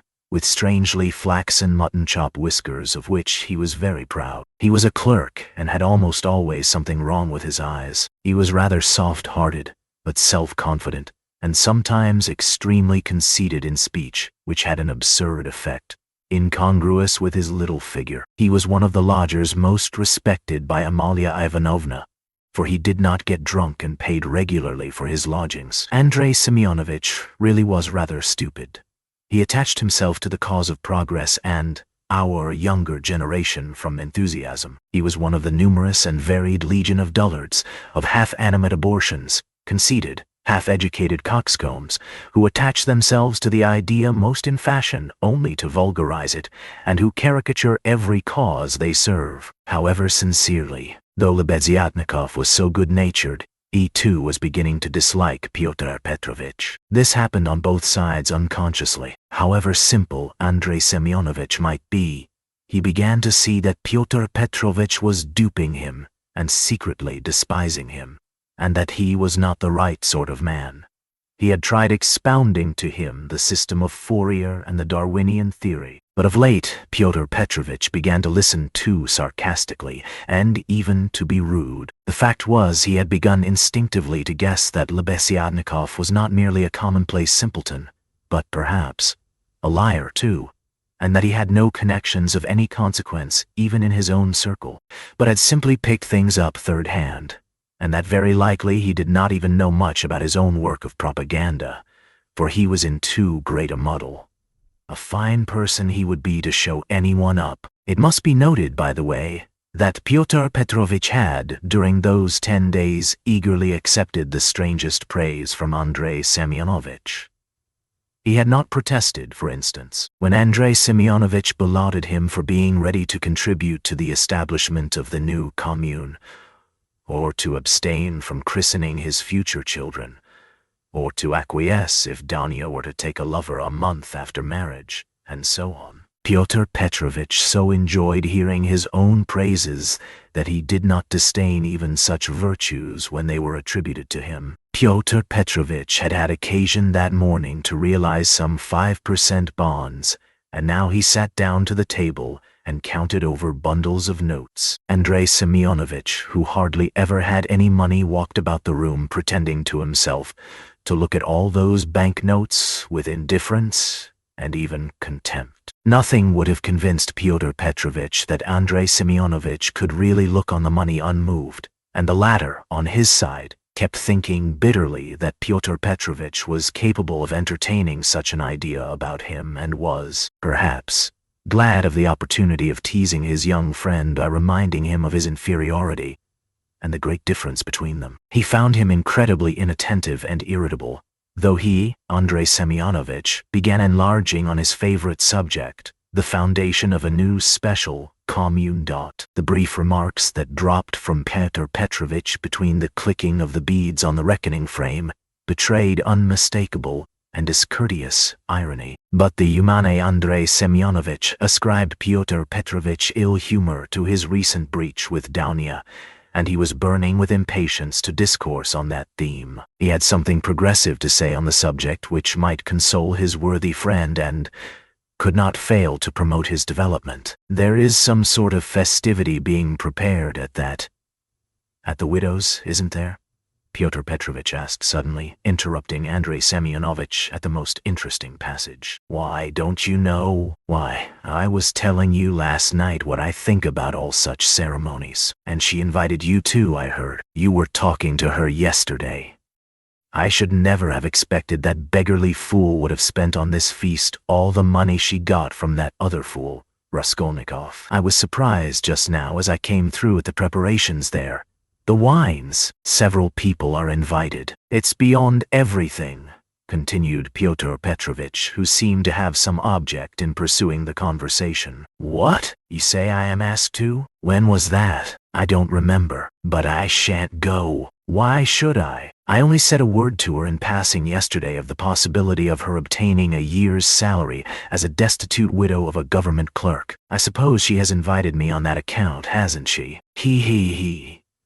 I don't intend to go either, said Lebeziatnikov. I should think not, after giving her a thrashing. You might well hesitate. He who thrashed. Whom?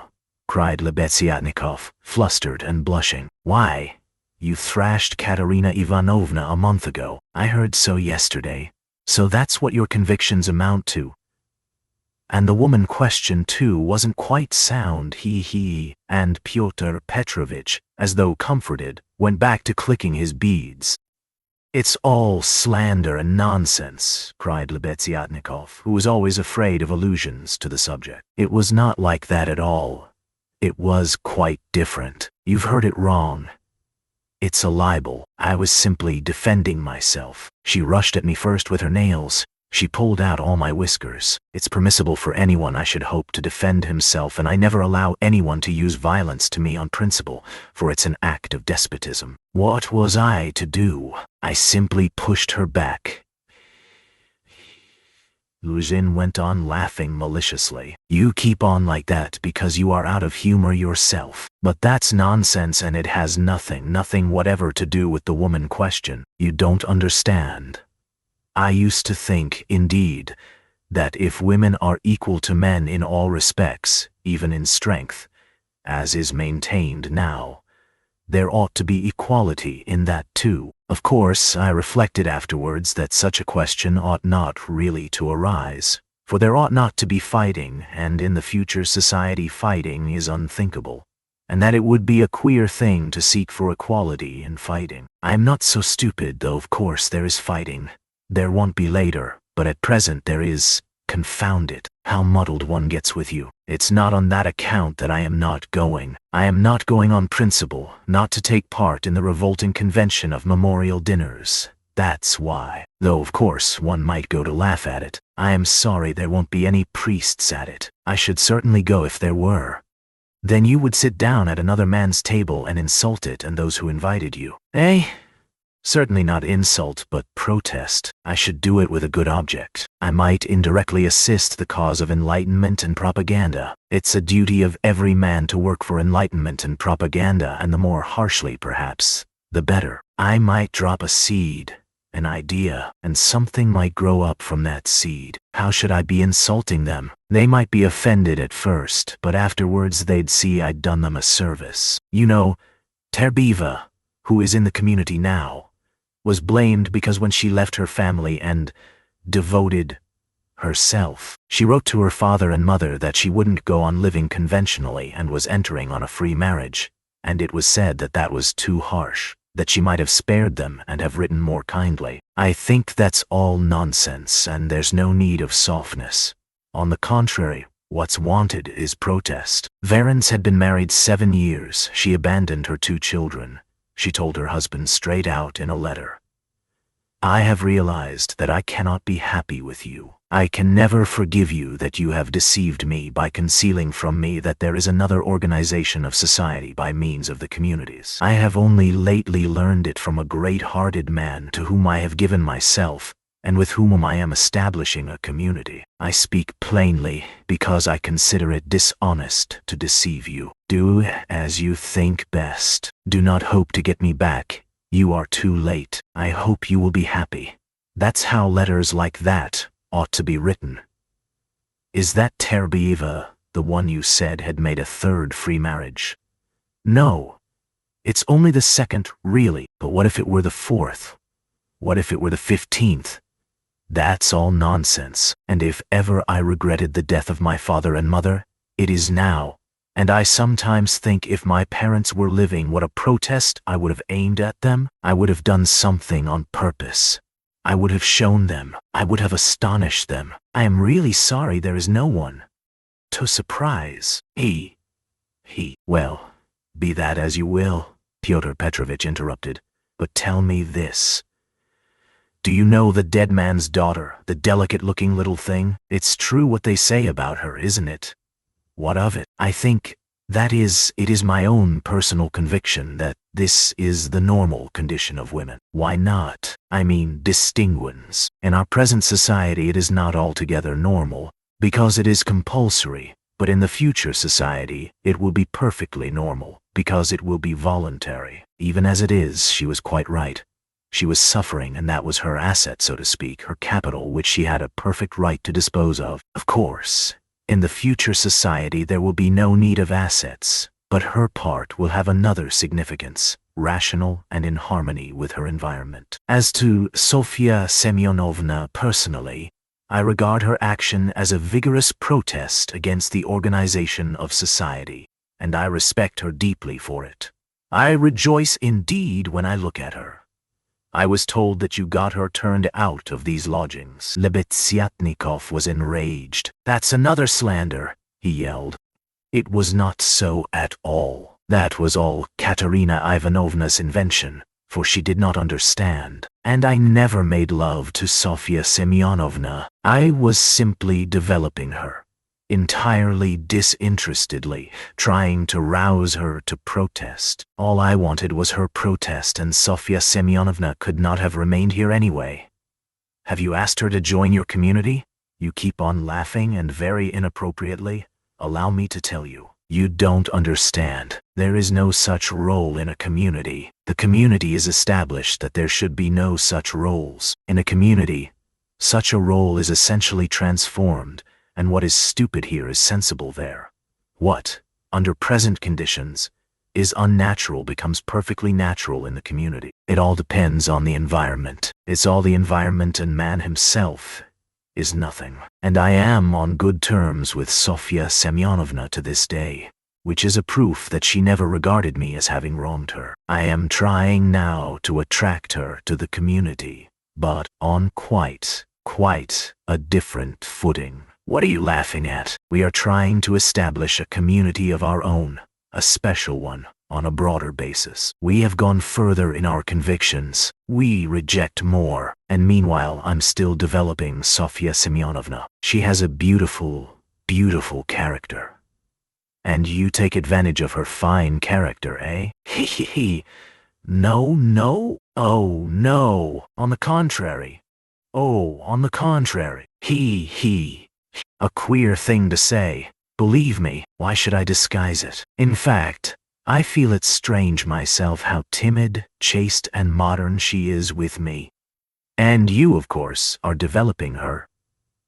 He, trying to prove to her that all that modesty is nonsense?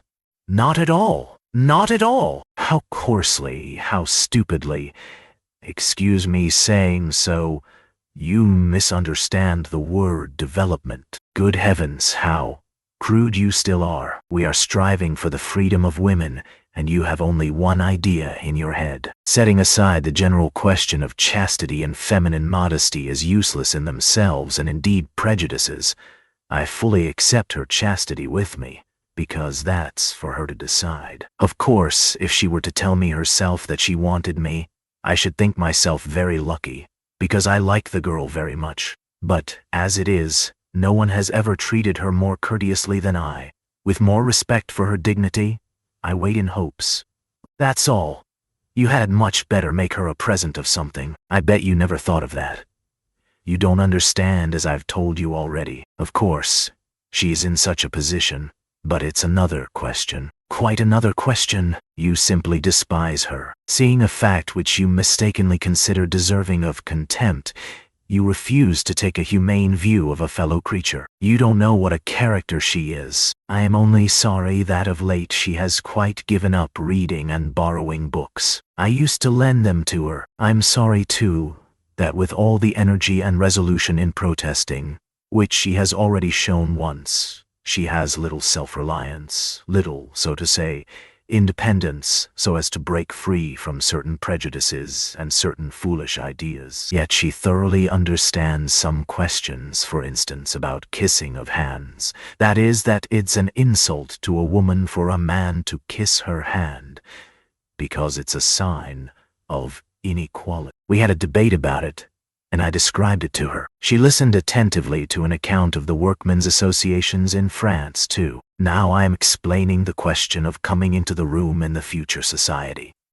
And what's that, pray? At any time, and we decided that he has. It might be at an inconvenient moment. Lebeziatnikov was really angry. You are always thinking of something unpleasant, he cried with aversion. Phoo! How vexed I am that when I was expounding our system, I referred prematurely to the question of personal privacy. It's always a stumbling block to people like you. They turn it into ridicule before they understand it. And how proud they are of it too. Tifoo! I've often maintained that that question should not be approached by a novice till he has a firm faith in the system. And tell me, please, what do you find so shameful even in cesspools? I should be the first to be ready to clean out any cesspool you like. And it's not a question of self-sacrifice. It's simply work, honorable, useful work, which is as good as any other, and much better than the work of a Raphael and a Pushkin, because it is more useful, and more honorable. More honorable. Heh. What do you mean by more honorable? I don't understand such expressions to describe human activity. More honorable, nobler.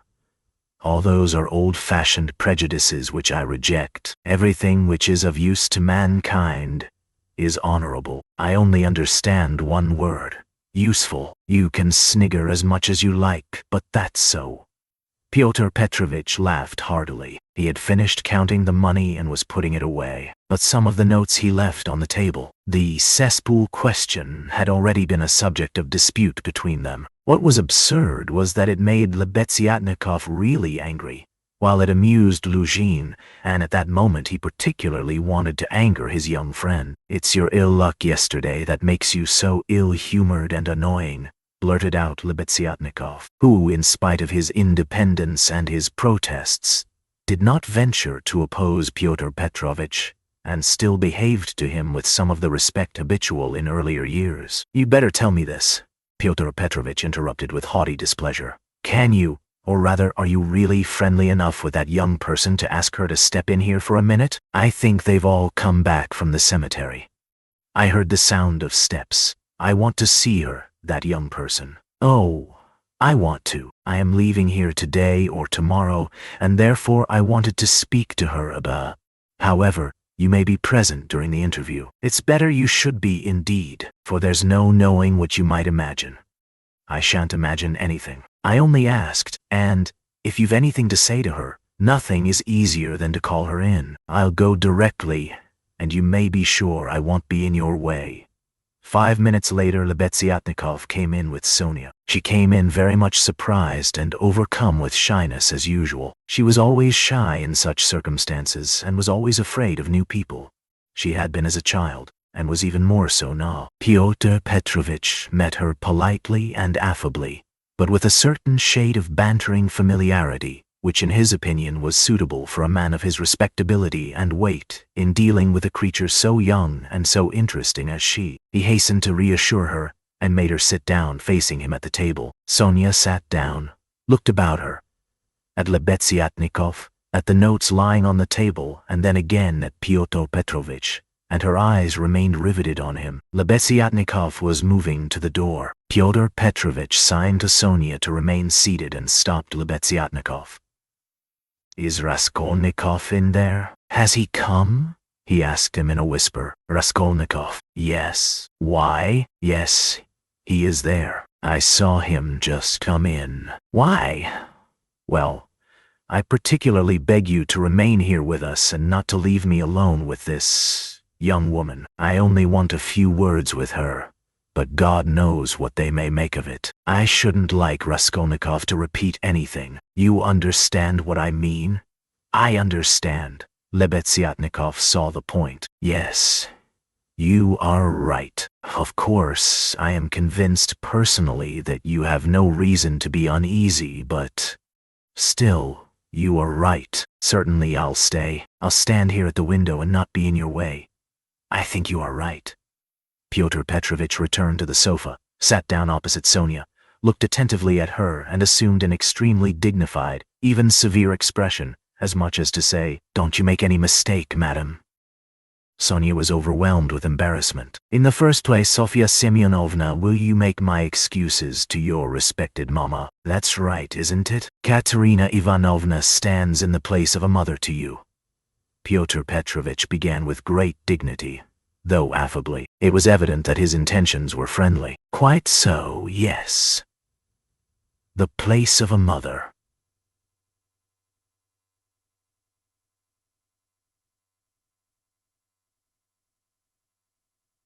Sonia answered timidly and hurriedly. Then will you make my apologies to her? Through inevitable circumstances I am forced to be absent, and shall not be at the dinner in spite of your mamma's kind invitation. Yes, I'll tell her at once. And Sonia hastily jumped up from her seat. Wait, that's not all. Pyotr Petrovitch detained her, smiling at her simplicity and ignorance of good manners. And you know me little, my dear Sofya Semyonovna, if you suppose I would have ventured to trouble a person like you for a matter of so little consequence affecting myself only. I have another object. Sonia sat down hurriedly. Her eyes rested again for an instant on the gray and rainbow-colored notes that remained on the table.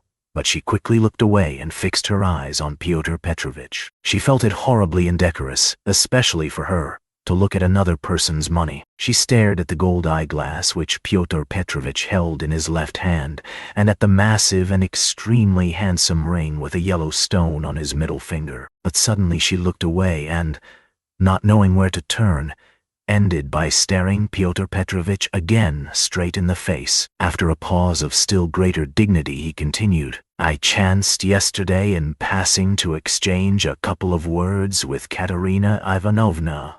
Poor woman. That was sufficient to enable me to ascertain that she is in a position preternatural, if one may so express it. Yes, preternatural. Sonia hurriedly assented, or it would be simpler and more comprehensible to say ill.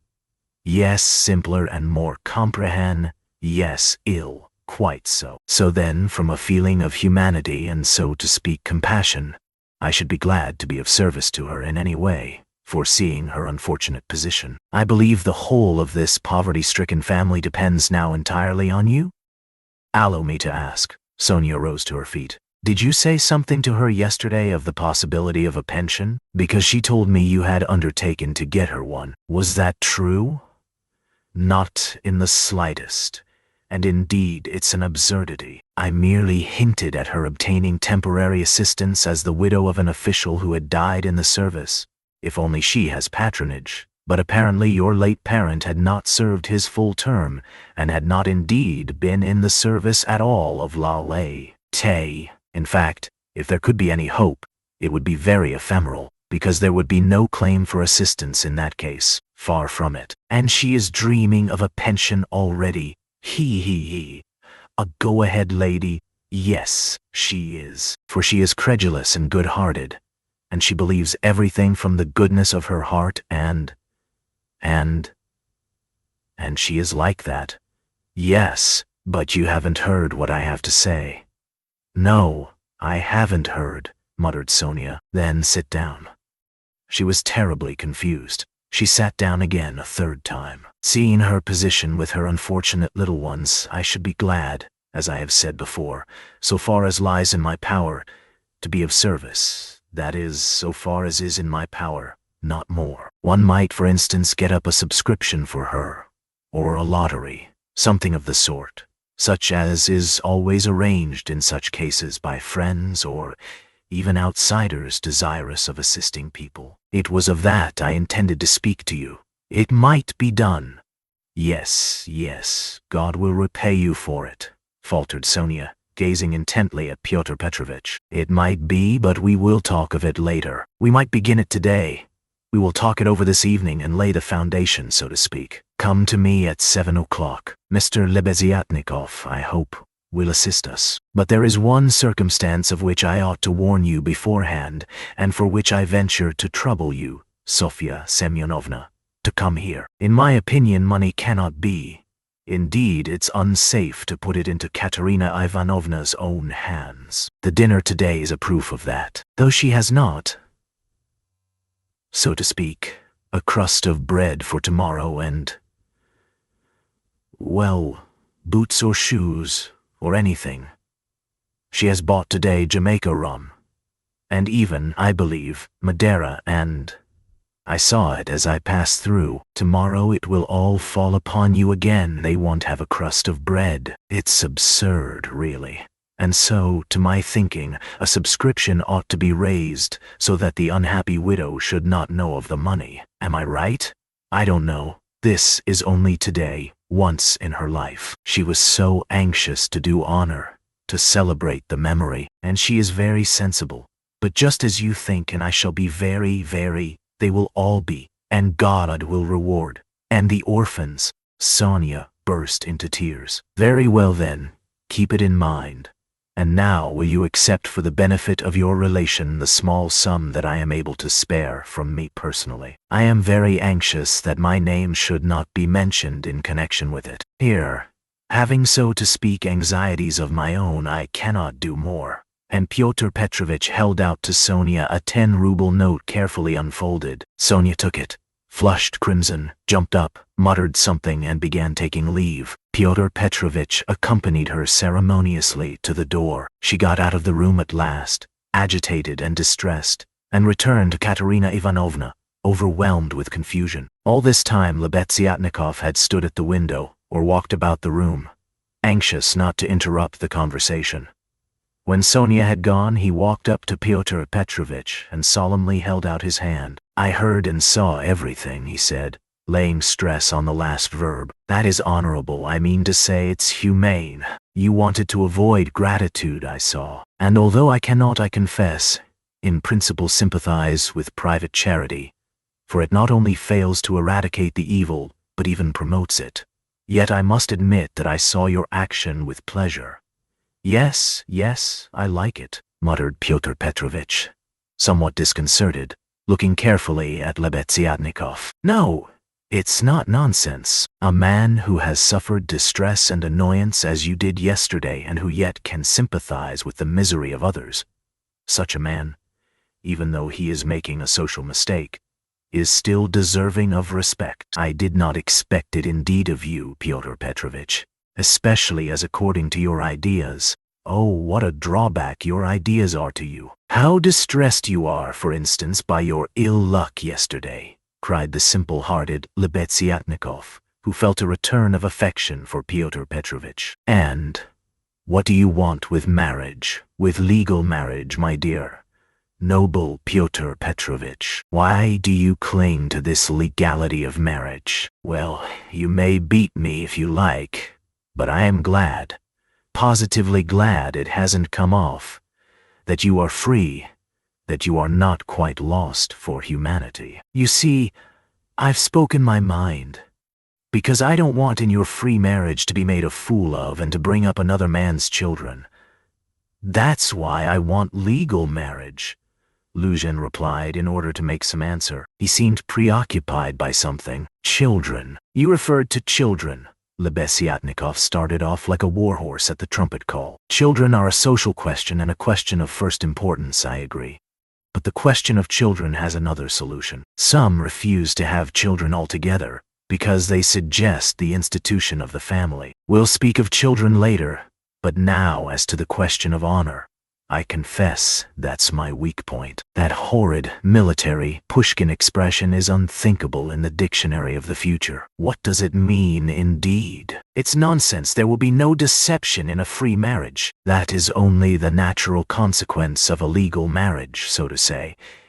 It's corrective, a protest. So that indeed it's not humiliating.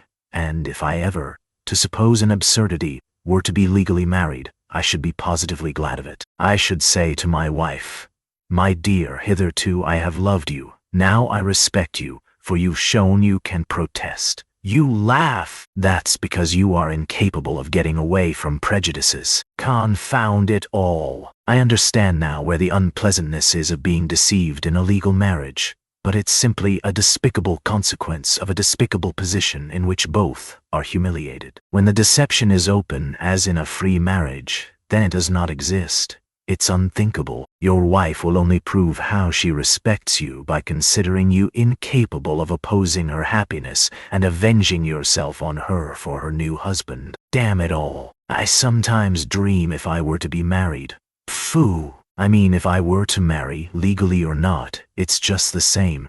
I should present my wife with a lover if she had not found one for herself. My dear, I should say, I love you, but even more than that, I desire you to respect me. See, am I not right?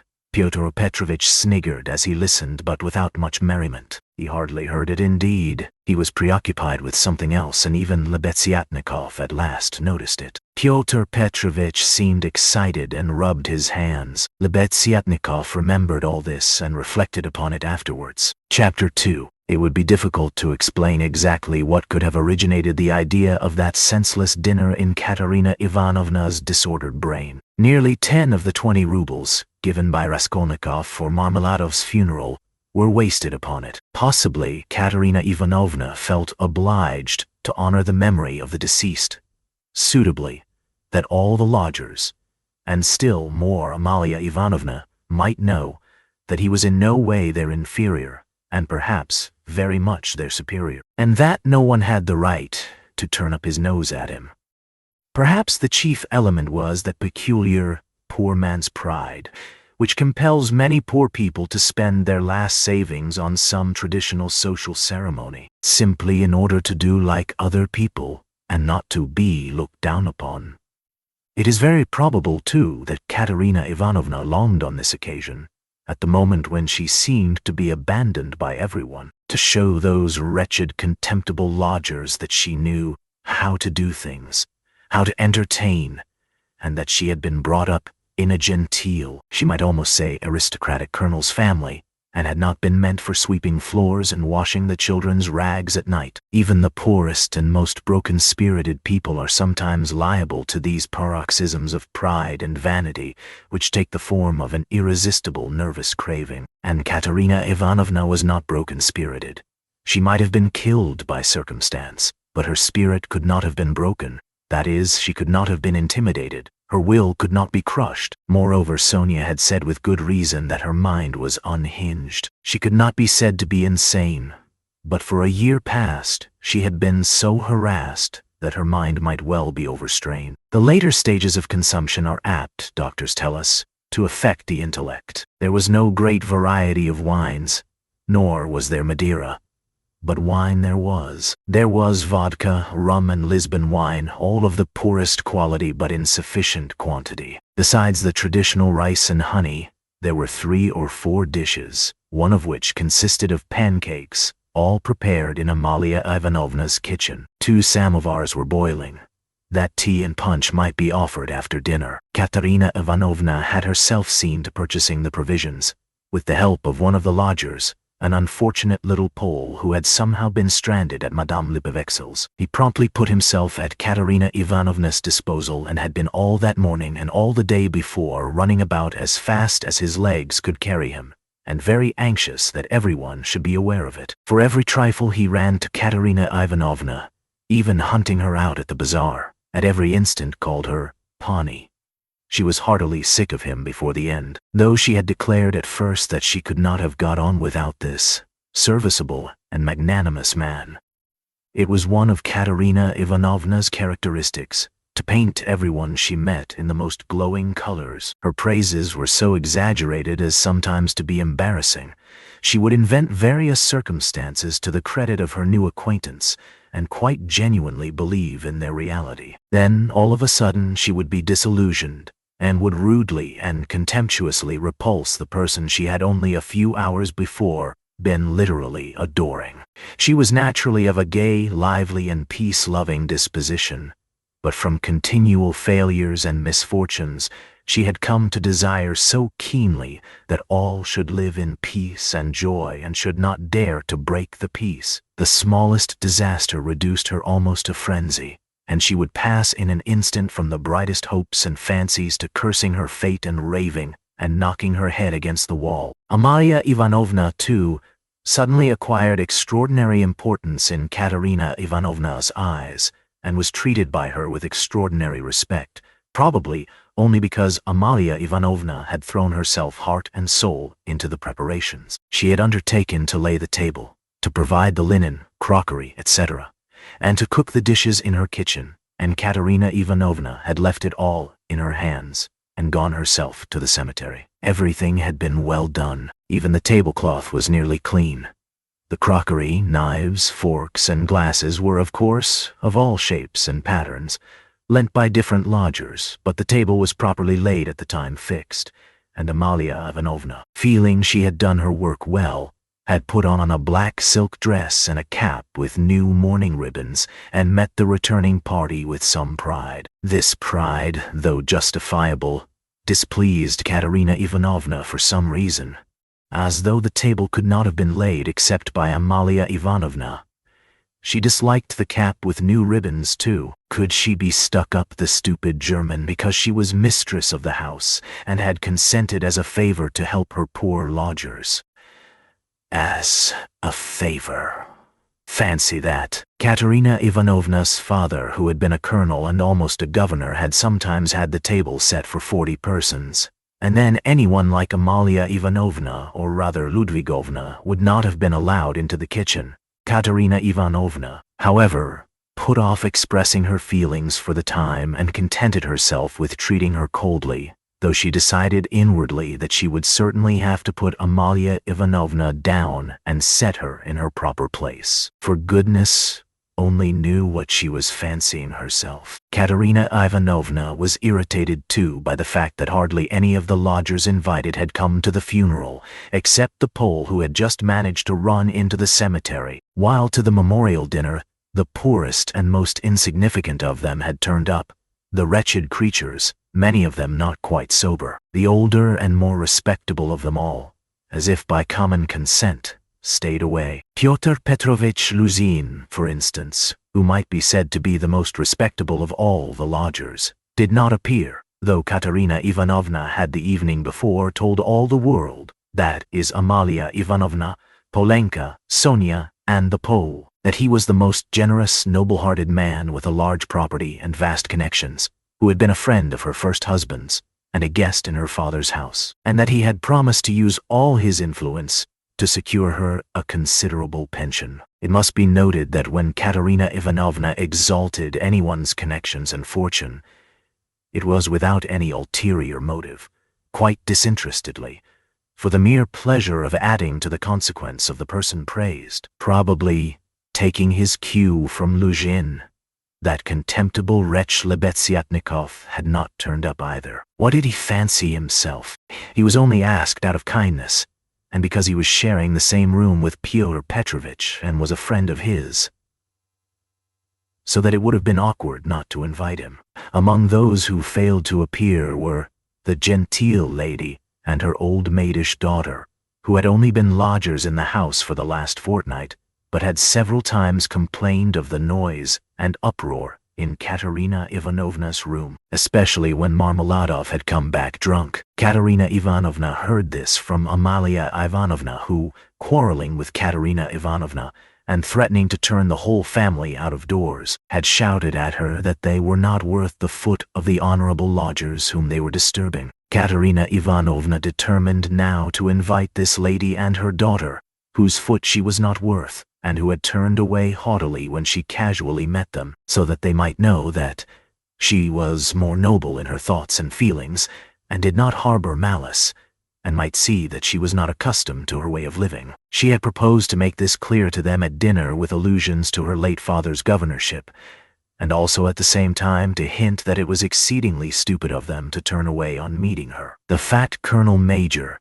he was really a discharged officer of low rank, was also absent, but it appeared that he had been not himself for the last 2 days. The party consisted of the Pole, a wretched-looking clerk with a spotty face and a greasy coat, who had not a word to say for himself and smelt abominably, a deaf and almost blind old man who had once been in the post office, and who had been from immemorial ages maintained by someone at Amalia Ivanovna's. A retired clerk of the commissariat department came too. He was drunk, had a loud and most unseemly laugh, and only fancy was without a waistcoat. One of the visitors sat straight down to the table without even greeting Katerina Ivanovna. Finally, one person having no suit appeared in his dressing gown, but this was too much, and the efforts of Amalia Ivanovna and the Pole succeeded in removing him. The Pole brought with him, however, 2 other Poles who did not live at Amalia Ivanovna's, and whom no one had seen here before. All this irritated Katerina Ivanovna intensely. For whom had they made all these preparations then? To make room for the visitors, the children had not even been laid for at the table. but the two little ones were sitting on a bench in the furthest corner with their dinner laid on a box, while Polenka, as a big girl, had to look after them, feed them, and keep their noses wiped like well-bred children's. Katerina Ivanovna, in fact, could hardly help meeting her guests with increased dignity and even haughtiness. She stared at some of them with special severity and loftily invited them to take their seats, rushing to the conclusion that Alyona Ivanovna must be responsible for those who were absent.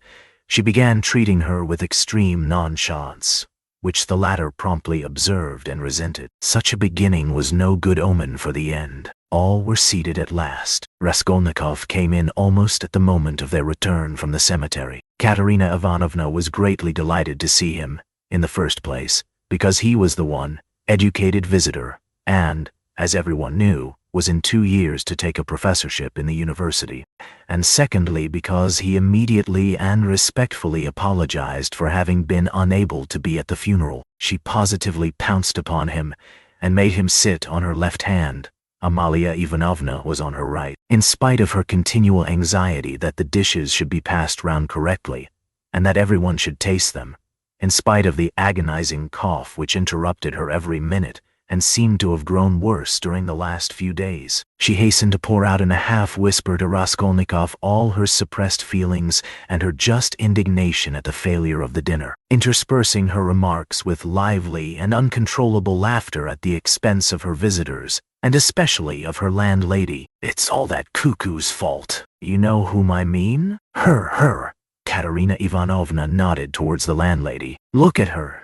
She's making round eyes. She feels that we are talking about her and can't understand. Foo, the owl. Ha ha. Cough, cough, cough. And what does she put on that cap for? Cough, cough. Have you noticed that she wants everyone to consider that she is patronizing me and doing me an honor by being here? I asked her like a sensible woman to invite people, especially those who knew my late husband, and look at the set of fools she has brought. The sweeps. Look at that one with the spotty face. And those wretched Poles. Ha ha ha. Cough, cough. Not one of them has ever poked his nose in here. I've never set eyes on them. What have they come here for, I ask you? There they sit in a row. Hey, Pan, she cried suddenly to one of them. Have you tasted the pancakes? Take some more. Have some beer. Won't you have some vodka? Look, he's jumped up and is making his bows. They must be quite starved, poor things. Never mind. Let them eat. They don't make a noise anyway, though I'm really afraid for our landlady's silver spoons. Alyona Ivanovna. She addressed her suddenly, almost aloud. If your spoons should happen to be stolen, I won't be responsible. I warn you. Ha ha ha ha. She laughed, turning to Raskolnikov, and again nodding towards the landlady, in high glee at her sally. She didn't understand. She didn't understand again. Look how she sits with her mouth open. Owl. A real owl. An owl in new ribbons. Ha ha ha ha ha ha. Here her laugh turned again to an insufferable fit of coughing that lasted 5 minutes. Drops of perspiration stood out on her forehead and her handkerchief was stained with blood. She showed Raskolnikov the blood in silence, and as soon as she could get her breath began whispering to him again with extreme animation and a hectic flush on her cheeks. Do you know, I gave her the most delicate instructions, so to speak, for inviting that lady and her daughter. You understand of whom I am speaking. It needed the utmost delicacy, the greatest nicety, but she has managed things so that that fool, that conceited baggage, that provincial nonentity, simply because she is the widow of a major, and has come to try and get a pension and to fray out her skirts in the government offices, because at 50 she paints her face. Everybody knows it. A creature like that did not think fit to come, and has not even answered the invitation, which the most ordinary good manners required. I can't understand why Pyotr Petrovitch has not come. But where's Sonia? Where has she gone? Ah, there she is at last. What is it, Sonia? Where have you been? It's odd that even at your father's funeral you should be so unpunctual. Rodion Romanovitch, make room for her beside you. That's your place, Sonia. Take what you like. Have some of the cold entree with jelly. That's the best. They'll bring the pancakes directly. Have they given the children some? Polenka, have you got everything? Cough, cough. That's all right. Be a good girl, Lida. And Kolya, don't fidget with your feet.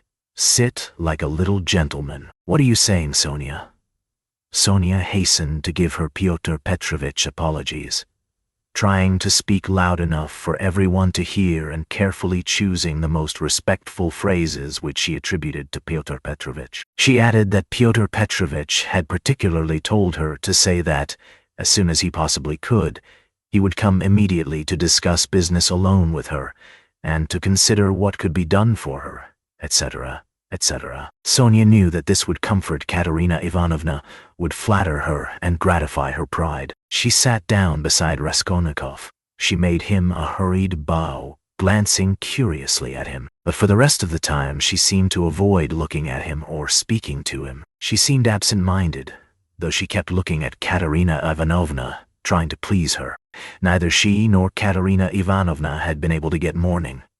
Sonia was wearing dark brown, and Katerina Ivanovna had on her only dress, a dark, striped cotton one. The message from Pyotr Petrovitch was very successful. Listening to Sonia with dignity, Katerina Ivanovna inquired with equal dignity how Pyotr Petrovitch was, then at once whispered almost aloud to Raskolnikov that it certainly would have been strange for a man of Pyotr Petrovitch's position and standing to find himself in such extraordinary company, in spite of his devotion to her family and his old friendship with her father. That's why I am so grateful to you, Rodion Romanovich, that you have not disdained my hospitality, even in such surroundings, she added almost aloud. But I am sure that it was only your special affection for my poor husband that has made you keep your promise.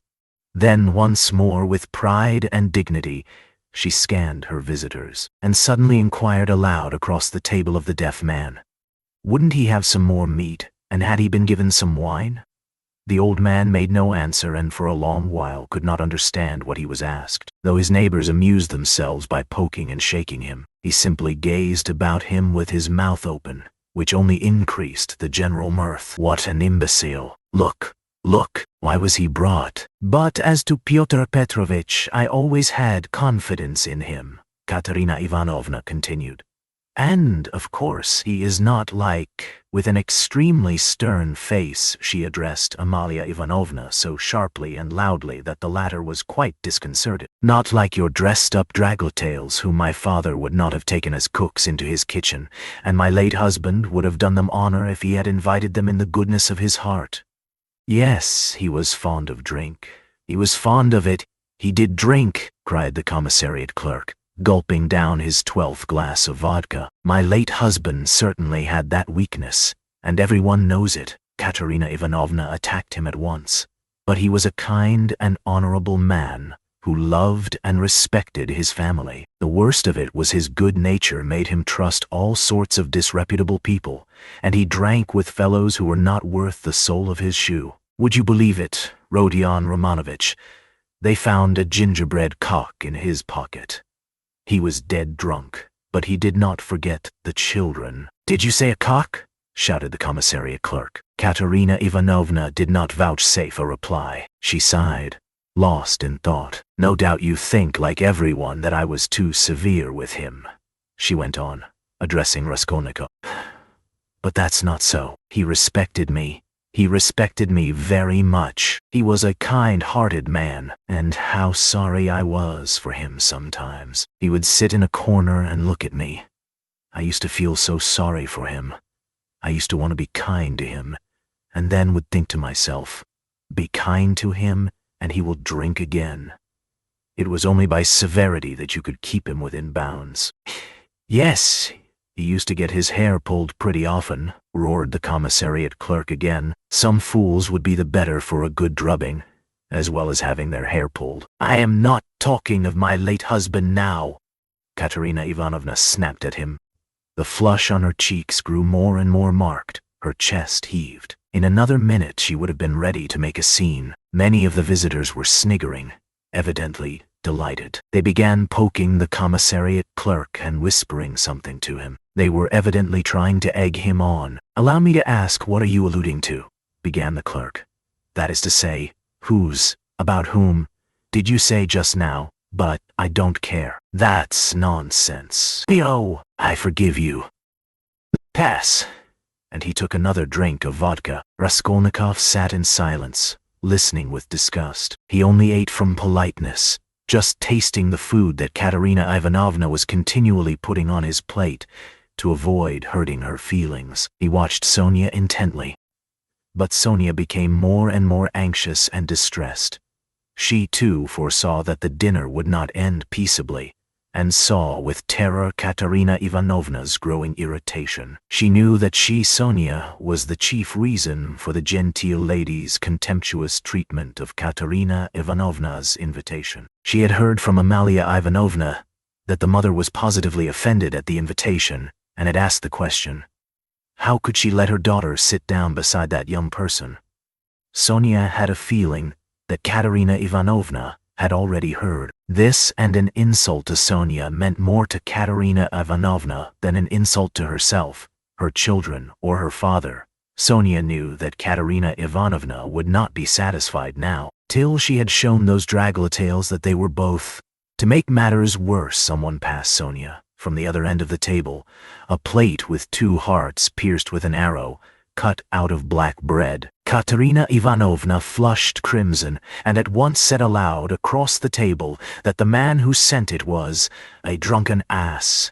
Amalia Ivanovna was foreseeing something amiss, and at the same time deeply wounded by Katerina Ivanovna's haughtiness. And to restore the good humor of the company and raise herself in their esteem, she began, apropos of nothing, telling a story about an acquaintance of hers, Karl from the chemist's, who was driving one night in a cab, and that the cabman wanted him to kill, and Karl very much begged him not to kill, and wept and clasped hands, and frightened, and from fear pierced his heart. Though Katerina Ivanovna smiled, she observed at once that Amalia Ivanovna ought not to tell anecdotes in Russian.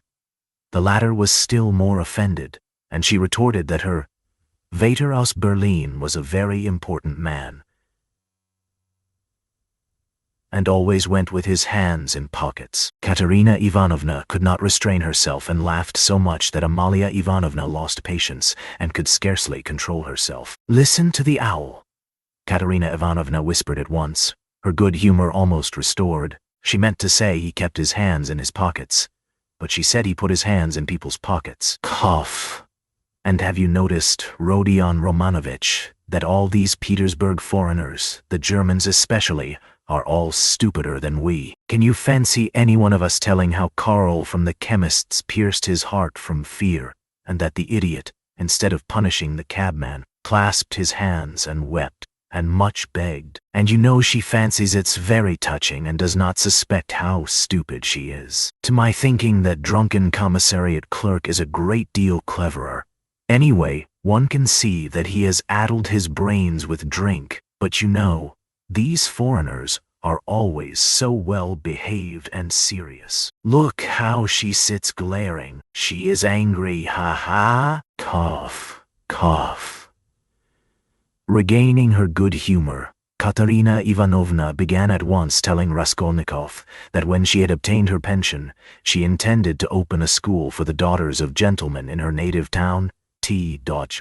This was the first time she had spoken to him of the project, and she launched out into the most alluring details. It suddenly appeared that Katerina Ivanovna had in her hands the very certificate of honor of which Marmeladov had spoken to Raskolnikov in the tavern, when he told him that Katerina Ivanovna, his wife, had danced the shawl dance before the governor and other great personages on leaving school. This certificate of honor was obviously intended now to prove Katerina Ivanovna's right to open a boarding school, but she had armed herself with it chiefly with the object of overwhelming those 2 stuck-up draggletails if they came to the dinner, and proving incontestably that Katerina Ivanovna was of the most noble, she might even say aristocratic family, a colonel's daughter, and was far superior to certain adventuresses who have been so much to the fore of late. The certificate of honor immediately passed into the hands of the drunken guests, and Katerina Ivanovna did not try to retain it, for it actually contained the statement en toutes lettres that her father was of the rank of a major, and also a companion of an order, so that she really was almost the daughter of a colonel. Warming up, Katerina Ivanovna proceeded to enlarge on the peaceful and happy life they would lead in T, on the gymnasium teachers whom she would engage to give lessons in her boarding school, one a most respectable old Frenchman, one who had taught Katerina Ivanovna herself in old days and was still living in T, and would no doubt teach in her school on moderate terms. Next, she spoke of Sonia, who would go with her to TT and help her in all her plans. At this, someone at the further end of the table gave a sudden guffaw. Though Katerina Ivanovna tried to appear to be disdainfully unaware of it, she raised her voice and began at once speaking with conviction of Sonia's undoubted ability to assist her,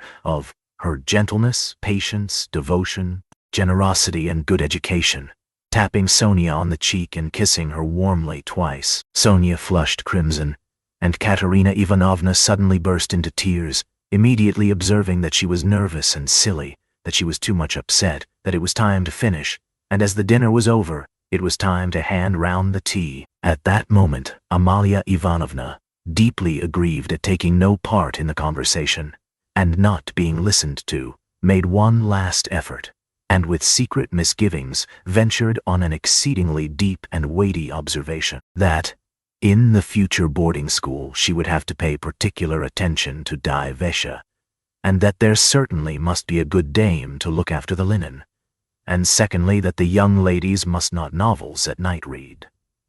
Katerina Ivanovna, who certainly was upset and very tired, as well as heartily sick of the dinner, at once cut short Amalia Ivanovna, saying she knew nothing about it and was talking nonsense, that it was the business of the laundry maid, and not of the directress of a high-class boarding school to look after Divesha, and as for novel reading, that was simply rudeness, and she begged her to be silent. Amalia Ivanovna, fired up and getting angry, observed that she only meant her good, and that she had meant her very good, and that it was long since she had paid her gold for the lodgings. Katerina Ivanovna at once set her down, saying that it was a lie to say she wished her good, because only yesterday, when her dead husband was lying on the table, she had worried her about the lodgings. To this Amalia Ivanovna very appropriately observed that she had invited those ladies, but those ladies had not come, because those ladies are ladies and cannot come to a lady who is not a lady.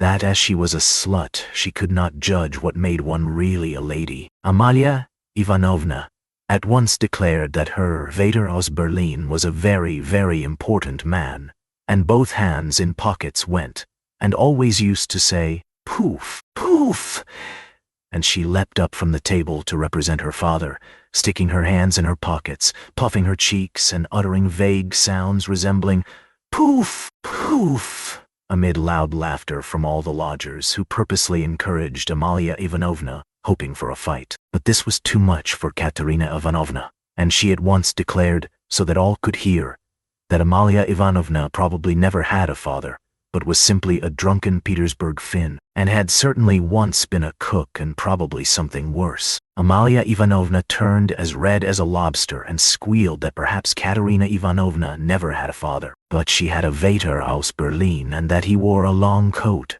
and always said, "Poof, poof, poof." Her was a colonel, while Amalia Ivanovna's father, if she really had one, was probably some Finnish milkman, but that probably she never had a father at all, since it was still uncertain whether her name was Amalia Ivanovna or Amalia Ludwigovna. At this, Amalia Ivanovna, lashed to fury, struck the table with her fist, and shrieked that she was Amalia Ivanovna, and not Ludwigovna, that her Vater was named Johann, and that he was a burgomeister, and that Katerina Ivanovna's Vater was quite never a burgomeister.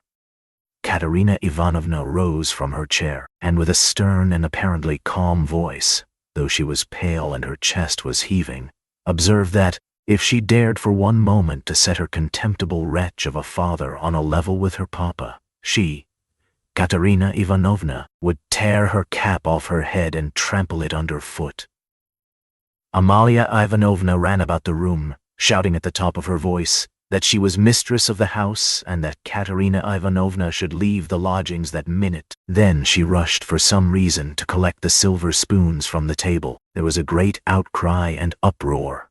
The children began crying. Sonia ran to restrain Katerina Ivanovna, but when Amalia Ivanovna shouted something about the yellow ticket, Katerina Ivanovna pushed Sonia away and rushed at the landlady to carry out her threat. At that minute the door opened, and Pyotr Petrovich Luzhin appeared on the threshold. He stood scanning the party with severe and vigilant eyes. Katerina Ivanovna rushed to him. Chapter 3. "Pyotr Petrovich," she cried, "protect me. You at least. Make this foolish woman understand that she can't behave like this to a lady in misfortune, that there is a law for such things. I'll go to the Governor-General himself. She shall answer for it. Remembering my father's hospitality, protect these orphans. Allow me, madam. Allow me." Pyotr Petrovich waved her off. "Your papa, as you are well aware, I had not the honor of knowing." Someone laughed aloud. "And I do not intend to take part in your everlasting squabbles with Amalia Ivanovna. I have come here to speak of my own affairs, and I want to have a word with your stepdaughter, Sofya Ivanovna, I think it is. Allow me to pass." Pyotr Petrovich, edging by her, went to the opposite corner where Sonia was. Katerina Ivanovna remained standing where she was, as though thunderstruck. She could not understand how Pyotr Petrovich could deny having enjoyed her father's hospitality. Though she had invented it herself, she believed in it firmly by this time. She was struck too by the businesslike, dry and even contemptuous menacing tone of Pyotr Petrovich. All the clamor gradually died away at his entrance. Not only was this serious businessman strikingly incongruous with the rest of the party, but it was evident, too, that he had come upon some matter of consequence, that some exceptional cause must have brought him, and that therefore something was going to happen. Raskolnikov, standing beside Sonia, moved aside to let him pass. Pyotr Petrovich did not seem to notice him. A minute later, Lebeziatnikov too appeared in the doorway. He did not come in, but stood still, listening with marked interest, almost wonder, and seemed for a time perplexed. "Excuse me for possibly interrupting you, but it's a matter of some importance," Pyotr Petrovich observed, addressing the company generally. "I am glad indeed to find other persons present. Amalia Ivanovna, I humbly beg you as mistress of the house to pay careful attention to what I have to say to Sofya Ivanovna. Sofya Ivanovna," he went on, addressing Sonia, who was very much surprised and already alarmed. "Immediately after your visit, I found that 100-ruble note was missing from my table, in the room of my friend, Mr. Lebeziatnikov. If in any way whatever you know and will tell us where it is now, I assure you on my word of honor and call all present to witness that the matter shall end there. In the opposite case I shall be compelled to have recourse to very serious measures, and then you must blame yourself." Complete silence reigned in the room. Even the crying children were still. Sonia stood deadly pale, staring at Luzhin and unable to say a word. She seemed not to understand. Some seconds passed. "Well, how is it to be then?" asked Luzhin, looking intently at her. "I don't know. I know nothing about it," Sonia articulated faintly at last. "No, you know nothing?" Luzhin repeated, and again he paused for some seconds. "Think a moment, mademoiselle," he began severely, but still, as it were, admonishing her. "Reflect. I am prepared to give you time for consideration. Kindly observe this.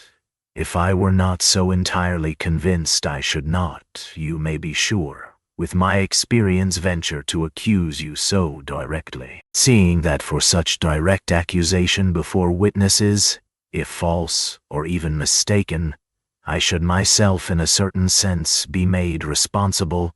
I am aware of that. This morning I changed for my own purposes several 5% securities for the sum of approximately 3,000 rubles. The account is noted down in my pocketbook. On my return home I proceeded to count the money. as Mr. Lebeziatnikov will bear witness, and after counting 2,300 rubles, I put the rest in my pocketbook in my coat pocket. About 500 rubles remained on the table, and among them 3 notes of 100 rubles each. At that moment you entered, at my invitation, and all the time you were present you were exceedingly embarrassed, so that 3 times you jumped up in the middle of the conversation and tried to make off. Mr. Lebeziatnikov can bear witness to this. You yourself, mademoiselle, probably will not refuse to confirm my statement that I invited you through Mr. Lebeziatnikov, solely in order to discuss with you the hopeless and destitute position of your relative, Katerina Ivanovna, whose dinner I was unable to attend, and the advisability of getting up something of the nature of a subscription, lottery or the like, for her benefit. You thanked me and even shed tears. I describe all this as it took place, primarily to recall it to your mind, and secondly to show you that not the slightest detail has escaped my recollection. Then I took a 10-ruble note from the table and handed it to you by way of first installment on my part for the benefit of your relative. Mr. Lebeziatnikov saw all this. Then I accompanied you to the door, you being still in the same state of embarrassment. After which, being left alone with Mr. Lebeziatnikov, I talked to him for 10 minutes.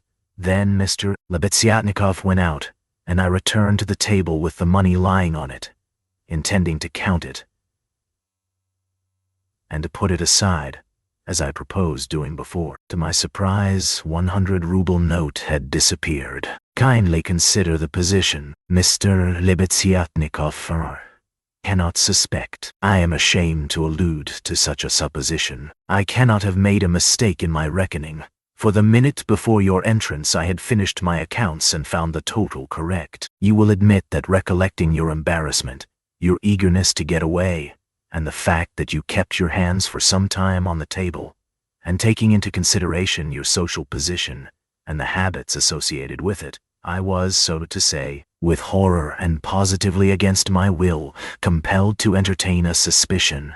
A cruel but justifiable suspicion. I will add further and repeat that, in spite of my positive conviction, I realize that I run a certain risk in making this accusation, but as you see, I could not let it pass. I have taken action, and I will tell you why. Solely, madam, solely owing to your black ingratitude. Why? I invite you for the benefit of your destitute relative. I present you with my donation of 10 rubles, and you, on the spot, repay me for all that with such an action. It is too bad. You need a lesson. Reflect. Moreover, like a true friend, I beg you, and you could have no better friend at this moment.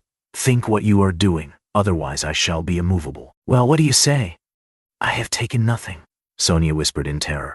You gave me 10 rubles. Here it is, take it. Sonia pulled her handkerchief out of her pocket, untied a corner of it, took out the 10-ruble note and gave it to Luzhin. And the 100 rubles you do not confess to taking? He insisted reproachfully, not taking the note. Sonia looked about her. All were looking at her with such awful, stern, ironical, hostile eyes. She looked at Raskolnikov. He stood against the wall, with his arms crossed, looking at her with glowing eyes. Good God! Broke from Sonia. Alyona Ivanovna, we shall have to send word to the police, and therefore I humbly beg you meanwhile to send for the house porter, Luzhin said softly and even kindly. Gott der Barmherzige! I knew she was the thief, cried Alyona Ivanovna, throwing up her hands. You knew it? Luzhin caught her up. Then I suppose you had some reason before this for thinking so. I beg you, worthy Alyona Ivanovna, to remember your words which have been uttered before witnesses. There was a buzz of loud conversation on all sides. All were in movement. What? Cried Katerina Ivanovna, suddenly realizing the position, and she rushed at Luzhin. What? You accuse her of stealing? Sonia? Ah, the wretches, the wretches. And running to Sonia, she flung her wasted arms round her and held her as in a vise. Sonia, how dared you take 10 rubles from him? Foolish girl. Give it to me. Give me the 10 rubles at once. Here. And snatching the note from Sonia, Katerina Ivanovna crumpled it up and flung it straight into Luzhin's face. It hit him in the eye and fell on the ground. Alyona Ivanovna hastened to pick it up. Pyotr Petrovitch lost his temper. "Hold that mad woman," he shouted. At that moment, several other persons, besides Lebeziatnikov, appeared in the doorway, among them the two ladies. "What? Mad? Am I mad? Idiot!" shrieked Katerina Ivanovna. "You are an idiot yourself, pettifogging lawyer baseman. Sonia, take his money. Sonia, a thief. Why, she'd give away her last penny." And Katerina Ivanovna broke into hysterical laughter. "Did you ever see such an idiot?" She turned from side to side. "And you too," she suddenly saw the landlady. "And you too, sausage-eater. You declare that she is a thief, you trashy Prussian hen's leg in a crinoline. She hasn't been out of this room. She came straight from you, you wretch, and sat down beside me. Everyone saw her. She sat here, by Rodion Romanovich. Search her. Since she's not left the room, the money would have to be on her. Search her, search her. But if you don't find it, then excuse me, my dear fellow, you'll answer for it. I'll go to our sovereign, to our gracious Tsar himself, and throw myself at his feet. Today, this minute, I am alone in the world. They would let me in. Do you think they wouldn't? You're wrong. I will get in. I will get in. You reckoned on her meekness. You relied upon that. But I'm not so submissive, let me tell you. You've gone too far yourself. Search her! Search her!" And Katerina Ivanovna, in a frenzy, shook Luzhin and dragged him toward Sonia. "I am ready. I'll be responsible.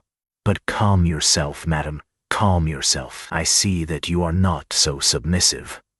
Well, but as to that," Luzhin muttered, "that ought to be before the police, though indeed there are witnesses enough as it is. I am ready. But in any case it's difficult for a man, on account of her sex. But with the help of Alyona Ivanovna, though, of course, it's not the way to do things. How is it to be done?" "As you will. Let anyone who likes search her," cried Katerina Ivanovna. "Sonia, turn out your pockets. See. Look, monster, the pocket is empty. Here was her handkerchief. Here's the other pocket. Look. Do you see? And Katerina Ivanovna turned, or rather snatched, both pockets inside out. But from the right pocket a piece of paper flew out and, describing a parabola in the air, fell at Luzhin's feet. Everyone saw it. Several cried out. Pyotr Petrovitch stooped down, picked up the paper in 2 fingers, lifted it where all could see it, and opened it. It was a 100-ruble note folded in 8. Pyotr Petrovitch held up the note, showing it to everyone. "Thief! Out of my lodging." "Police? Police?" yelled Alyona Ivanovna. "They must to Siberia be sent." "Away!" Exclamations arose on all sides. Raskolnikov was silent, keeping his eyes fixed on Sonia, except for an occasional rapid glance at Luzhin. Sonia stood still, as though unconscious. She was hardly able to feel surprise. Suddenly the color rushed to her cheeks. She uttered a cry and hid her face in her hands. "No, it wasn't I. I didn't take it. I know nothing about it," she cried with a heart-rending wail, and she ran to Katerina Ivanovna, who clasped her tightly in her arms, as though she would shelter her from all the world. "Sonia, Sonia, I don't believe it. You see, I don't believe it," she cried in the face of the obvious fact, swaying her to and fro in her arms like a baby, kissing her face continually, then snatching at her hands and kissing them too. "You took it. How stupid these people are. Oh dear, you are fools, fools," she cried, addressing the whole room. You don't know what a heart she has, what a girl she is. She'd take it, she'd sell her last rag. She'd go barefoot to help you if you needed it. That's what she is. She has the yellow passport because my children were starving. She sold herself for us. Ah, husband, do you see? What a memorial dinner for you. Merciful heavens. Defend her. Why are you all standing still? Rodion Romanovich, why don't you stand up for her? Do you believe it too? You are not worth her little finger.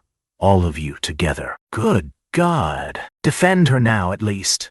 The wail of the poor, consumptive, helpless woman seemed to produce a great effect on her audience. The agonized, wasted, consumptive face, the parched, blood-stained lips, the hoarse voice, the tears unrestrained as a child's, the trustful, childish, and yet despairing prayer for help were so piteous that everyone seemed to feel for her. Pyotr Petrovitch, at any rate, was at once moved to compassion. Madam, this incident does not reflect upon you," he cried impressively. "No one would take upon himself to accuse you of being an instigator or even an accomplice in it, especially as you have proved her guilt by turning out her pockets, showing that you had no previous idea of it. I am most ready to show compassion, if poverty, so to speak, drove Sofya Semyonovna to it. But why did you refuse to confess, mademoiselle? Were you afraid of the disgrace? The first step? You lost your head, perhaps. One can quite understand it. But how could you have lowered yourself to such an action? Gentlemen," he addressed the whole company. "Gentlemen, compassionate and, so to say, commiserating these people, I am ready to overlook it even now, in spite of the personal insult lavished upon me. And may this disgrace be a lesson to you for the future," he said, addressing Sonia, "and I will carry the matter no further." "Enough!"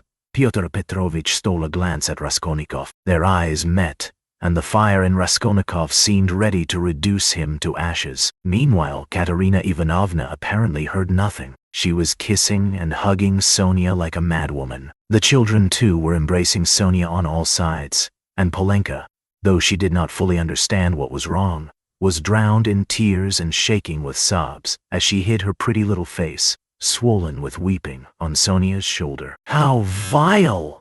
a loud voice cried suddenly in the doorway. Pyotr Petrovitch looked round quickly. "What vileness?" Lebeziatnikov repeated, staring him straight in the face. Pyotr Petrovitch gave a positive start. All noticed it and recalled it afterwards. Lebeziatnikov strode into the room. "And you dared to call me as witness," he said, going up to Pyotr Petrovitch. "What do you mean?" "What are you talking about?" muttered Luzhin. "I mean that you are a slanderer. That's what my words mean," Lebeziatnikov said hotly, looking sternly at him with his short-sighted eyes. He was extremely angry. Raskolnikov gazed intently at him, as though seizing and weighing each word. Again there was a silence. Pyotr Petrovitch indeed seemed almost dumbfounded for the first moment. "If you mean that for me," he began, stammering. "But the matter with you? Are you out of your mind?" "I'm in my mind, but you are a scoundrel." "Ah, how vile. I have heard everything. I kept waiting on purpose to understand it, for I must own even now it is not quite logical, what you have done at all, for I can't understand." "Why, what have I done then? Give over talking in your nonsensical riddles. Or maybe you are drunk. You may be a drunkard, perhaps, vile man. But I am not. I never touch vodka, for it's against my convictions. Would you believe it? He himself, with his own hands, gave Sofya Semyonovna that 100-ruble note. I saw it. I was a witness. I'll take my oath." "He did it, he," repeated Lebeziatnikov, addressing all. "Are you crazy, milksop?" squealed Luzhin. "She is herself before you. She herself here declared just now before everyone that I gave her only 10 rubles. How could I have given it to her?" I saw it, Lebeziatnikov repeated. "And though it is against my principles, I am ready this very minute to take any oath you like before the court, for I saw how you slipped it in her pocket. Only like a fool I thought you did it out of kindness. When you were saying goodbye to her at the door, while you held her hand in one hand, with the other, the left, you slipped the note into her pocket." I saw it! Luzhin turned pale. "What lies?" he cried impudently. "Why, how could you, standing by the window, see the note? You fancied it with your short-sighted eyes. You are raving." "No, I didn't fancy it. And though I was standing some way off, I saw it all. And though it certainly would be hard to distinguish a note from the window, that's true. I knew for certain that it was a 100-ruble note, because, when you were going to give Sofya Semyonovna, you took up from the table a 100-ruble note. I saw it because I was standing near then, and an idea struck me at once, so that I did not forget you had it in your hand. You folded it and kept it in your hand all the time. I didn't think of it again until, when you were getting up, you changed it from your right hand to your left and nearly dropped it. I noticed it because the same idea struck me again, that you meant to do her a kindness without my seeing. You can fancy how I watched you, and I saw how you succeeded in slipping it into her pocket. I saw it, I take my oath. Lebeziatnikov was almost breathless. Exclamations arose on all hands, chiefly expressive of wonder, but some were menacing in tone. They all crowded round Pyotr Petrovitch. Katerina Ivanovna flew to Lebeziatnikov. I was mistaken in you. Protect her. You are the only one to take her part. She is an orphan. God has sent you. Katerina Ivanovna, hardly knowing what she was doing, sank on her knees before him. A pack of nonsense, yelled Luzhin, roused to fury. It's all nonsense you've been talking. An idea struck you. You didn't think you noticed. What does it amount to? So I gave it to her on the sly on purpose? What for? With what object? What have I to do with this? What for? That's what I can't understand, but that what I am telling you is the fact. That's certain. So far from my being mistaken, you infamous criminal man, I remember how, on account of it, a question occurred to me at once, just when I was thanking you and pressing your hand. What made you put it secretly in her pocket? Why you did it secretly, I mean. Could it be simply to conceal it from me, knowing that my convictions are opposed to yours, and that I do not approve of private benevolence, which effects no radical cure? Well, I decided that you really were ashamed of giving such a large sum before me. Perhaps, too, I thought, he wants to give her a surprise when she finds a whole 100-ruble note in her pocket. For I know some benevolent people are very fond of decking out their charitable actions in that way. Then the idea struck me, too, that you wanted to test her, to see whether, when she found it, she would come to thank you. Then, too, that you wanted to avoid thanks, and that, as the saying is, your right hand should not know. Something of that sort, in fact. I thought of so many possibilities that I put off considering it, but still thought it indelicate to show you that I knew your secret. But another idea struck me again, that Sofya Semyonovna might easily lose the money before she noticed it. That was why I decided to come in here to call her out of the room and to tell her that you put 100 rubles in her pocket. But on my way, I went first to Madame Kobylatnikov's to take them the general treatise on the positive method, and especially to recommend Peter's article, and also Wagner's. Now could I have all these ideas and reflections if I had not seen you put the 100-ruble note in her pocket? When Lebeziatnikov finished his long-winded harangue with the logical deduction at the end, he was quite tired, and the perspiration streamed from his face. He could not, alas, even express himself correctly in Russian, though he knew no other language, so that he was quite exhausted, almost emaciated, after this heroic exploit. But his speech produced a powerful effect. He had spoken with such vehemence, with such conviction, that everyone obviously believed him. Pyotr Petrovitch felt that things were going badly with him. "What is it to do with me if silly ideas did occur to you?" he shouted. "That's no evidence. You may have dreamt it, that's all. And I tell you, you are lying, sir. You are lying and slandering from some spite against me, simply from pique, because I did not agree with your free-thinking, godless social propositions." But this retort did not benefit Pyotr Petrovitch. Murmurs of disapproval were heard on all sides. "Ah, that's your line now, is it?" cried Lebeziatnikov. "That's nonsense. Call the police and I'll take my oath. There's only one thing I can't understand. What made him risk such a contemptible action? Oh, pitiful, despicable man!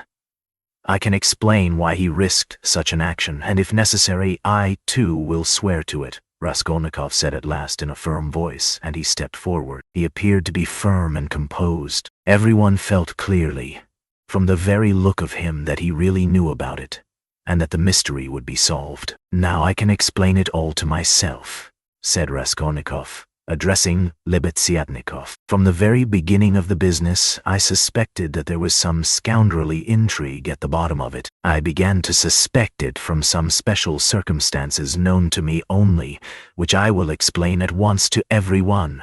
They account for everything. Your valuable evidence has finally made everything clear to me. I beg all to listen. This gentleman," he pointed to Luzhin, "was recently engaged to be married to a young lady, my sister, Avdotia Romanovna Raskolnikov. But coming to Petersburg, he quarreled with me the day before yesterday at our first meeting, and I drove him out of my room.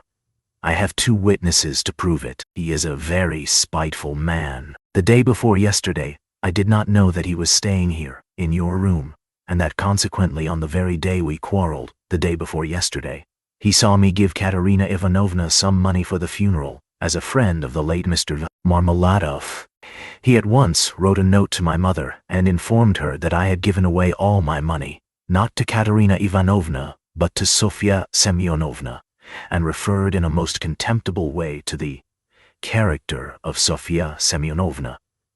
That is, hinted at the character of my attitude to Sofya Semyonovna. All this, you understand, was with the object of dividing me from my mother and sister, by insinuating that I was squandering on unworthy objects the money which they had sent me, and which was all they had. Yesterday evening, before my mother and sister and in his presence, I declared that I had given the money to Katerina Ivanovna for the funeral, and not to Sofya Semyonovna, and that I had no acquaintance with Sofya Semyonovna, and had never seen her before, indeed. At the same time I added that he, Pyotr Petrovitch Luzhin, with all his virtues, was not worth Sofya Semyonovna's little finger, though he spoke so ill of her. To his question, would I let Sofya Semyonovna sit down beside my sister, I answered that I had already done so that day. Irritated that my mother and sister were unwilling to quarrel with me at his insinuations, he gradually began being unpardonably rude to them. A final rupture took place, and he was turned out of the house. All this happened yesterday evening. Now I beg your special attention. Consider, if he had now succeeded in proving that Sofya Semyonovna was a thief, he would have shown to my mother and sister that he was almost right in his suspicions, that he had reason to be angry at my putting my sister on a level with Sofya Semyonovna, that, in attacking me, he was protecting and preserving the honor of my sister, his betrothed. In fact, he might even, through all this, have been able to estrange me from my family, and no doubt he hoped to be restored to favor with them, to say nothing of revenging himself on me personally, for he has grounds for supposing that the honor and happiness of Sofya Semyonovna are very precious to me. That was what he was working for. That's how I understand it. That's the whole reason for it, and there can be no other.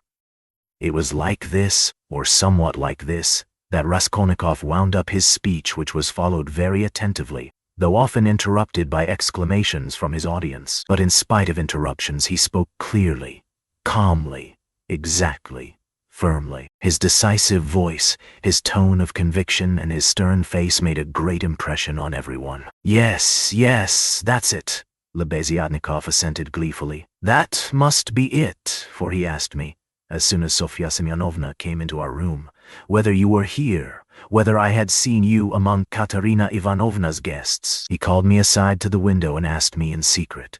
It was essential for him that you should be here. That's it.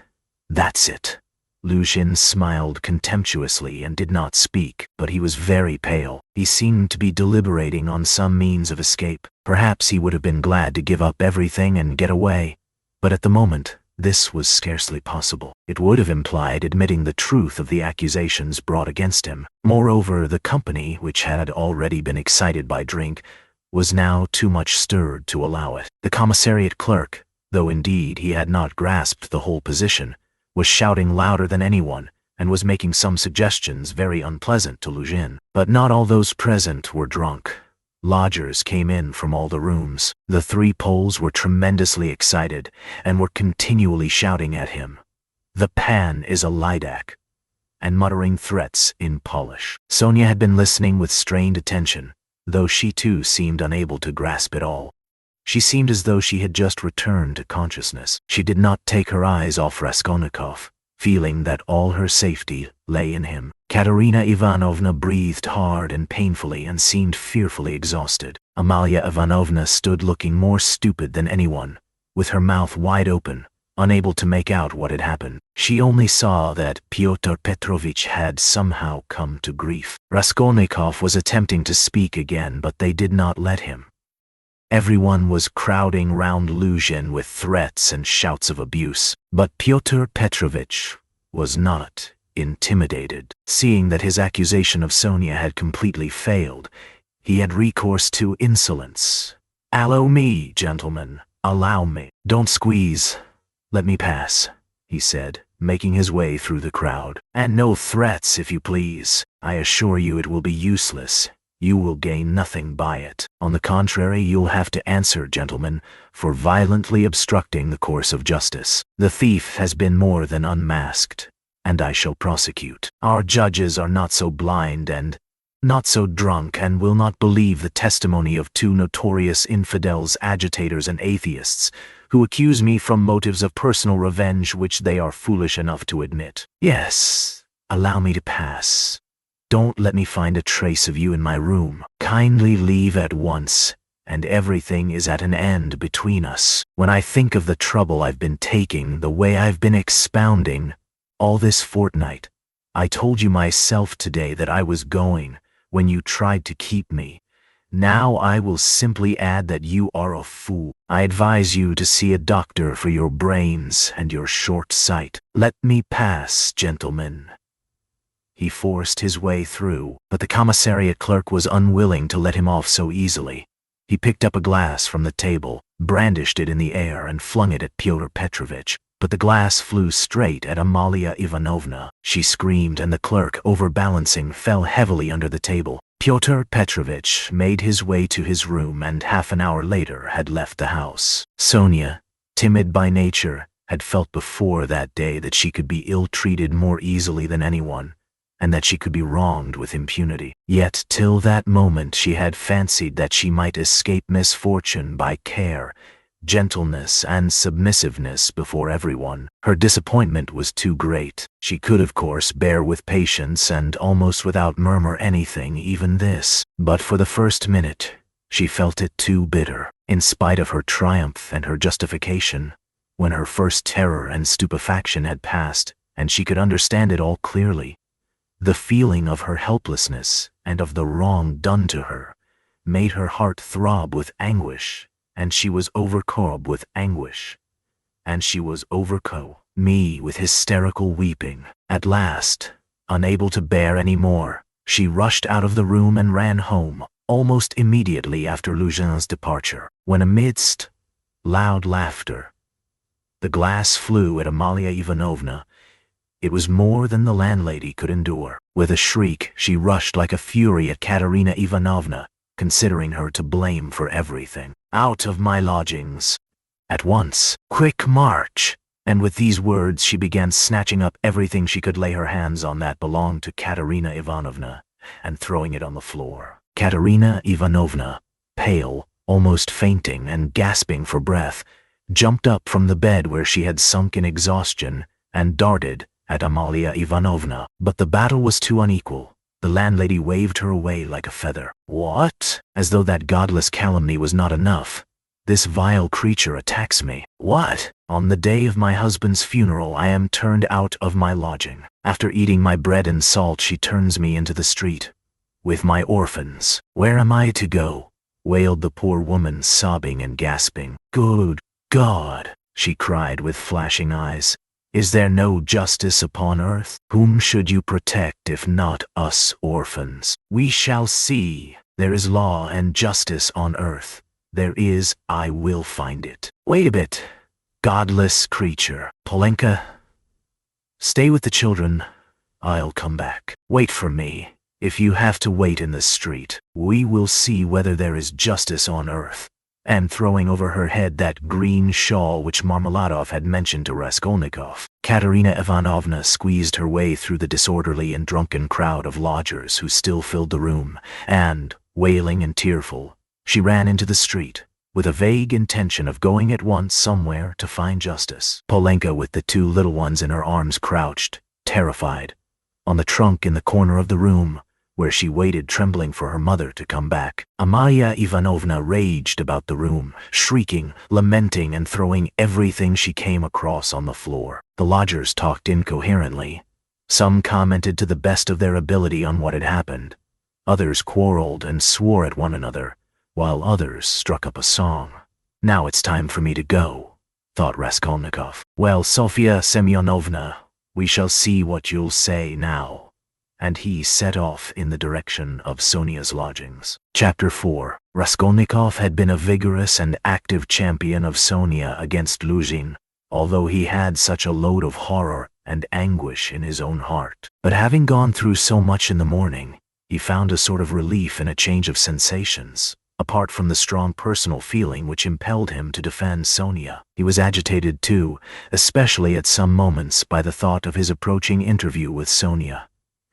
He had to tell her who had killed Lizaveta. He knew the terrible suffering it would be to him and, as it were, brushed away the thought of it. So when he cried as he left Katerina Ivanovna's, "Well, Sofya Semyonovna, we shall see what you'll say now," he was still superficially excited, still vigorous and defiant from his triumph over Luzhin. But, strange to say, by the time he reached Sonia's lodging, he felt a sudden impotence and fear. He stood still in hesitation at the door, asking himself the strange question: must he tell her who killed Lizaveta?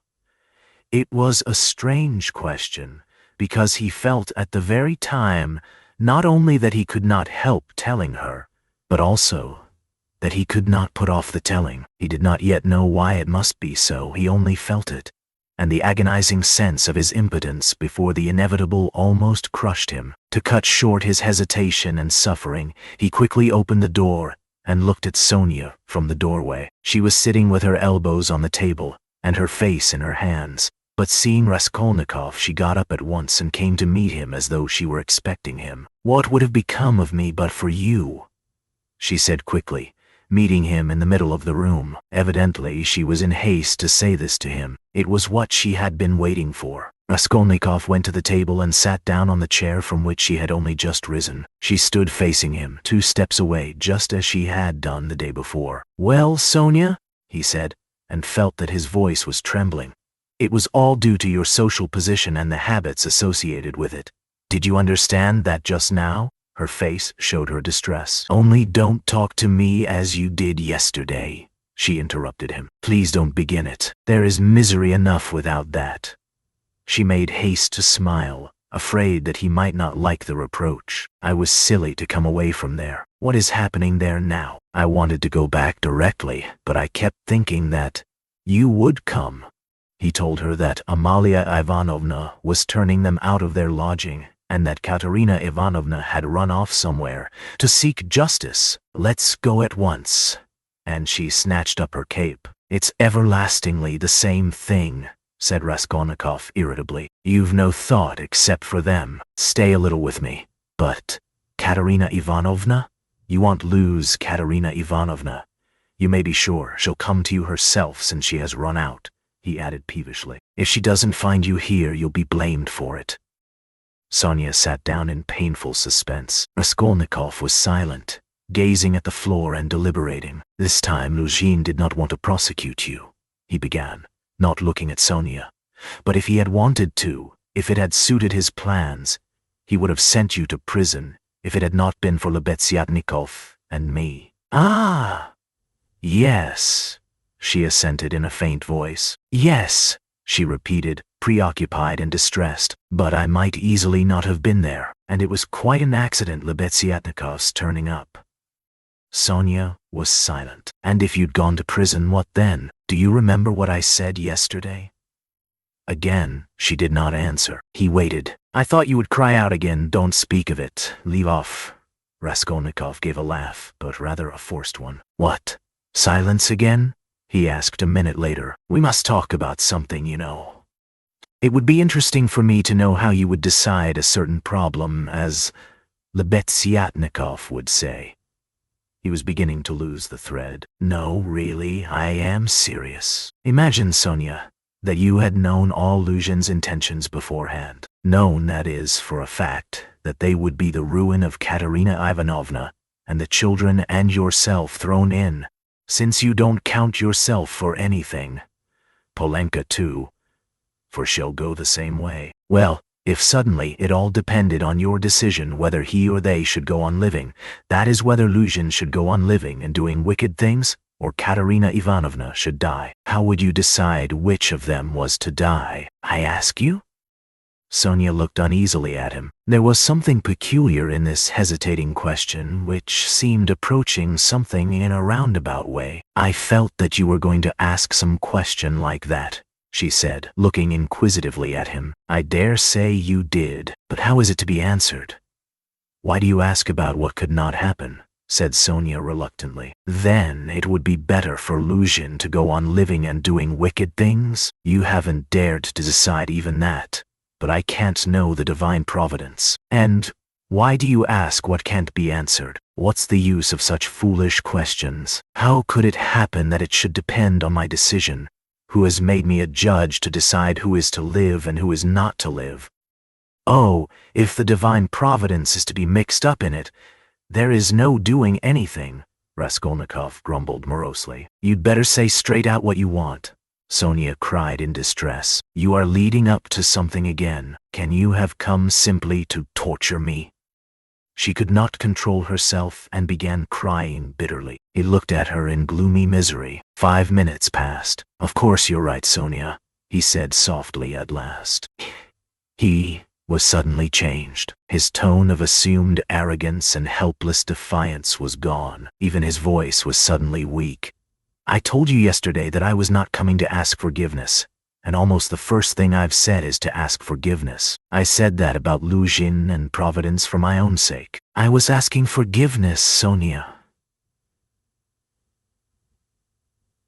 He tried to smile, but there was something helpless and incomplete in his pale smile. He bowed his head and hid his face in his hands, and suddenly a strange, surprising sensation of a sort of bitter hatred for Sonia passed through his heart. As it were wondering and frightened of this sensation, he raised his head and looked intently at her.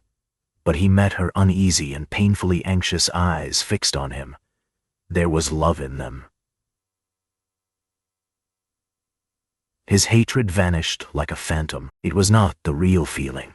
He had taken the one feeling for the other. It only meant that that minute had come. He hid his face in his hands again and bowed his head. Suddenly he turned pale, got up from his chair, looked at Sonia, and without uttering a word, sat down mechanically on her bed. His sensations that moment were terribly like the moment when he had stood over the old woman with the axe in his hand and felt that he must not lose another minute.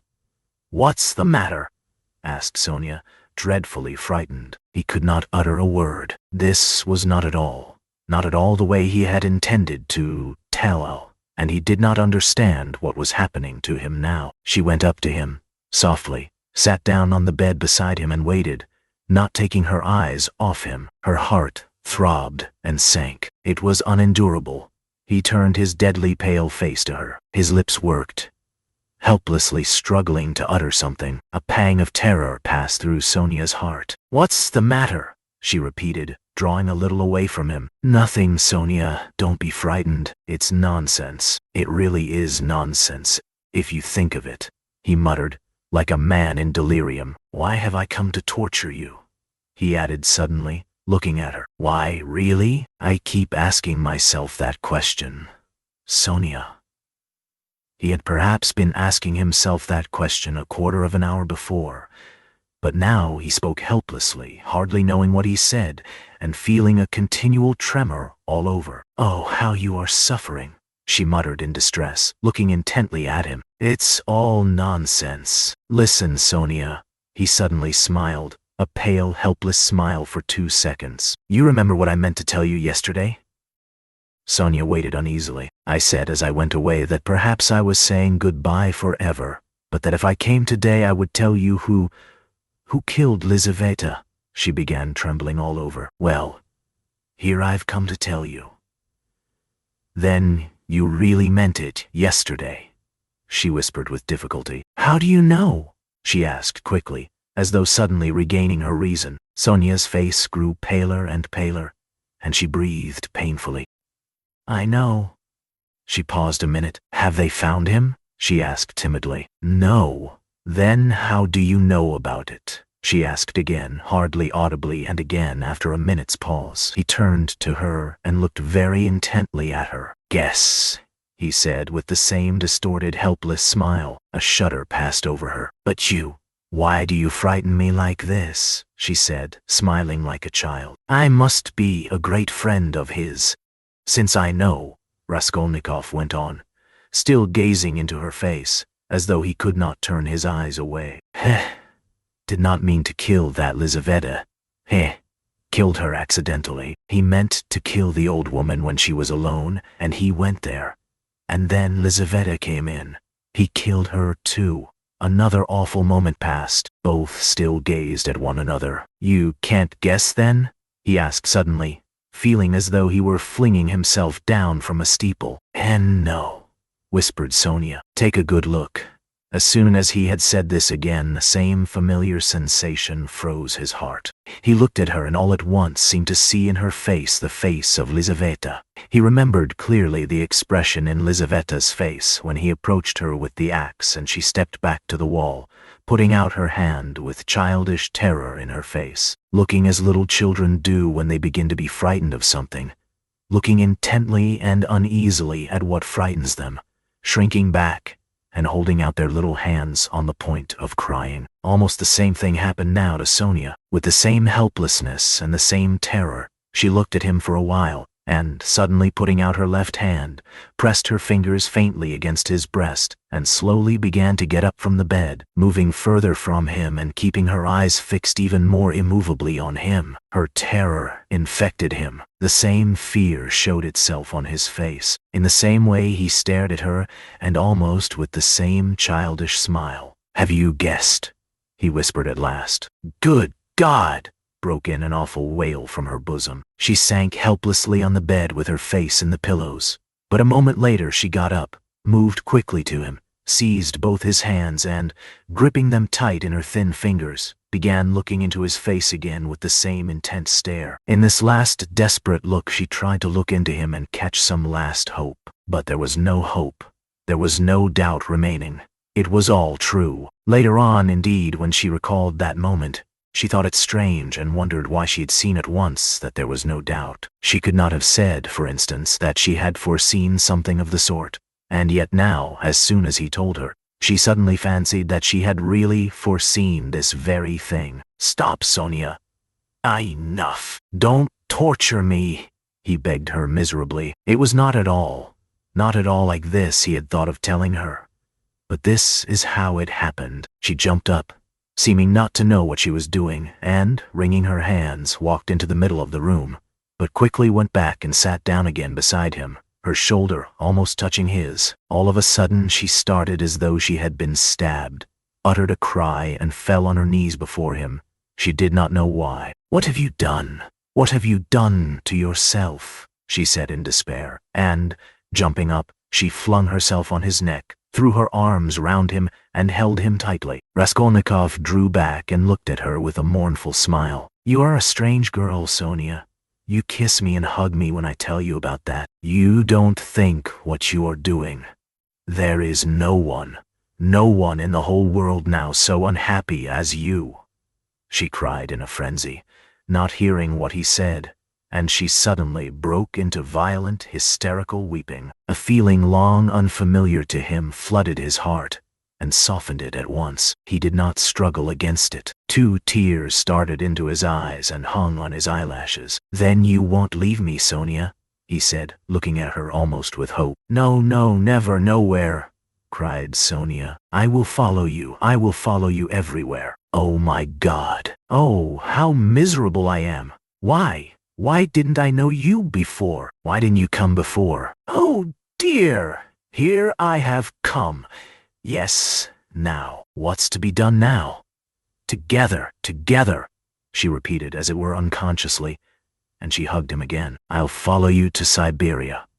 He recoiled at this, and the same hostile, almost haughty smile came to his lips. "Perhaps I don't want to go to Siberia yet, Sonia," he said. Sonia looked at him quickly. Again, after her first passionate, agonizing sympathy for the unhappy man, the terrible idea of the murder overwhelmed her. In his changed tone, she seemed to hear the murderer speaking. She looked at him bewildered. She knew nothing as yet. Why? How? With what object it had been? Now all these questions rushed at once into her mind, and again she could not believe it. He is a murderer. Could it be true? What's the meaning of it? Where am I? She said in complete bewilderment, as though still unable to recover herself. How could you, a man like you, how could you bring yourself to it? What does it mean? Oh, well, to plunder. Leave off, Sonia, he answered wearily, almost with vexation. Sonia stood as though struck dumb, but suddenly she cried, "You were hungry! It was to help your mother?" "Yes." "No, Sonia, no," he muttered. "I was not so hungry. I certainly did want to help my mother, but that's not the real thing either. Don't torture me, Sonia." Sonia clasped her hands. Could it all be true? Good God! What a truth! Who could believe it? And how could you give away your last farthing and yet rob and murder? Ah! She cried suddenly. That money you gave Katerina Ivanovna. That money. Can that money? No, Sonia, he broke in hurriedly. That money was not it. Don't worry yourself. That money my mother sent me, and it came when I was ill. The day I gave it to you. Razumihin saw it. He received it for me. That money was mine. My own. Sonia listened to him in bewilderment and did her utmost to comprehend. And that money, I don't even know really whether there was any money, he added softly, as though reflecting. I took a purse off her neck, made of chamois leather. A purse stuffed full of something. But I didn't look in it. I suppose I hadn't time. And the things, chains and trinkets, I buried under a stone with the purse next morning in a yard off the V Prospect. They are all there now. Sonia strained every nerve to listen. Then why? You said you did it to rob, but you took nothing? She asked quickly, catching at a straw. I don't know. I haven't yet decided whether to take that money or not, he said, musing again. And, seeming to wake up with a start, he gave a brief, ironical smile. Ah, what silly stuff I am talking, eh? The thought flashed through Sonia's mind. Wasn't he mad? But she dismissed it at once. No, it was something else. She could make nothing of it. Nothing. Do you know, Sonia, he said suddenly with conviction, let me tell you, if I'd simply killed because I was hungry, laying stress on every word and looking enigmatically but sincerely at her, I should be happy now. You must believe that. What would it matter to you? He cried a moment later with a sort of despair. What would it matter to you if I were to confess that I did wrong? What do you gain by such a stupid triumph over me? Ah, Sonia, was it for that I've come to you today? Again Sonia tried to say something but did not speak. I asked you to go with me yesterday because you are all I have left. Go where? Asked Sonia timidly. Not to steal and not to murder. Don't be anxious. He smiled bitterly. We are so different. And you know, Sonia, it's only now, only this moment that I understand where I asked you to go with me yesterday. Yesterday, when I said it, I did not know where. I asked you for one thing. I came to you for one thing, not to leave me. You won't leave me, Sonia? She squeezed his hand. And why? Why did I tell her? Why did I let her know? He cried a minute later in despair, looking with infinite anguish at her. Here you expect an explanation from me, Sonia. You are sitting and waiting for it, I see that. But what can I tell you? You won't understand and will only suffer misery. On my account. Well, you are crying and embracing me again. Why do you do it? Because I couldn't bear my burden and have come to throw it on another. You suffer too, and I shall feel better. And can you love such a mean wretch? But aren't you suffering too? Cried Sonia. Again, a wave of the same feeling surged into his heart. and again for an instant softened it. "Sonia, I have a bad heart. Take note of that. It may explain a great deal. I have come because I am bad. There are men who wouldn't have come, but I am a coward and a mean wretch. But never mind, that's not the point. I must speak now, but I don't know how to begin." He paused and sank into thought. "Ah, we are so different," he cried again. "We are not alike. And why did I come? I shall never forgive myself that." "No, it was a good thing you came," cried Sonia. "It's better I should know, far better." He looked at her with anguish. "What if it were really that?" he said, as though reaching a conclusion. "Yes, that's what it was. I wanted to become a Napoleon. That is why I killed her. Do you understand now?" "And no," Sonia whispered naively and timidly. "Only speak. Speak. I shall understand. I shall understand in myself." She kept begging him. "You'll understand? Very well, we shall see." He paused and was for some time lost in meditation. "It was like this. I asked myself one day this question.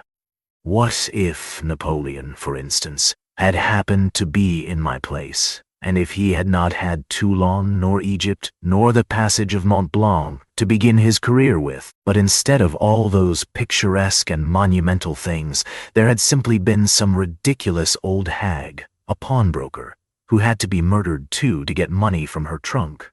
For his career, you understand. Well, would he have brought himself to that if there had been no other means? Wouldn't he have felt a pang at its being so far from monumental and sinful too? Well, I must tell you that I worried myself fearfully over that question, so that I was awfully ashamed when I guessed at last, all of a sudden, somehow, that it would not even have struck him that it was not monumental, that he would not have seen that there was anything in it to pause over, and that, if he had had no other way, he would have strangled her in a minute without thinking about it. Well, I too left off thinking about it, murdered her, following his example. And that's exactly how it was. Do you think it funny? Yes, Sonia. The funniest thing of all is that perhaps that's just how it was.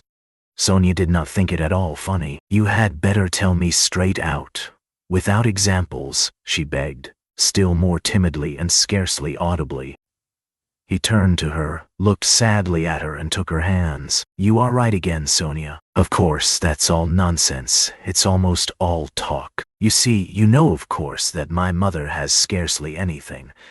My sister happened to have a good education and was condemned to drudge as a governess. All their hopes were centered on me. I was a student, but I couldn't keep myself at the university and was forced for a time to leave it. Even if I had lingered on like that, in 10 or 12 years I might, with luck, hope to be some sort of teacher or clerk with a salary of 1,000 rubles, succeed in keeping her in comfort, while my sister, well, my sister might well have fared worse. And it's a hard thing to pass everything by all one's life, to turn one's back upon everything, to forget one's mother and decorously accept the insults inflicted on one's sister. Why should one, when one has buried them, to burden oneself with others, wife and children, and to leave them again without a farthing? So I resolved to gain possession of the old woman's money and to use it for my first years without worrying my mother, to keep myself at the university, and for a little while after leaving it, and to do this all on a broad, thorough scale, so as to build up a completely new career and enter upon a new life of independence. Well, that's all. Well, of course, in killing the old woman I did wrong. Well, that's enough." He struggled to the end of his speech in exhaustion and let his head sink. "Oh, that's not it. That's not it," Sonia cried in distress. "How could one? No, that's not right. Not right. You see yourself that it's not right. But I've spoken truly. It's the truth. As though that could be the truth. Good God! I've only killed a louse, Sonia. A useless, loathsome, harmful creature. A human being. A louse." "I, too, know it wasn't a louse," he answered, looking strangely at her. "But I am talking nonsense, Sonia," he added. I've been talking nonsense a long time. That's not it. You are right there. There were quite other causes for it. I haven't talked to anyone for so long, Sonia. My head aches dreadfully now. His eyes shone with feverish brilliance. He was almost delirious. An uneasy smile strayed on his lips. His terrible exhaustion could be seen through his excitement. Sonia saw how he was suffering. She too was growing dizzy, and he talked so strangely. It seemed somehow comprehensible, but how? Good God! And she wrung her hands in despair. No, Sonia, that's not it, he began again suddenly, raising his head, as though a new and sudden train of thought had struck, and as it were roused him. That's not it. Better. Imagine. Yes, it's certainly better. Imagine that I am vain, envious, malicious, base, vindictive, and let's have it all out at once. They've talked of madness already, I noticed. I told you just now I could not keep myself at the university. But do you know that perhaps I might have done? My mother would have sent me what I needed for the fees, and I could have earned enough for clothes, boots, and food, no doubt. Lessons had turned up at half a ruble. Razumihin works. But I turned sulky and wouldn't. Yes, sulkiness, that's the right word for it. I sat in my room like a spider. You've been in my den, you've seen it. And do you know, Sonia, that low ceilings and tiny rooms cramp the soul and the mind? Ah, how I hated that garret. And yet I wouldn't go out of it. I wouldn't on purpose. I didn't go out for days together, and I wouldn't work. I wouldn't even eat. I just lay there doing nothing. If Nastasia brought me anything, I ate it. If she didn't, I went all day without. I wouldn't ask on purpose from sulkiness. At night, I had no light. I lay in the dark, and I wouldn't earn money for candles. I ought to have studied, but I sold my books, and the dust lies an inch thick on the notebooks on my table. I preferred lying still and thinking. And I kept thinking, and I had dreams all the time, strange dreams of all sorts. No need to describe. Only then I began to fancy that, no, that's not it. Again, I am telling you wrong. You see, I kept asking myself then, why am I so stupid that if others are stupid, and I know they are, yet I won't be wiser? Then I saw, Sonia, that if one waits for everyone to get wiser, it will take too long. Afterwards, I understood that that would never come to pass, that men want change, and that nobody can alter it, and that it's not worth wasting effort over it. Yes, that's so. That's the law of their nature, Sonia. That's so. And I know now, Sonia, that whoever is strong in mind and spirit will have power over them. Anyone who is greatly daring is right in their eyes. He who despises most things will be a lawgiver among them, and he who dares most of all will be most in the right. So it has been till now, and so it will always be. A man must be blind not to see it. Though Raskolnikov looked at Sonia as he said this, he no longer cared whether she understood or not. The fever had complete hold of him. He was in a sort of gloomy ecstasy. He certainly had been too long without talking to anyone. Sonia felt that his gloomy creed had become his faith and code. I divined then, Sonia, he went on eagerly, that power is only vouchsafed to the man who dares to stoop and pick it up. There is only one thing needful. One has only to dare. Then, for the first time in my life, an idea took shape in my mind which no one had ever thought of before me. No one. I saw clear as daylight how strange it is that not a single person living in this mad world has had the daring to go straight for it all and send it flying to the devil. I wanted to have the daring, and I killed her. I only wanted to have the daring, Sonia. That was the whole cause of it. Oh, hush, hush, cried Sonia, clasping her hands. You turned away from God, and God has smitten you, has given you over to the devil. Then, Sonia, when I used to lie there in the dark and all this became clear to me, was it a temptation of the devil? Eh? Hush, Don't laugh, blasphemer. You don't understand. You don't understand. Oh, God, he won't understand. Hush, Sonia. I am not laughing. I know myself that it was the devil leading me. Hush, Sonia, hush, he repeated with gloomy insistence. I know it all. I have thought it all over and whispered it all over to myself, lying there in the dark. I've argued it all over with myself, every point of it, and I know it all. And how sick I was then of going over it all. I've kept wanting to forget it and make a new beginning, Sonia, and leave off thinking. And you don't suppose that I went into it headlong like a fool? I went into it like a wise man. And that was just my destruction. And you mustn't suppose that I didn't know, for instance, that if I began to question myself whether I had the right to gain power, I certainly hadn't the right. Or that if I asked myself whether a human being is a louse, it proved that it wasn't so for me, though it might be for a man who would go straight to his goal without asking questions. If I worried myself all those days, wondering whether Napoleon would have done it or not, I felt clearly, of course, that I wasn't Napoleon. I had to endure all the agony of that battle of ideas, Sonia, and I longed to throw it off. I wanted to murder without casuistry, to murder for my own sake, for myself alone. I didn't want to lie about it even to myself. It wasn't to help my mother I did the murder. That's nonsense. I didn't do the murder to gain wealth and power and to become a benefactor of mankind. Nonsense. I simply did it. I did the murder for myself alone, and whether I became a benefactor to others or spent my life like a spider catching men in my web and sucking the life out of men, I couldn't have cared at that moment. And it was not the money I wanted.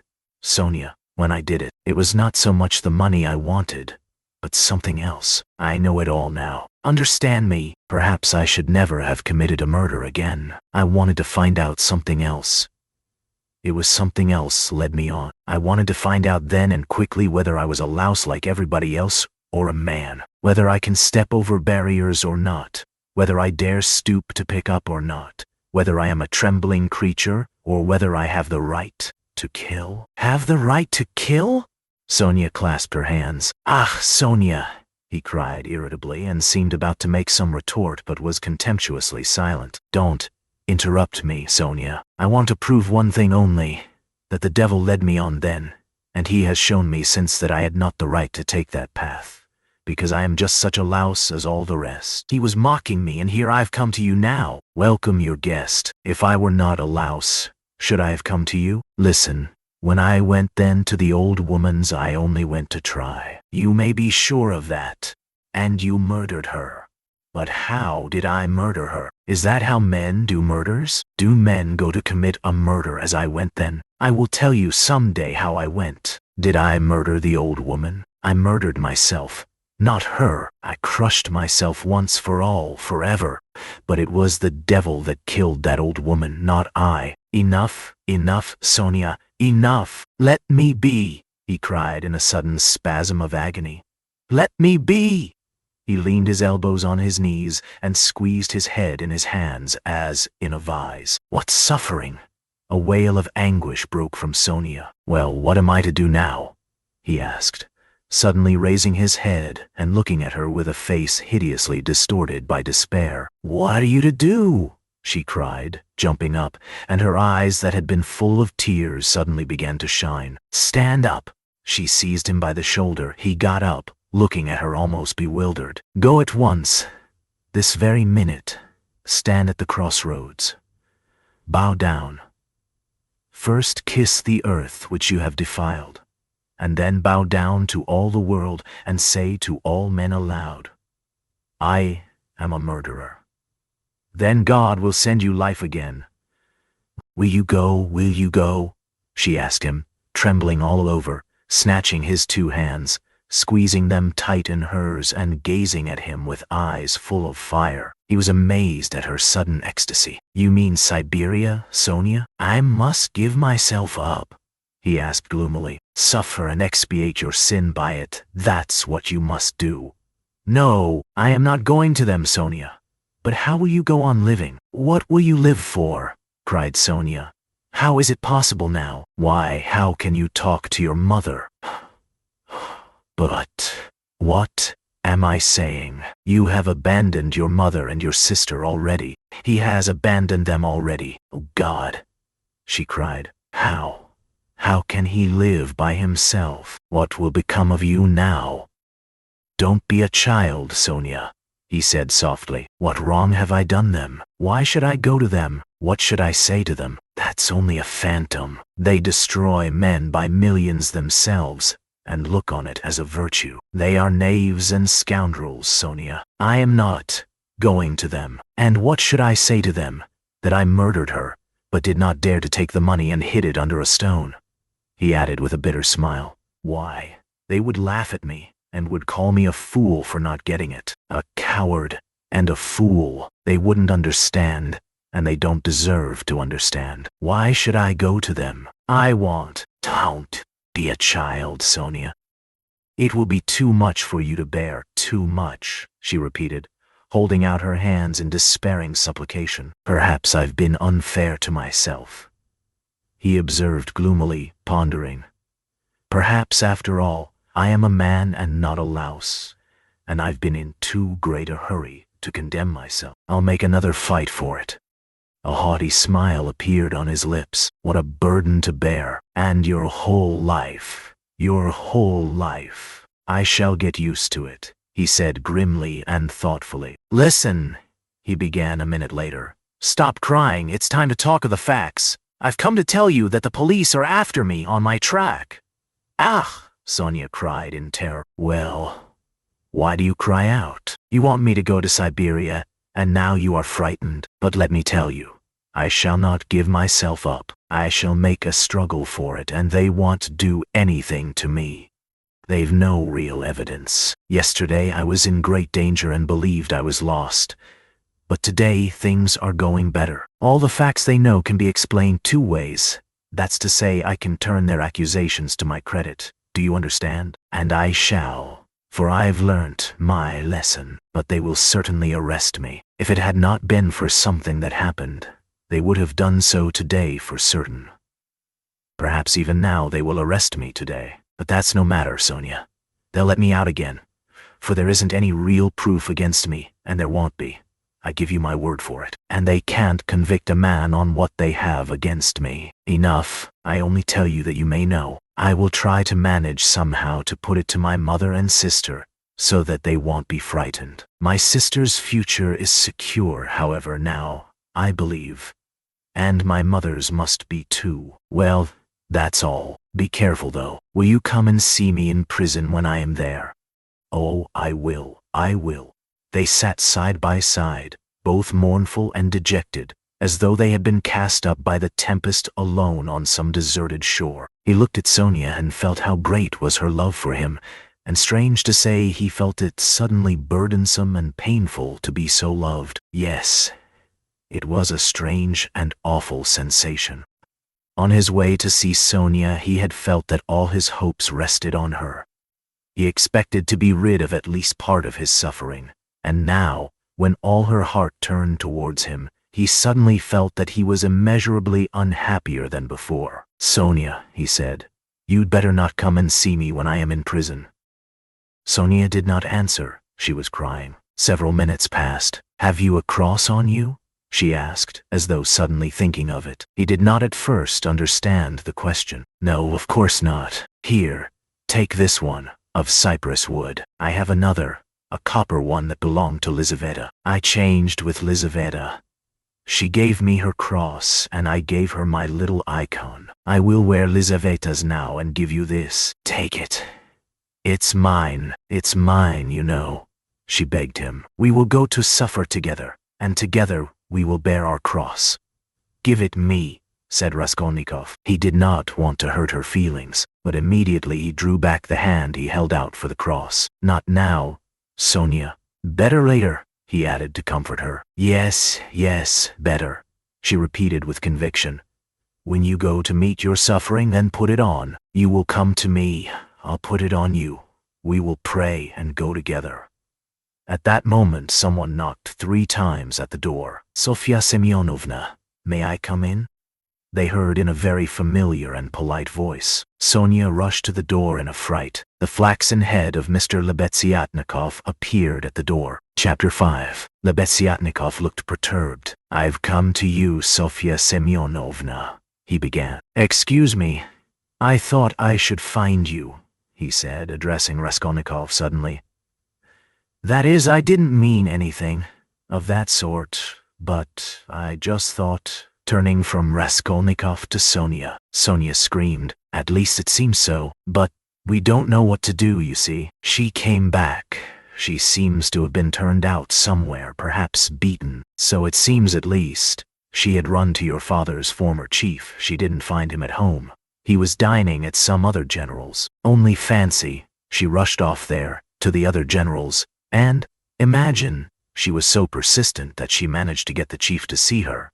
Had him fetched out from dinner, it seems. You can imagine what happened. She was turned out, of course, but, according to her own story, she abused him and threw something at him. One may well believe it. How it is she wasn't taken up, I can't understand. Now she is telling everyone, including Alyona Ivanovna. But it's difficult to understand her. She is screaming and flinging herself about. Oh yes. She shouts that since everyone has abandoned her, she will take the children and go into the street with a barrel organ, and the children will sing and dance, and she too, and collect money, and will go every day under the general's window, to let everyone see well-born children, whose father was an official, begging in the street. She keeps beating the children, and they are all crying. She is teaching Lida to sing My Village, the boy to dance, Polenka, the same. She is tearing up all the clothes and making them little caps like actors. She means to carry a tin basin and make it tinkle instead of music. She won't listen to anything. Imagine the state of things. It's beyond anything. Lebeziatnikov would have gone on, but Sonia, who had heard him almost breathless, snatched up her cloak and hat and ran out of the room, putting on her things as she went. Raskolnikov followed her and Lebeziatnikov came after him. "She has certainly gone mad," he said to Raskolnikov as they went out into the street. "I didn't want to frighten Sofya Semyonovna, so I said it seemed like it, but there isn't a doubt of it. They say that in consumption the tubercles sometimes occur in the brain. It's a pity I know nothing of medicine." I did try to persuade her, but she wouldn't listen. "Did you talk to her about the tubercles?" "Not precisely of the tubercles. Besides, she wouldn't have understood. But what I say is that if you convince a person logically that he has nothing to cry about, he'll stop crying. That's clear. Is it your conviction that he won't?" "Life would be too easy if it were so," answered Raskolnikov. Excuse me. Of course it would be rather difficult for Katerina Ivanovna to understand. But do you know that in Paris they have been conducting serious experiments as to the possibility of curing the insane?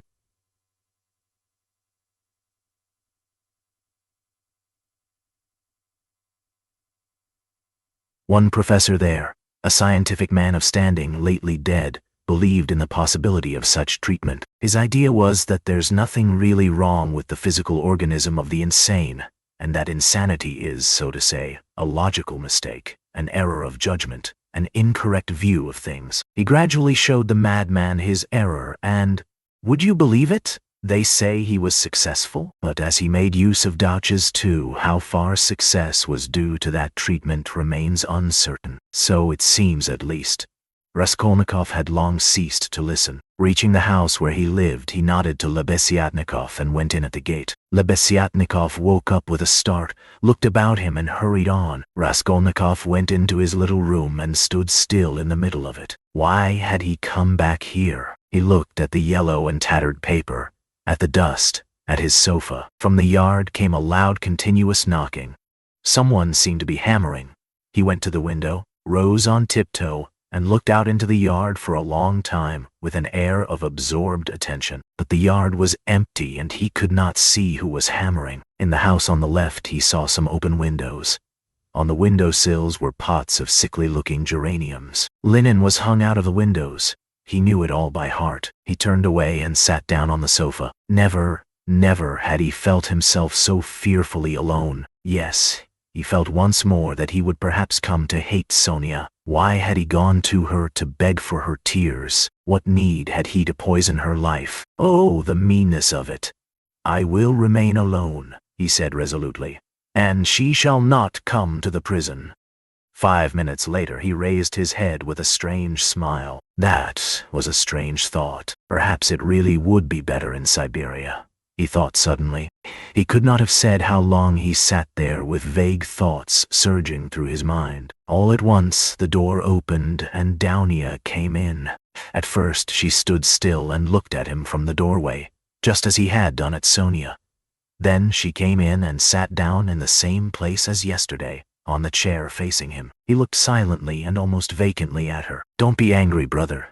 I've only come for 1 minute," said Dounia. Her face looked thoughtful but not stern. Her eyes were bright and soft. He saw that she too had come to him with love. "Brother, now I know all. Dmitri Prokofitch has explained and told me everything. They are worrying and persecuting you through a stupid and contemptible suspicion. Dmitri Prokofitch told me that there is no danger, and that you are wrong in looking upon it with such horror. I don't think so, and I fully understand how indignant you must be, and that indignation may have a permanent effect on you. That's what I am afraid of. As for your cutting yourself off from us, I don't judge you. I don't venture to judge you, and forgive me for having blamed you for it. I feel that I too, if I had so great a trouble, should keep away from everyone. I shall tell Mother nothing of this, but I shall talk about you continually, and shall tell her from you that you will come very soon. Don't worry about her. I will set her mind at rest. But don't you try her too much. Come once at least. Remember that she is your mother. And now I have come simply to say," Dounia began to get up, "that if you should need me, or should need all my life or anything, call me, and I'll come. Goodbye." She turned abruptly and went towards the door. "Dounia." Raskolnikov stopped her and went towards her. "That Razumihin, Dmitri Prokofitch, is a very good fellow." Dounia flushed slightly. "Well?" she asked, waiting a moment. "He is competent, hard-working, honest, and capable of real love." "Goodbye, Dounia." Dounia flushed crimson, then suddenly she took alarm. "But what does it mean, brother? Are we really parting forever that you give me such a parting message? Never mind. Goodbye." He turned away and walked to the window. She stood a moment, looked at him uneasily, and went out troubled. No, he was not cold to her. There was an instant, the very last one, when he had longed to take her in his arms and say goodbye to her, and even to tell her, but he had not dared even to touch her hand. Afterwards she may shudder when she remembers that I embraced her, and will feel that I stole her kiss. And would she stand that test? No, she wouldn't. Girls like that can't stand things. They never do. And he thought of Sonia. There was a breath of fresh air from the window. The daylight was fading. He took up his cap and went out. He could not, of course, and would not consider how ill he was. But all this continual anxiety and agony of mind could not but affect him. And if he were not lying in high fever, it was perhaps just because this continual inner strain helped to keep him on his legs and in possession of his faculties. But this artificial excitement could not last long. He wandered aimlessly. The sun was setting. A special form of misery had begun to oppress him of late. There was nothing poignant, nothing acute about it. But there was a feeling of permanence, of eternity about it. It brought a foretaste of hopeless years of this cold, leaden misery. Towards evening this sensation usually began to weigh on him more heavily. With this idiotic, purely physical weakness, depending on the sunset or something, one can't help doing something stupid. "You'll go to Dounia as well as to Sonia," he muttered bitterly. He heard his name called. He looked round. Lebeziatnikov rushed up to him. "Only fancy I've been to your room looking for you. Only fancy. She's carried out her plan and taken away the children. Sofya Semyonovna and I have had a job to find them. She is rapping on a frying pan and making the children dance. The children are crying. They keep stopping at the crossroads and in front of shops. There's a crowd of fools running after them. Come along. And Sonia? Raskolnikov asked anxiously, hurrying after Lebeziatnikov. Simply frantic. That is, it's not Sofya Semyonovna's frantic, but Katerina Ivanovna. Though Sofya Semyonova's frantic too. But Katerina Ivanovna is absolutely frantic. I tell you, she is quite mad. They'll be taken to the police. You can fancy what an effect that will have. They are on the canal bank, near the bridge now, not far from Sofya Semyonovna's, quite close. On the canal bank near the bridge, and not 2 houses away from the one where Sonia lodged, there was a crowd of people, consisting principally of gutter children. The hoarse, broken voice of Katerina Ivanovna could be heard from the bridge, and it certainly was a strange spectacle likely to attract a street crowd. Katerina Ivanovna, in her old dress with the green shawl, wearing a torn straw hat, crushed in a hideous way on one side, was really frantic. She was exhausted and breathless. Her wasted, consumptive face looked more suffering than ever. And indeed, out of doors in the sunshine, a consumptive always looks worse than at home.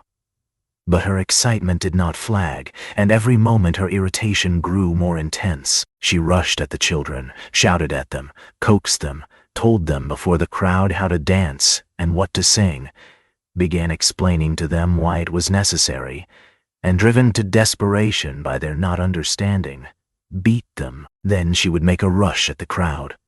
If she noticed any decently dressed person stopping to look, she immediately appealed to him to see what these children, from a genteel, one may say aristocratic, house had been brought to. If she heard laughter or jeering in the crowd, she would rush at once at the scoffers and begin squabbling with them. Some people laughed, others shook their heads, but everyone felt curious at the sight of the madwoman with the frightened children. The frying pan of which Lebeziatnikov had spoken was not there. At least, Raskolnikov did not see it. But instead of rapping on the pan, Katerina Ivanovna began clapping her wasted hands when she made Lida and Kolya dance and Polenka sing. She too joined in the singing, but broke down at the second note with a fearful cough, which made her curse in despair and even shed tears. What made her most furious was the weeping and terror of Kolya and Lida. Some effort had been made to dress the children up as street singers are dressed. The boy had on a turban made of something red and white to look like a Turk. There had been no costume for Lida. She simply had a red knitted cap, or rather a nightcap that had belonged to Marmeladov, decorated with a broken piece of white ostrich feather, which had been Katerina Ivanovna's grandmother's and had been preserved as a family possession. Polenka was in her everyday dress. She looked in timid perplexity at her mother, and kept at her side, hiding her tears. She dimly realized her mother's condition, and looked uneasily about her. She was terribly frightened of the street and the crowd. Sonia followed Katerina Ivanovna, weeping and beseeching her to return home. But Katerina Ivanovna was not to be persuaded. "Leave off, Sonia, leave off," she shouted, speaking fast, panting and coughing. "You don't know what you ask. You are like a child. I've told you before that I am not coming back to that drunken German. Let everyone, let all Petersburg see the children begging in the streets, though their father was an honorable man who served all his life in truth and fidelity, and one may say died in the service." Katerina Ivanovna had by now invented this fantastic story and thoroughly believed it. Let that wretch of a general see it. "And you are silly, Sonia. What have we to eat? Tell me that. We have worried you enough. I won't go on so." "Ah, Rodion Romanovich, is that you?" she cried, seeing Raskolnikov and rushing up to him. "Explain to this silly girl, please, that nothing better could be done. Even organ grinders earn their living, and everyone will see at once that we are different, that we are an honorable and bereaved family reduced to beggary. And that general will lose his post, you'll see. We shall perform under his windows every day. And if the Tsar drives by, I'll fall on my knees, put the children before me, show them to him, and say, 'Defend us, Father. He is the father of the fatherless. He is merciful. He'll protect us. You'll see. And that wretch of a general, Lida, Tenez vous droite, Kolya. You'll dance again. Why are you whimpering? Whimpering again. What are you afraid of, stupid? Goodness, what am I to do with them, Rodion Romanovich? If you only knew how stupid they are. What's one to do with such children? And she, almost crying herself, which did not stop her uninterrupted rapid flow of talk, pointed to the crying children. Raskolnikov tried to persuade her to go home, and even said, hoping to work on her vanity, that it was unseemly for her to be wandering about the streets like an organ grinder, as she was intending to become the principal of a boarding school. A boarding school, ha ha ha! A castle in the air, cried Katerina Ivanovna, her laugh ending in a cough. No, Rodion Romanovich, that dream is over. All have forsaken us. And that general. You know, Rodion Romanovich, I threw an inkpot at him. It happened to be standing in the waiting room by the paper where you sign your name. I wrote my name, threw it at him, and ran away. Oh, the scoundrels, the scoundrels. But enough of them. Now I'll provide for the children myself. I won't bow down to anybody. She has had to bear enough for us. She pointed to Sonia. Polenka, how much have you got? Show me. What? Only 2 farthings. Oh. The mean wretches. They give us nothing, only run after us, putting their tongues out. There! What is that blockhead laughing at? She pointed to a man in the crowd. It's all because Kolya here is so stupid.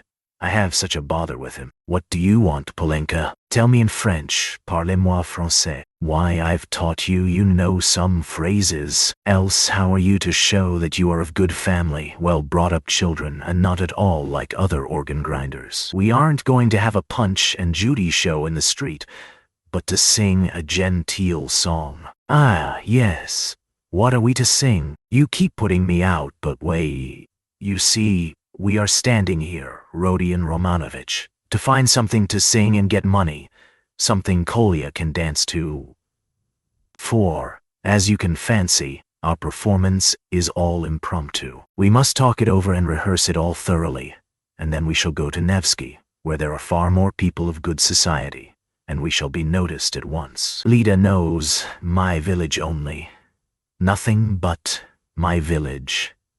And everyone sings that. We must sing something far more genteel. Well, have you thought of anything, Polenka? If only you'd help your mother. My memory is quite gone, or I should have thought of something. We really can't sing An Hussar. Ah, let us sing in French. Cinq sous. I have taught it you. And as it is in French, people will see at once that you are children of good family. And that will be much more touching. You might sing Marlborough s'en va en guerre, for that's quite a child's song and is sung as a lullaby in all the aristocratic houses. Marlborough s'en va en guerre ne sait quand reviendra. She began singing. But no, better sing Cinq sous. Now, Kolya, your hands on your hips, make haste. And you, Lida, keep turning the other way, and Polenka and I will sing and clap our hands. Cinq sous pour monter notre ménage. Cough, cough. Set your dress straight, Polenka. It slipped down on your shoulders, she observed, panting from coughing. Now it's particularly necessary to behave nicely and genteelly, that all may see that you are well-born children. I said at the time that the bodice should be cut longer, and made of 2 widths. It was your fault, Sonia, with your advice to make it shorter, and now you see the child is quite deformed by it. Why, you're all crying again. What's the matter, stupids? Come, Kolya. Begin. Make haste. Make haste. Oh, what an unbearable child. Cinq sous. Cinq sous. A policeman again. What do you want? A policeman was indeed forcing his way through the crowd, but at that moment, a gentleman in civilian uniform and an overcoat, a solid-looking official of about 50 with a decoration on his neck, which delighted Katerina Ivanovna and had its effect on the policeman, approached, and without a word, handed her a green 3-ruble note. His face wore a look of genuine sympathy. Katerina Ivanovna took it and gave him a polite, even ceremonious, bow. I thank you, honored sir, she began loftily. The causes that have induced us take the money, Polenka.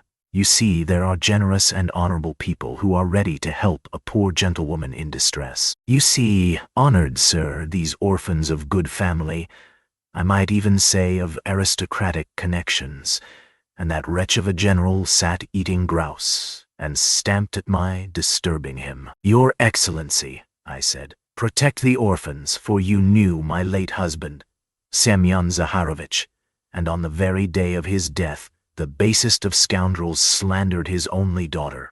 That policeman again! Protect me! She cried to the official. Why is that policeman edging up to me? We have only just run away from one of them. What do you want, fool? It's forbidden in the streets. You mustn't make a disturbance. It's your making a disturbance. It's just the same as if I were grinding an organ. What business is it of yours? You have to get a license for an organ, and you haven't got one, and in that way you collect a crowd. Where do you lodge? What a license, wailed Katerina Ivanovna. I buried my husband today. What need of a license? Calm yourself, madam, calm yourself, began the official. Come along. I will escort you. This is no place for you in the crowd. You are ill. Honored sir, you don't know, screamed Katerina Ivanovna. We are going to the Nevsky. Sonia, where is she? She is crying too. What's the matter with you all? Kolya, Lida, where are you going? She cried suddenly in alarm. Oh, silly children. Kolya, Lida, where are they off to?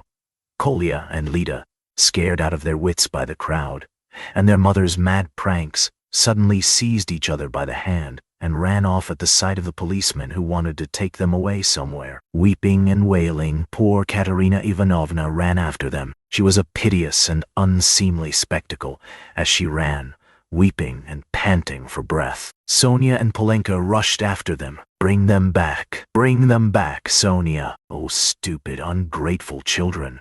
Polenka, catch them. It's for your sakes, She stumbled as she ran and fell down. She's cut herself. She's bleeding. Oh, dear, cried Sonia, bending over her. All ran up and crowded around. Raskolnikov and Lebeziatnikov were the first at her side.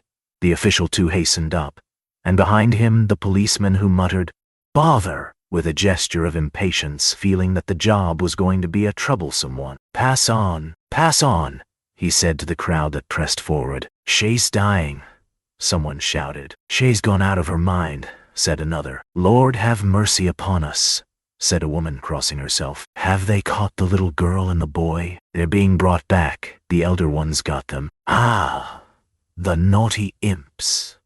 When they examined Katerina Ivanovna carefully,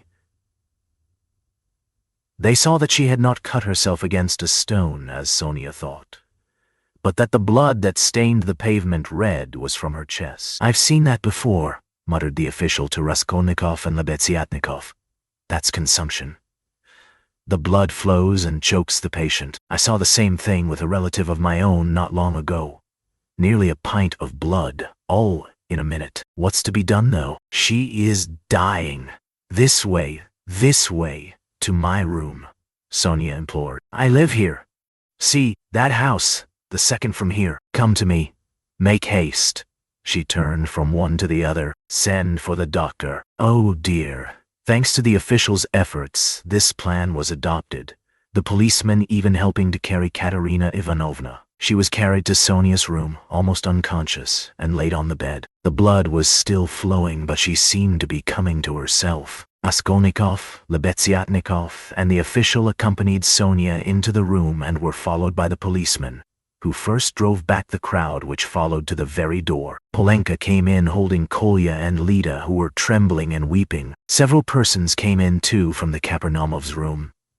The landlord, a lame one-eyed man of strange appearance with whiskers and hair that stood up like a brush, his wife, a woman with an everlastingly scared expression, and several open-mouthed children with wonder-struck faces. Among these, Svidrigailov suddenly made his appearance. Raskolnikov looked at him with surprise, not understanding where he had come from and not having noticed him in the crowd. A doctor and priest were spoken of. The official whispered to Raskolnikov that he thought it was too late now for the doctor, but he ordered him to be sent for. Kapernaumov ran himself. Meanwhile, Katerina Ivanovna had regained her breath. The bleeding ceased for a time. She looked with sick but intent and penetrating eyes at Sonia, who stood pale and trembling, wiping the sweat from her brow with a handkerchief. At last she asked to be raised. They sat her up on the bed, supporting her on both sides. "Where are the children?" she said in a faint voice. "You've brought them, Polenka. Oh, the sillies. Why did you run away? Oh." Once more her parched lips were covered with blood. She moved her eyes, looking about her. "So that's how you live, Sonia. Never once have I been in your room." She looked at her with a face of suffering. "We have been your ruin, Sonia. Polenka, Lida, Kolya, come here." "Well, here they are, Sonia. Take them all." "I hand them over to you. I've had enough. The ball is over. Cough. Lay me down. Let me die in peace."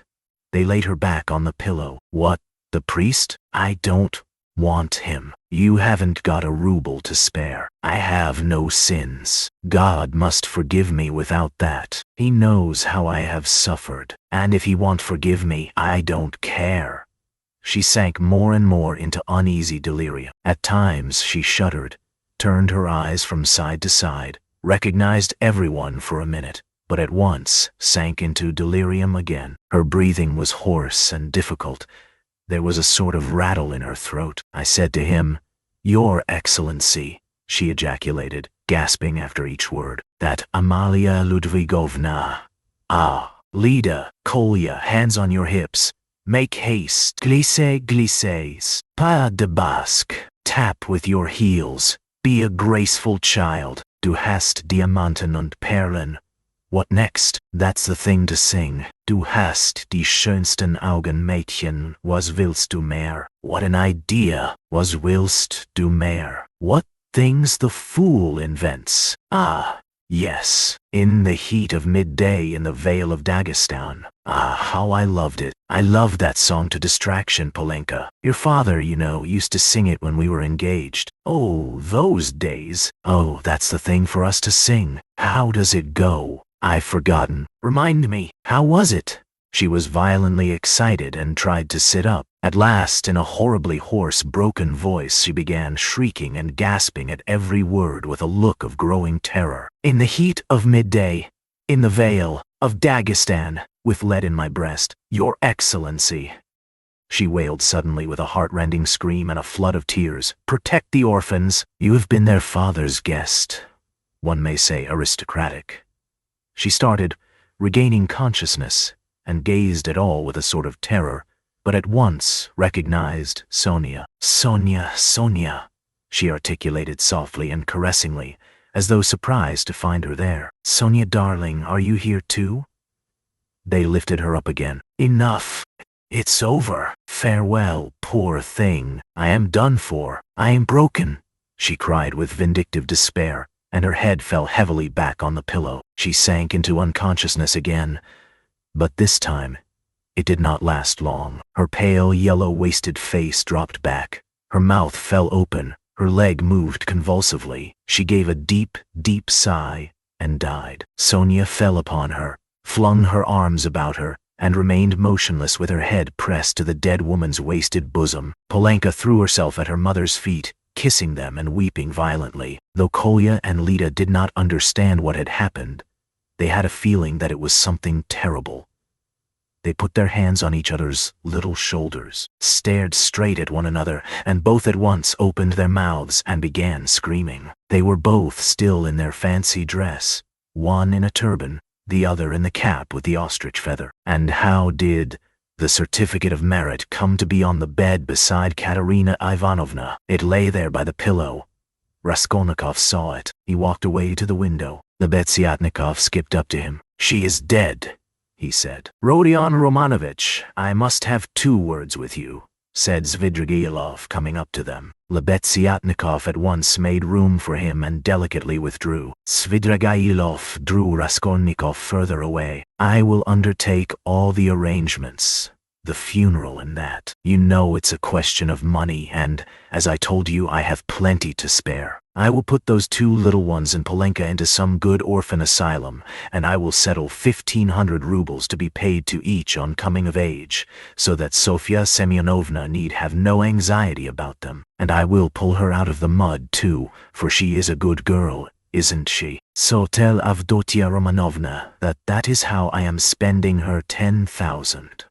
What is your motive for such benevolence? Asked Raskolnikov. Ah, you skeptical person, laughed Svidrigailov. I told you I had no need of that money. Won't you admit that it's simply done from humanity? She wasn't a ace, you know. He pointed to the corner where the dead woman lay. Was she?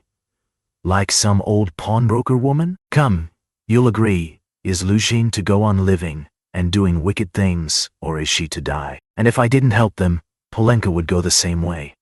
He said this with an air of a sort of gay winking slyness, keeping his eyes fixed on Raskolnikov, who turned white and cold, hearing his own phrases spoken to Sonia. He quickly stepped back and looked wildly at Svidrigailov. How do you know? He whispered, hardly able to breathe. Why? I lodge here at Madame Reslich's, the other side of the wall. Here is Kapernaumov, and there lives Madame Reslich, an old and devoted friend of mine. I am a neighbor. You? I assure you on my honor, dear Rodion Romanovich, that you have interested me enormously. I told you we should become friends. I foretold it. Well, here we have. And you will see what an accommodating person I am. You'll see that you can get on with me. Part 6. Chapter 1. A strange period began for Raskolnikov. It was as though a fog had fallen upon him and wrapped him in a dreary solitude from which there was no escape. Recalling that period long after, he believed that his mind had been clouded at times, and that it had continued so, with intervals, till the final catastrophe. He was convinced that he had been mistaken about many things at that time, for instance, as to the date of certain events. Anyway, when he tried later on to piece his recollections together, he learned a great deal about himself from what other people told him. He had mixed up incidents and had explained events as due to circumstances which existed only in his imagination. At times he was a prey to agonies of morbid uneasiness, amounting sometimes to panic. But he remembered, too, moments, hours, perhaps whole days, of complete apathy, which came upon him as a reaction from his previous terror, and might be compared with the abnormal insensibility sometimes seen in the dying. He seemed to be trying in that latter stage to escape from a full and clear understanding of his position. Certain essential facts which required immediate consideration were particularly irksome to him. How glad he would have been to be free from some cares, the neglect of which would have threatened him with complete, inevitable ruin. He was particularly worried about Svidrigailov. He might be said to be permanently thinking of Svidrigailov. From the time of Svidrigailov's 2 menacing and unmistakable words in Sonia's room at the moment of Katerina Ivanovna's death, the normal working of his mind seemed to break down. But although this new fact caused him extreme uneasiness, Raskolnikov was in no hurry for an explanation of it. At times, finding himself in a solitary and remote part of the town, in some wretched eating-house, sitting alone lost in thought, hardly knowing how he had come there, he suddenly thought of Svidrigailov. He recognized suddenly, clearly, and with dismay that he ought at once to come to an understanding with that man, and to make what terms he could. Walking outside the city gates one day, he positively fancied that they had fixed a meeting there, that he was waiting for Svidrigailov. Another time he woke up before daybreak lying on the ground under some bushes, and could not at first understand how he had come there. But during the 2 or 3 days after Katerina Ivanovna's death, he had 2 or 3 times met Svidrigailov at Sonia's lodging, where he had gone aimlessly for a moment. They exchanged a few words and made no reference to the vital subject, as though they were tacitly agreed not to speak of it for a time. Katerina Ivanovna's body was still lying in the coffin. Svidrigailov was busy making arrangements for the funeral. Sonia, too, was very busy. At their last meeting, Svidrigailov informed Raskolnikov that he had made an arrangement, and a very satisfactory one, for Katerina Ivanovna's children. That he had, through certain connections, succeeded in getting hold of certain personages by whose help the 3 orphans could be at once placed in very suitable institutions. that the money he had settled on them had been of great assistance, as it is much easier to place orphans with some property than destitute ones. He said something too about Sonia and promised to come himself in a day or two to see Raskolnikov, mentioning that he would like to consult with him, that there were things they must talk over. This conversation took place in the passage on the stairs. Svidrigailov looked intently at Raskolnikov and suddenly, after a brief pause, dropping his voice, asked, "But how is it, Rodion Romanovich? You look and you listen, but you don't seem to understand. Cheer up, we'll talk things over. I am only sorry. I've so much to do of my own business and other people's. Ah, Rodion Romanovich," he added suddenly, "what all men need is fresh air, more than anything." He moved to one side to make way for the priest and server, who were coming up the stairs. They had come for the requiem service. By Svidrigailov's orders, it was sung twice a day punctually. Svidrigailov went his way. Raskolnikov stood still a moment, thought, and followed the priest into Sonia's room. He stood at the door. They began quietly, slowly and mournfully singing the service. From his childhood, the thought of death and the presence of death had something oppressive and mysteriously awful, and it was long since he had heard the requiem service. And there was something else here as well, too awful and disturbing. He looked at the children. They were all kneeling by the coffin. Polenka was weeping. Behind them, Sonia prayed, softly and, as it were, timidly weeping. "These last 2 days she hasn't said a word to me. She hasn't glanced at me," Raskolnikov thought suddenly. The sunlight was bright in the room. The incense rose in clouds. The priest read, "Give rest, O Lord." Raskolnikov stayed all through the service. As he blessed them and took his leave, the priest looked round strangely. After the service, Raskolnikov went up to Sonia. She took both his hands and let her head sink on his shoulder. This slight friendly gesture bewildered Raskolnikov. It seemed strange to him that there was no trace of repugnance, no trace of disgust, no tremor in her hand. It was the furthest limit of self-abnegation, at least, so he interpreted it. Sonia said nothing. Raskolnikov pressed her hand and went out. He felt very miserable. If it had been possible to escape to some solitude, he would have thought himself lucky, even if he had to spend his whole life there. But although he had almost always been by himself of late, he had never been able to feel alone. Sometimes he walked out of the town onto the high road. Once he had even reached a little wood. But the lonelier the place was, the more he seemed to be aware of an uneasy presence near him. It did not frighten him, but greatly annoyed him, so that he made haste to return to the town, to mingle with the crowd, to enter restaurants and taverns, to walk in busy thoroughfares. There he felt easier and even more solitary. One day at dusk he sat for an hour listening to songs in a tavern, and he remembered that he positively enjoyed it. But at last he had suddenly felt the same uneasiness again, as though his conscience smote him. "Here I sit listening to singing. Is that what I ought to be doing?" he thought. Yet he felt at once that that was not the only cause of his uneasiness. There was something requiring immediate decision, but it was something he could not clearly understand or put into words. It was a hopeless tangle. No, better the struggle again, better Porfiry again, or Svidrigailov, better some challenge again, some attack. Yes, he thought. He went out of the tavern and rushed away almost at a run. The thought of Daunia and his mother suddenly reduced him almost to a panic. That night he woke up before morning among some bushes in Krestovsky Island, trembling all over with fever. He walked home, and it was early morning when he arrived. After some hours' sleep the fever left him, but he woke up late, 2 o'clock in the afternoon. He remembered that Katerina Ivanovna's funeral had been fixed for that day, and was glad that he was not present at it. Nastasia brought him some food. He ate and drank with appetite, almost with greediness. His head was fresher, and he was calmer than he had been for the last 3 days. He even felt a passing wonder at his previous attacks of panic. The door opened and Razumihin came in. "Ah, he's eating, then he's not ill," said Razumihin. He took a chair and sat down at the table opposite Raskolnikov. He was troubled and did not attempt to conceal it. He spoke with evident annoyance, but without hurry or raising his voice. He looked as though he had some special fixed determination. "Listen," he began resolutely. "As far as I am concerned, you may all go to hell. But from what I see, it's clear to me that I can't make head or tail of it. Please don't think I've come to ask you questions. I don't want to know. Hang it! If you begin telling me your secrets, I dare say I shouldn't stay to listen.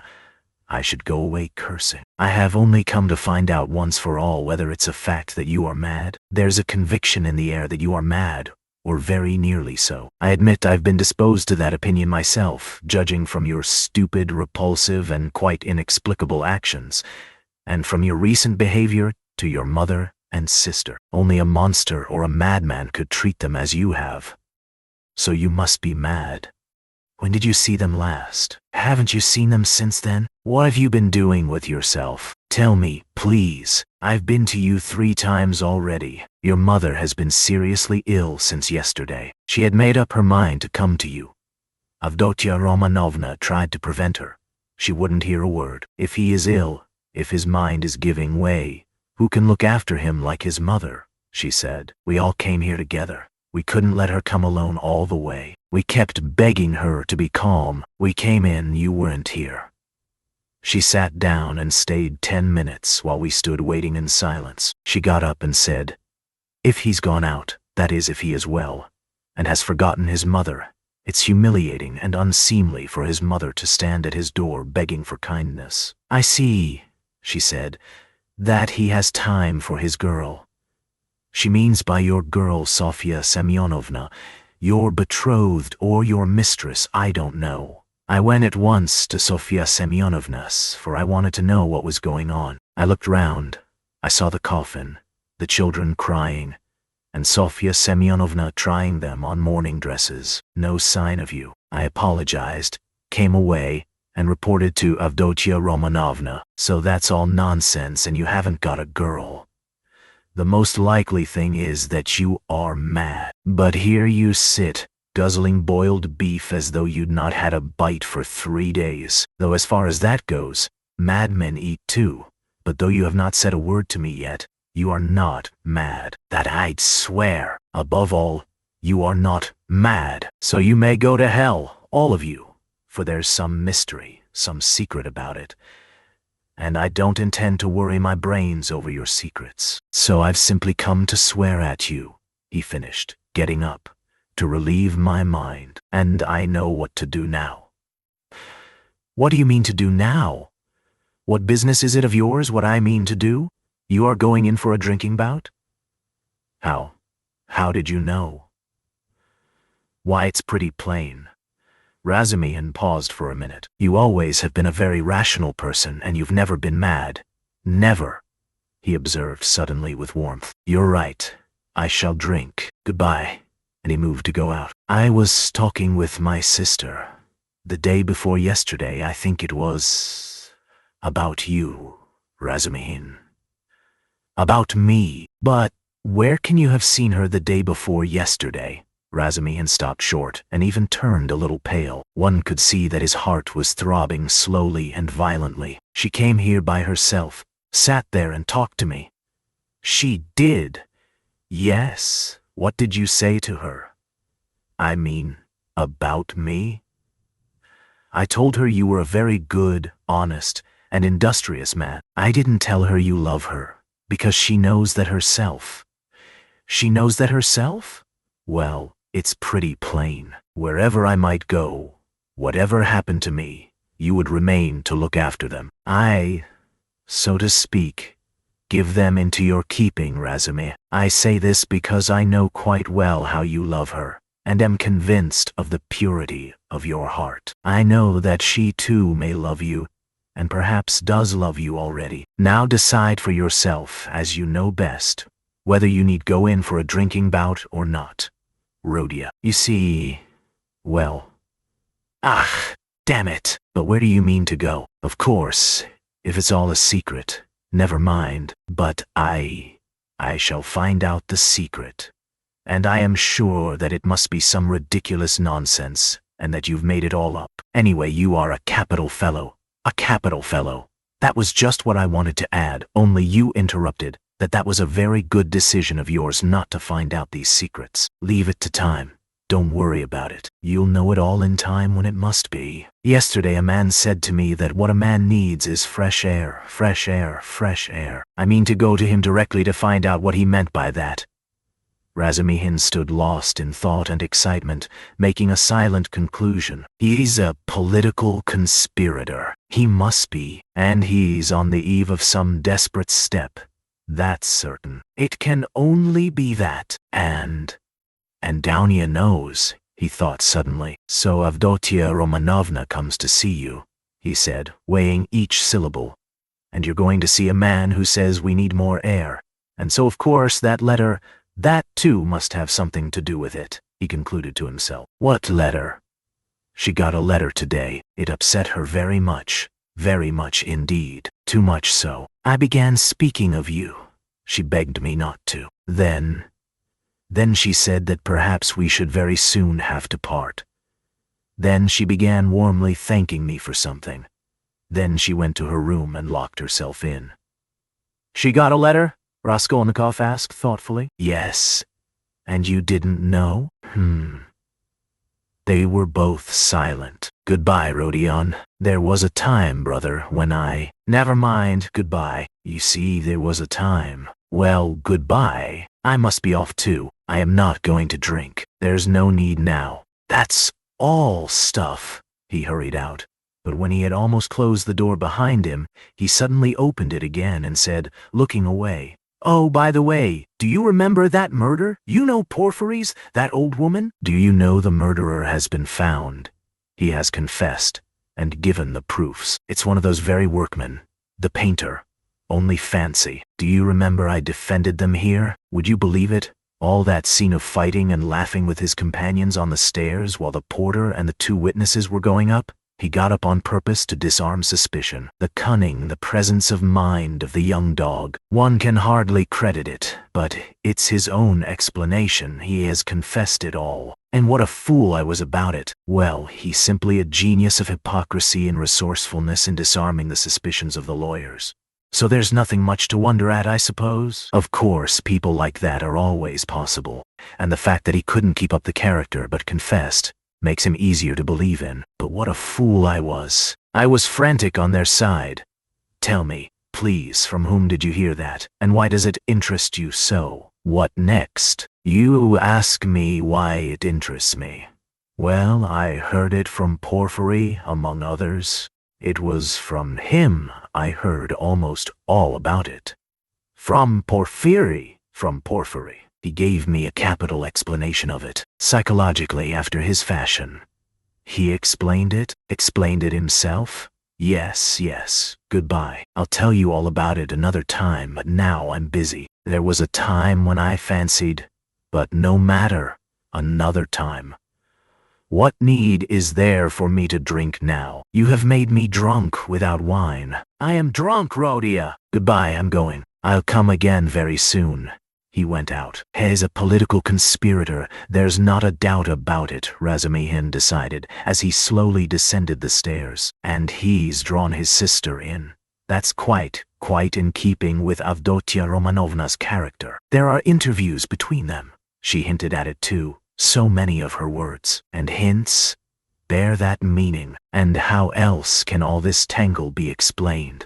And I was almost thinking, good heavens, what I thought. Yes, I took leave of my senses and I wronged him. It was his doing under the lamp in the corridor that day. Phoo! What a crude, nasty, vile idea on my part. Nikolai is a brick for confessing, and how clear it all is now. His illness then, all his strange actions.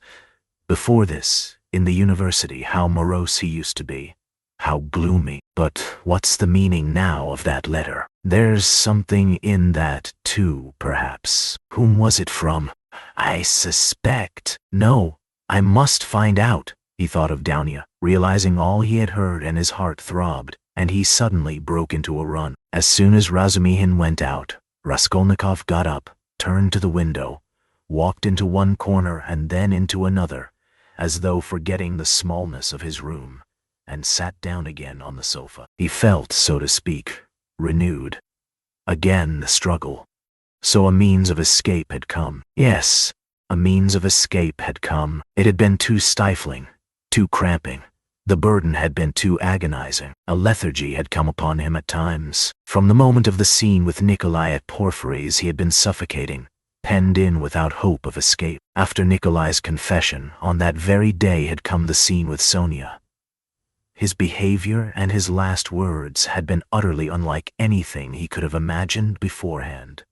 He had grown feebler, instantly and fundamentally, and he had agreed at the time with Sonia. He had agreed in his heart he could not go on living alone with such a thing on his mind, and Svidrigailov was a riddle. He worried him, that was true, but somehow not on the same point. He might still have a struggle to come with Svidrigailov. Svidrigailov, too, might be a means of escape.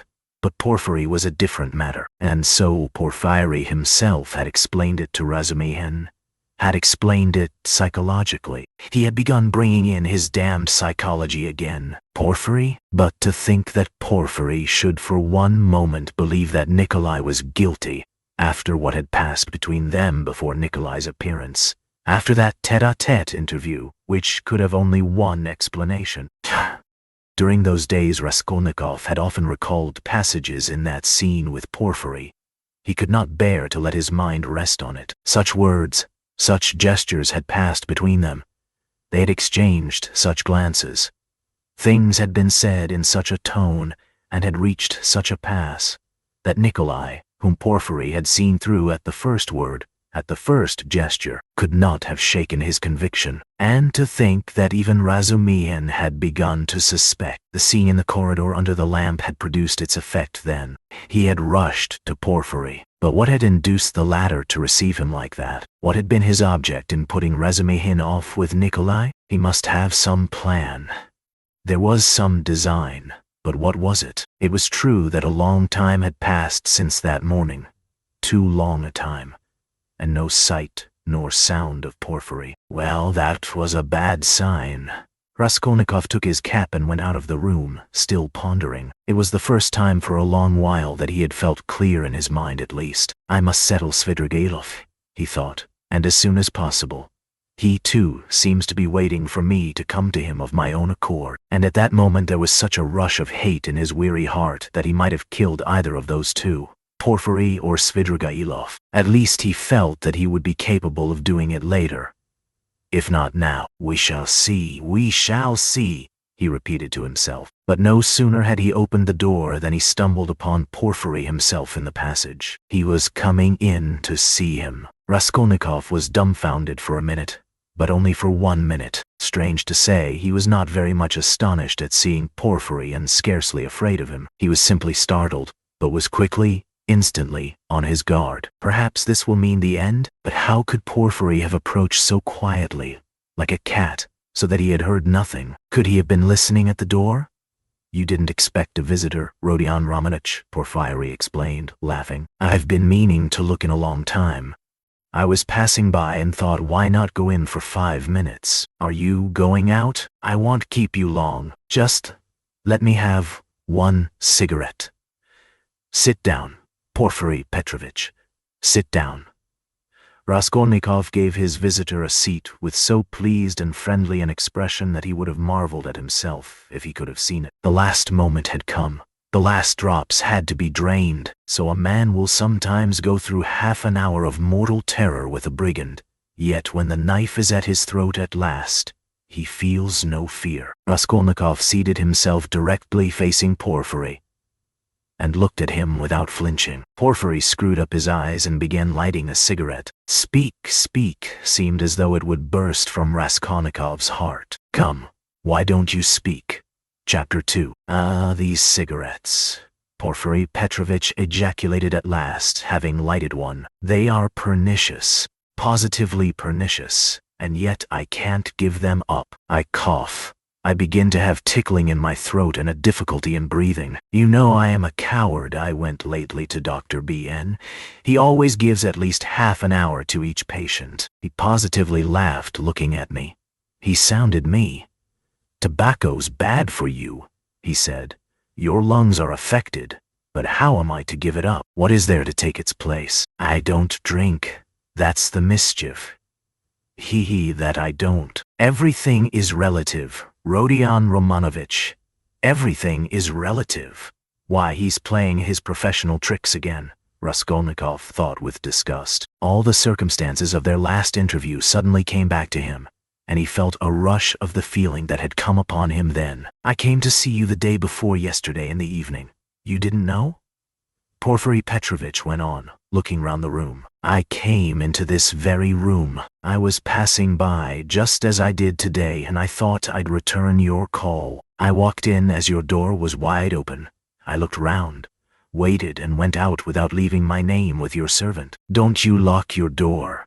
Raskolnikov's face grew more and more gloomy. Porfiry seemed to guess his state of mind. I've come to have it out with you, Rodion Romanovich, my dear fellow. I owe you an explanation and must give it to you, he continued with a slight smile, just patting Raskolnikov's knee. But almost at the same instant, a serious and careworn look came into his face.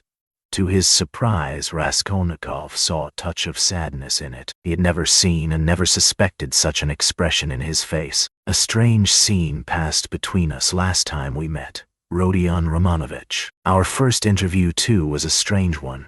But then, and one thing after another. This is the point. I have perhaps acted unfairly to you.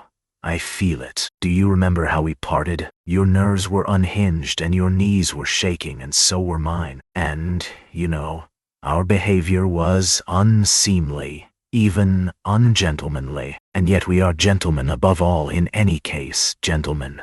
That must be understood. Do you remember what we came to? And it was quite indecorous. What is he up to? What does he take me for? Raskolnikov asked himself in amazement, raising his head and looking with open eyes on Porfiry. I've decided openness is better between us, Porfiry Petrovitch went on, turning his head away and dropping his eyes, as though unwilling to disconcert his former victim, and as though disdaining his former wiles. Yes, such suspicions and such scenes cannot continue for long. Nikolai put a stop to it, or I don't know what we might not have come to. That damned workman was sitting at the time in the next room?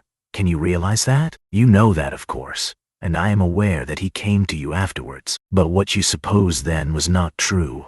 I had not sent for anyone. I had made no kind of arrangements. You ask why I hadn't? What shall I say to you? It had all come upon me so suddenly. I had scarcely sent for the porters. You noticed them as you went out, I dare say. An idea flashed upon me. I was firmly convinced at the time, you see, Rodion Romanovich. Come, I thought, even if I let one thing slip for a time, I shall get hold of something else. I shan't lose what I want anyway. You are nervously irritable, Rodion Romanovich, by temperament. It's out of proportion with other qualities of your heart and character, which I flatter myself I have to some extent divined. Of course, I did reflect even then that it does not always happen that a man gets up and blurts out his whole story. It does happen sometimes, if you make a man lose all patience, though even then, it's rare. I was capable of realizing that. If I only had a fact, I thought, the least little fact to go upon, something I could lay hold of, something tangible, not merely psychological. For if a man is guilty, you must be able to get something substantial out of him. One may reckon upon most surprising results indeed. I was reckoning on your temperament, Rodion Romanovich, on your temperament above all things. I had great hopes of you at that time. But what are you driving at now? Raskolnikov muttered at last, asking the question without thinking. What is he talking about? He wondered distractedly. Does he really take me to be innocent? What am I driving at? I've come to explain myself. I consider it my duty, so to speak. I want to make clear to you how the whole business, the whole misunderstanding arose. I've caused you a great deal of suffering, Rodion Romanovich. I am not a monster. I understand what it must mean for a man who has been unfortunate, but who is proud, imperious, and above all, impatient, to have to bear such treatment. I regard you in any case as a man of noble character, and not without elements of magnanimity. Though I don't agree with all your convictions, I wanted to tell you this first, frankly and quite sincerely, for above all, I don't want to deceive you. When I made your acquaintance, I felt attracted by you. Perhaps you will laugh at my saying so. You have a right to. I know you disliked me from the first, and indeed you've no reason to like me. You may think what you like, but I desire now to do all I can to efface that impression, and to show that I am a man of heart and conscience. I speak sincerely. Porfiry Petrovitch made a dignified pause. Raskolnikov felt a rush of renewed alarm. The thought that Porfiry believed him to be innocent began to make him uneasy. It's scarcely necessary to go over everything in detail, Porfiry Petrovitch went on. Indeed, I could scarcely attempt it. To begin with, there were rumors. Through whom, how, and when those rumors came to me, and how they affected you, I need not go into. My suspicions were aroused by a complete accident, which might just as easily not have happened. What was it? I believe there is no need to go into that either. Those rumors and that accident led to one idea in my mind. I admit it openly, for one may as well make a clean breast of it. I was the first to pitch on you. The old woman's notes on the pledges and the rest of it. That all came to nothing. Yours was one of 100. I happened, too, to hear of the scene at the office, from a man who described it capitally, unconsciously reproducing the scene with great vividness. It was just one thing after another. Rodion Romanovich, my dear fellow, how could I avoid being brought to certain ideas? From 100 rabbits you can't make a horse. 100 suspicions don't make a proof, as the English proverb says. But that's only from the rational point of view. You can't help being partial, for after all, a lawyer is only human. I thought too of your article in that journal. Do you remember? On your first visit we talked of it. I jeered at you at the time. That was only to lead you on. I repeat, Rodion Romanovich, you are ill and impatient. That you were bold, headstrong, in earnest, and had felt a great deal I recognized long before. I too have felt the same, so that your article seemed familiar to me. It was conceived on sleepless nights, with a throbbing heart, in ecstasy and suppressed enthusiasm. And that proud, suppressed enthusiasm in young people is dangerous. I jeered at you then, but let me tell you that, as a literary amateur, I am awfully fond of such first essays, full of the heat of youth. There is a mistiness and a chord vibrating in the mist. Your article is absurd and fantastic, but there's a transparent sincerity, a youthful, incorruptible pride, and the daring of despair in it. It's a gloomy article, but that's what's fine in it. I read your article and put it aside, thinking as I did so that man won't go the common way. Well, I ask you, after that, as a preliminary, how could I help being carried away by what followed? Oh dear, I am not saying anything. I am not making any statement now. I simply noted it at the time. What is there in it? I reflected. There's nothing in it. That is really nothing, and perhaps absolutely nothing. And it's not at all the thing for the prosecutor to let himself be carried away by notions. Here I have Nikolai on my hands with actual evidence against him. You may think what you like of it, but it's evidence. He brings in his psychology too.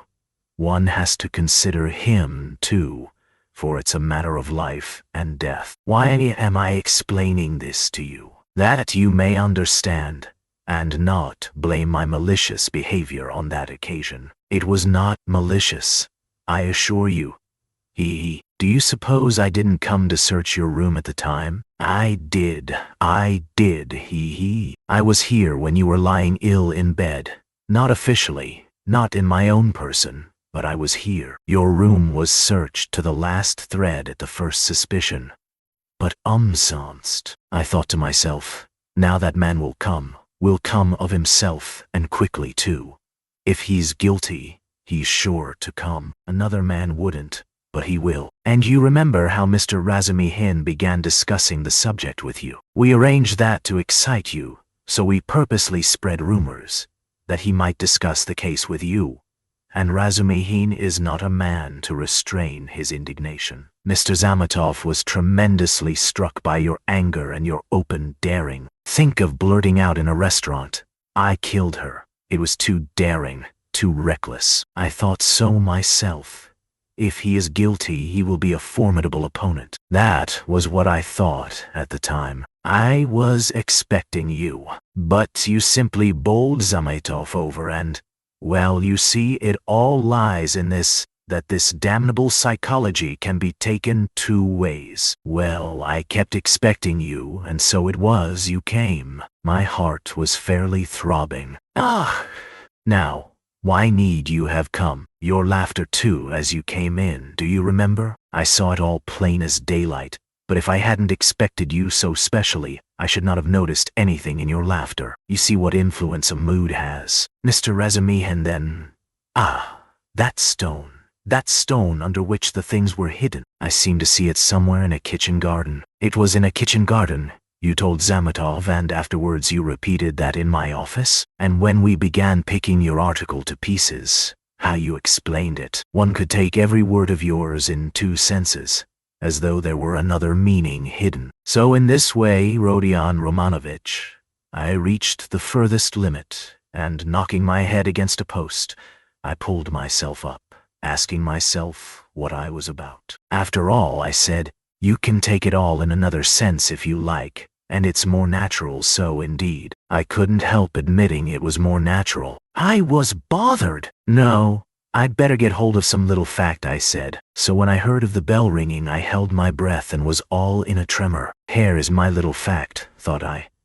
And I didn't think it over. I simply wouldn't. I would have given 1,000 rubles at that minute to have seen you with my own eyes when you walked 100 paces beside that workman after he had called you murderer to your face, and you did not dare to ask him a question all the way. And then what about your trembling? What about your bell ringing in your illness, in semi-delirium? And so, Rodion Romanovich, can you wonder that I played such pranks on you? And what made you come at that very minute? Someone seemed to have sent you, by Jove! And if Nikolai had not parted us?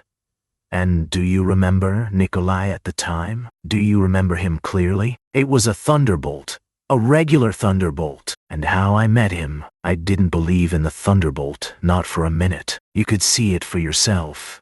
And how could I? Even afterwards when you had gone and he began making very, very plausible answers on certain points, so that I was surprised at him myself. Even then I didn't believe his story. You see what it is to be as firm as a rock. No, thought I.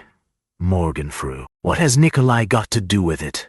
Razumihin told me just now that you think Nikolai guilty and had yourself assured him of it. His voice failed him, and he broke off. He had been listening in indescribable agitation, as this man who had seen through and through him went back upon himself. He was afraid of believing it, and did not believe it. In those still ambiguous words he kept eagerly looking for something more definite and conclusive. "Mr. Razumihin," cried Porfiry Petrovitch, seeming glad of a question from Raskolnikov, who had till then been silent. But I had to put Mr. Razumihin off. 2 is company, 3 is none. Mr. Razumihin is not the right man. Besides, he is an outsider. He came running to me with a pale face. But never mind him. Why bring him in? To return to Nikolai, would you like to know what sort of a type he is? How I understand him? That is, to begin with, he is still a child and not exactly a coward, but something by way of an artist. Really, don't laugh at my describing him so. He is innocent and responsive to influence. He has a heart and is a fantastic fellow. He sings and dances, he tells stories, they say, so that people come from other villages to hear him. He attends school too, and laughs till he cries if you hold up a finger to him.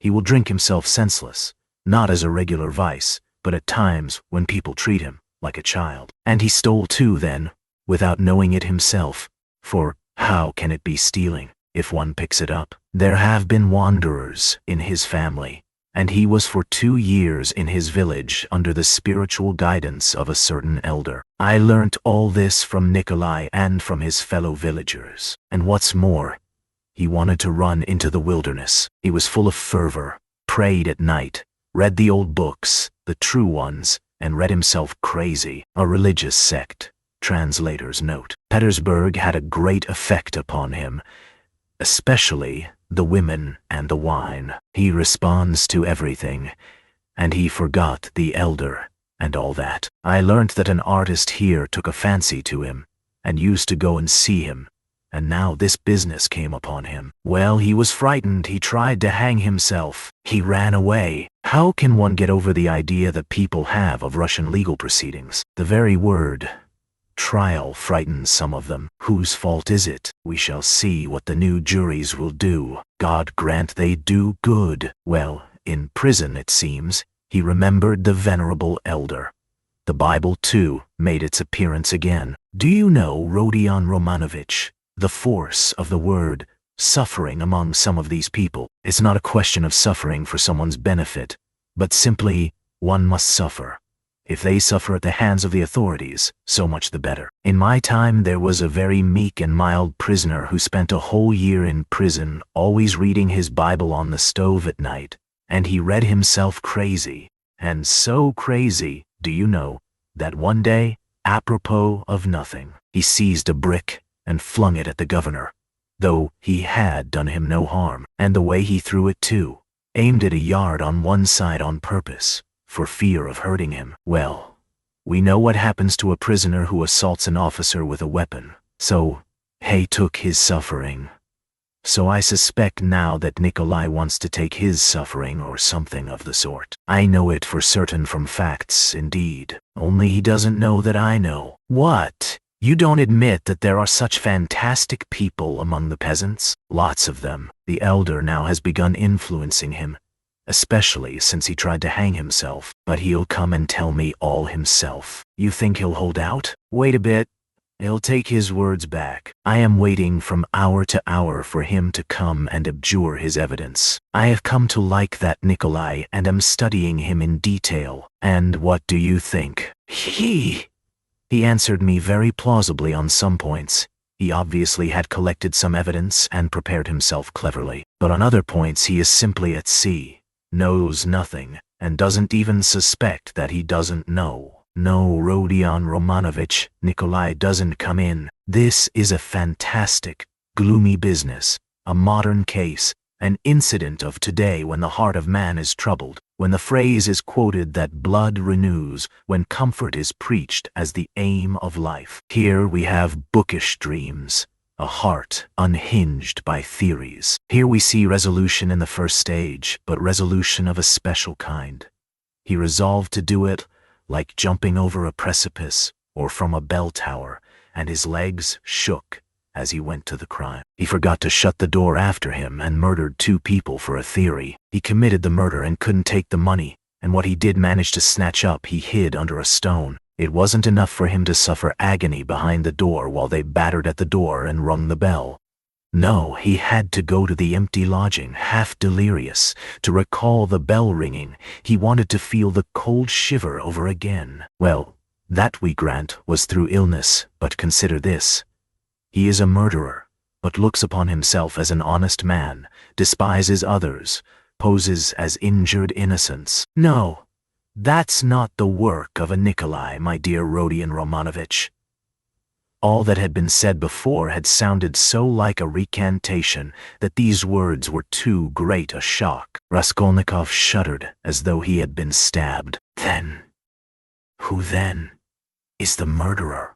He asked in a breathless voice, unable to restrain himself. Porfiry Petrovitch sank back in his chair, as though he were amazed at the question. Who is the murderer? He repeated, as though unable to believe his ears. Why, you, Rodion Romanovich, you are the murderer, he added, almost in a whisper, in a voice of genuine conviction. Raskolnikov leapt from the sofa, stood up for a few seconds and sat down again without uttering a word. His face twitched convulsively. Your lip is twitching just as it did before. Porfiry Petrovitch observed almost sympathetically. "You've been misunderstanding me, I think, Rodion Romanovich," he added after a brief pause. "That's why you are so surprised. I came on purpose to tell you everything and deal openly with you." "It was not I murdered her," Raskolnikov whispered like a frightened child caught in the act. "No, it was you Rodion Romanovich, and no one else," Porfiry whispered sternly, with conviction. They were both silent, and the silence lasted strangely long, about 10 minutes. Raskolnikov put his elbow on the table and passed his fingers through his hair. Porfiry Petrovitch sat quietly waiting. Suddenly Raskolnikov looked scornfully at Porfiry. "You are at your old tricks again, Porfiry Petrovitch. Your old method again. I wonder you don't get sick of it." "Oh, stop that. What does that matter now? It would be a different matter if there were witnesses present, but we are whispering alone. You see yourself that I have not come to chase and capture you like a hare. Whether you confess it or not is nothing to me now. For myself, I am convinced without it." "If so, what did you come for?" Raskolnikov asked irritably. "I ask you the same question again. If you consider me guilty, why don't you take me to prison?" "Oh, that's your question. I will answer you, point for point. In the first place, to arrest you so directly is not to my interest." "How so?" "If you are convinced you ought—" What if I am convinced? That's only my dream for the time. Why should I put you in safety? You know that's it, since you asked me to do it. If I confront you with that workman, for instance, and you say to him, 'Were you drunk or not?' Who saw me with you? I simply took you to be drunk and you were drunk too. Well, what could I answer, especially as your story is a more likely one than his? For there's nothing but psychology to support his evidence. That's almost unseemly with his ugly mug, while you hit the mark exactly. For the rascal is an inveterate drunkard, and notoriously so. And I have myself admitted candidly several times already that that psychology can be taken in 2 ways, and that the second way is stronger, and looks far more probable, and that apart from that, I have as yet nothing against you. And though I shall put you in prison, and indeed have come, quite contrary to etiquette, to inform you of it beforehand, yet I tell you frankly, also contrary to etiquette, that it won't be to my advantage. Well, secondly, I've come to you because— Yes, secondly. Raskolnikov was listening breathless. Because, as I told you just now, I consider I owe you an explanation. I don't want you to look upon me as a monster, as I have a genuine liking for you. You may believe me or not. And in the third place, I've come to you with a direct and open proposition, that you should surrender and confess. It will be infinitely more to your advantage and to my advantage too, for my task will be done. Well, is this open on my part or not? Raskolnikov thought a minute. Listen, Porfiry Petrovitch. You said just now you have nothing but psychology to go on, yet now you've gone on mathematics. Well, what if you are mistaken yourself, now? No, Rodion Romanovich, I am not mistaken. I have a little fact even then. Providence sent it me. What little fact? I won't tell you what, Rodion Romanovich. And in any case, I haven't the right to put it off any longer. I must arrest you. So think it over. It makes no difference to me now, and so I speak only for your sake. Believe me, it will be better. Rodion Romanovich. Raskolnikov smiled malignantly. That's not simply ridiculous. It's positively shameless. Why, even if I were guilty, which I don't admit, what reason should I have to confess when you tell me yourself that I shall be in greater safety in prison? Ah, Rodion Romanovich, don't put too much faith in words. Perhaps prison will not be altogether a restful place. That's only theory and my theory, and what authority am I for you? Perhaps, too, even now I am hiding something from you. I can't lay bare everything. He. And how can you ask what advantage? Don't you know how it would lessen your sentence? You would be confessing at a moment when another man has taken the crime on himself, and so has muddled the whole case. Consider that. I swear before God that I will so arrange that your confession shall come as a complete surprise. We will make a clean sweep of all these psychological points of a suspicion against you, so that your crime will appear to have been something like an aberration. For in truth, it was an aberration. I am an honest man, Rodion Romanovich, and will keep my word." Raskolnikov maintained a mournful silence and let his head sink dejectedly. He pondered a long while and at last smiled again, but his smile was sad and gentle. "No!" he said, apparently abandoning all attempt to keep up appearances with Porfiry. "It's not worth it. I don't care about lessening the sentence." "That's just what I was afraid of," Porfiry cried warmly, and as it seemed, involuntarily. "That's just what I feared, that you wouldn't care about the mitigation of sentence." Raskolnikov looked sadly and expressively at him. "Ah, don't disdain life," Porfiry went on. "You have a great deal of it still before you. How can you say you don't want a mitigation of sentence? You are an impatient fellow. A great deal of what lies before me? What sort of prophet are you? Do you know much about it? Seek, and ye shall find. This may be God's means for bringing you to him, and it's not forever, the bondage. The time will be shortened," laughed Raskolnikov. "Why, is it the bourgeois disgrace you are afraid of? It may be that you are afraid of it without knowing it, because you are young. But anyway, you shouldn't be afraid of giving yourself up and confessing." "Ah, hang it," Raskolnikov whispered with loathing and contempt, as though he did not want to speak aloud. He got up again as though he meant to go away, but sat down again in evident despair. "Hang it if you like. You've lost faith, and you think that I am grossly flattering you.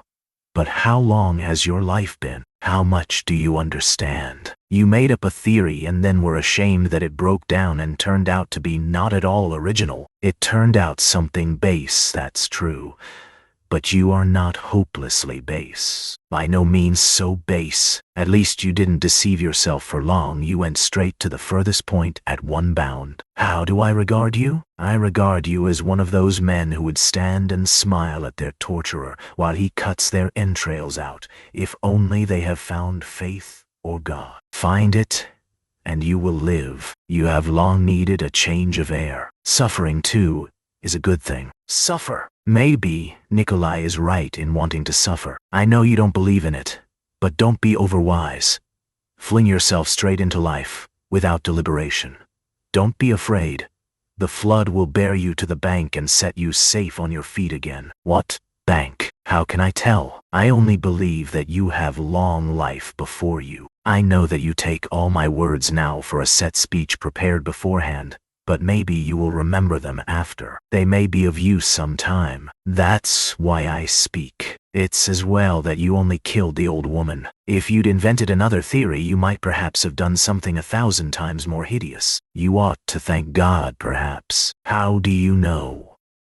Perhaps God is saving you for something. But keep a good heart and have less fear. Are you afraid of the great expiation before you? No. It would be shameful to be afraid of it. Since you have taken such a step, you must harden your heart. There is justice in it. You must fulfill the demands of justice. I know that you don't believe it, but indeed, life will bring you through. You will live it down in time. What you need now is fresh air. Fresh air. Fresh air.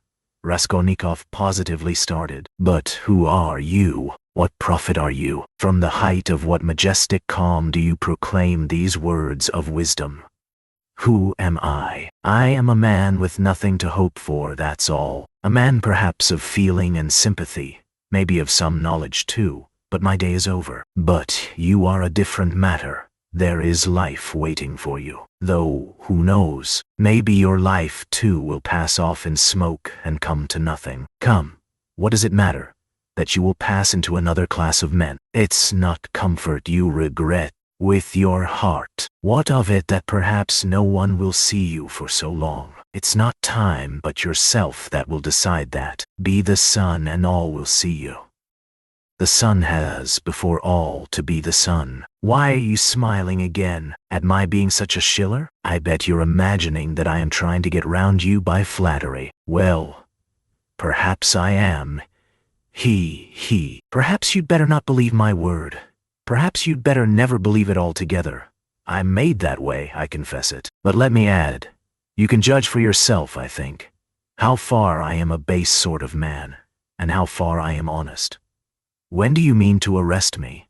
Well, I can let you walk about another day or two. Think it over, my dear fellow, and pray to God. It's more in your interest, believe me. And what if I run away? Asked Raskolnikov with a strange smile. No, you won't run away. A peasant would run away. A fashionable dissenter would run away, the flunkey of another man's thought.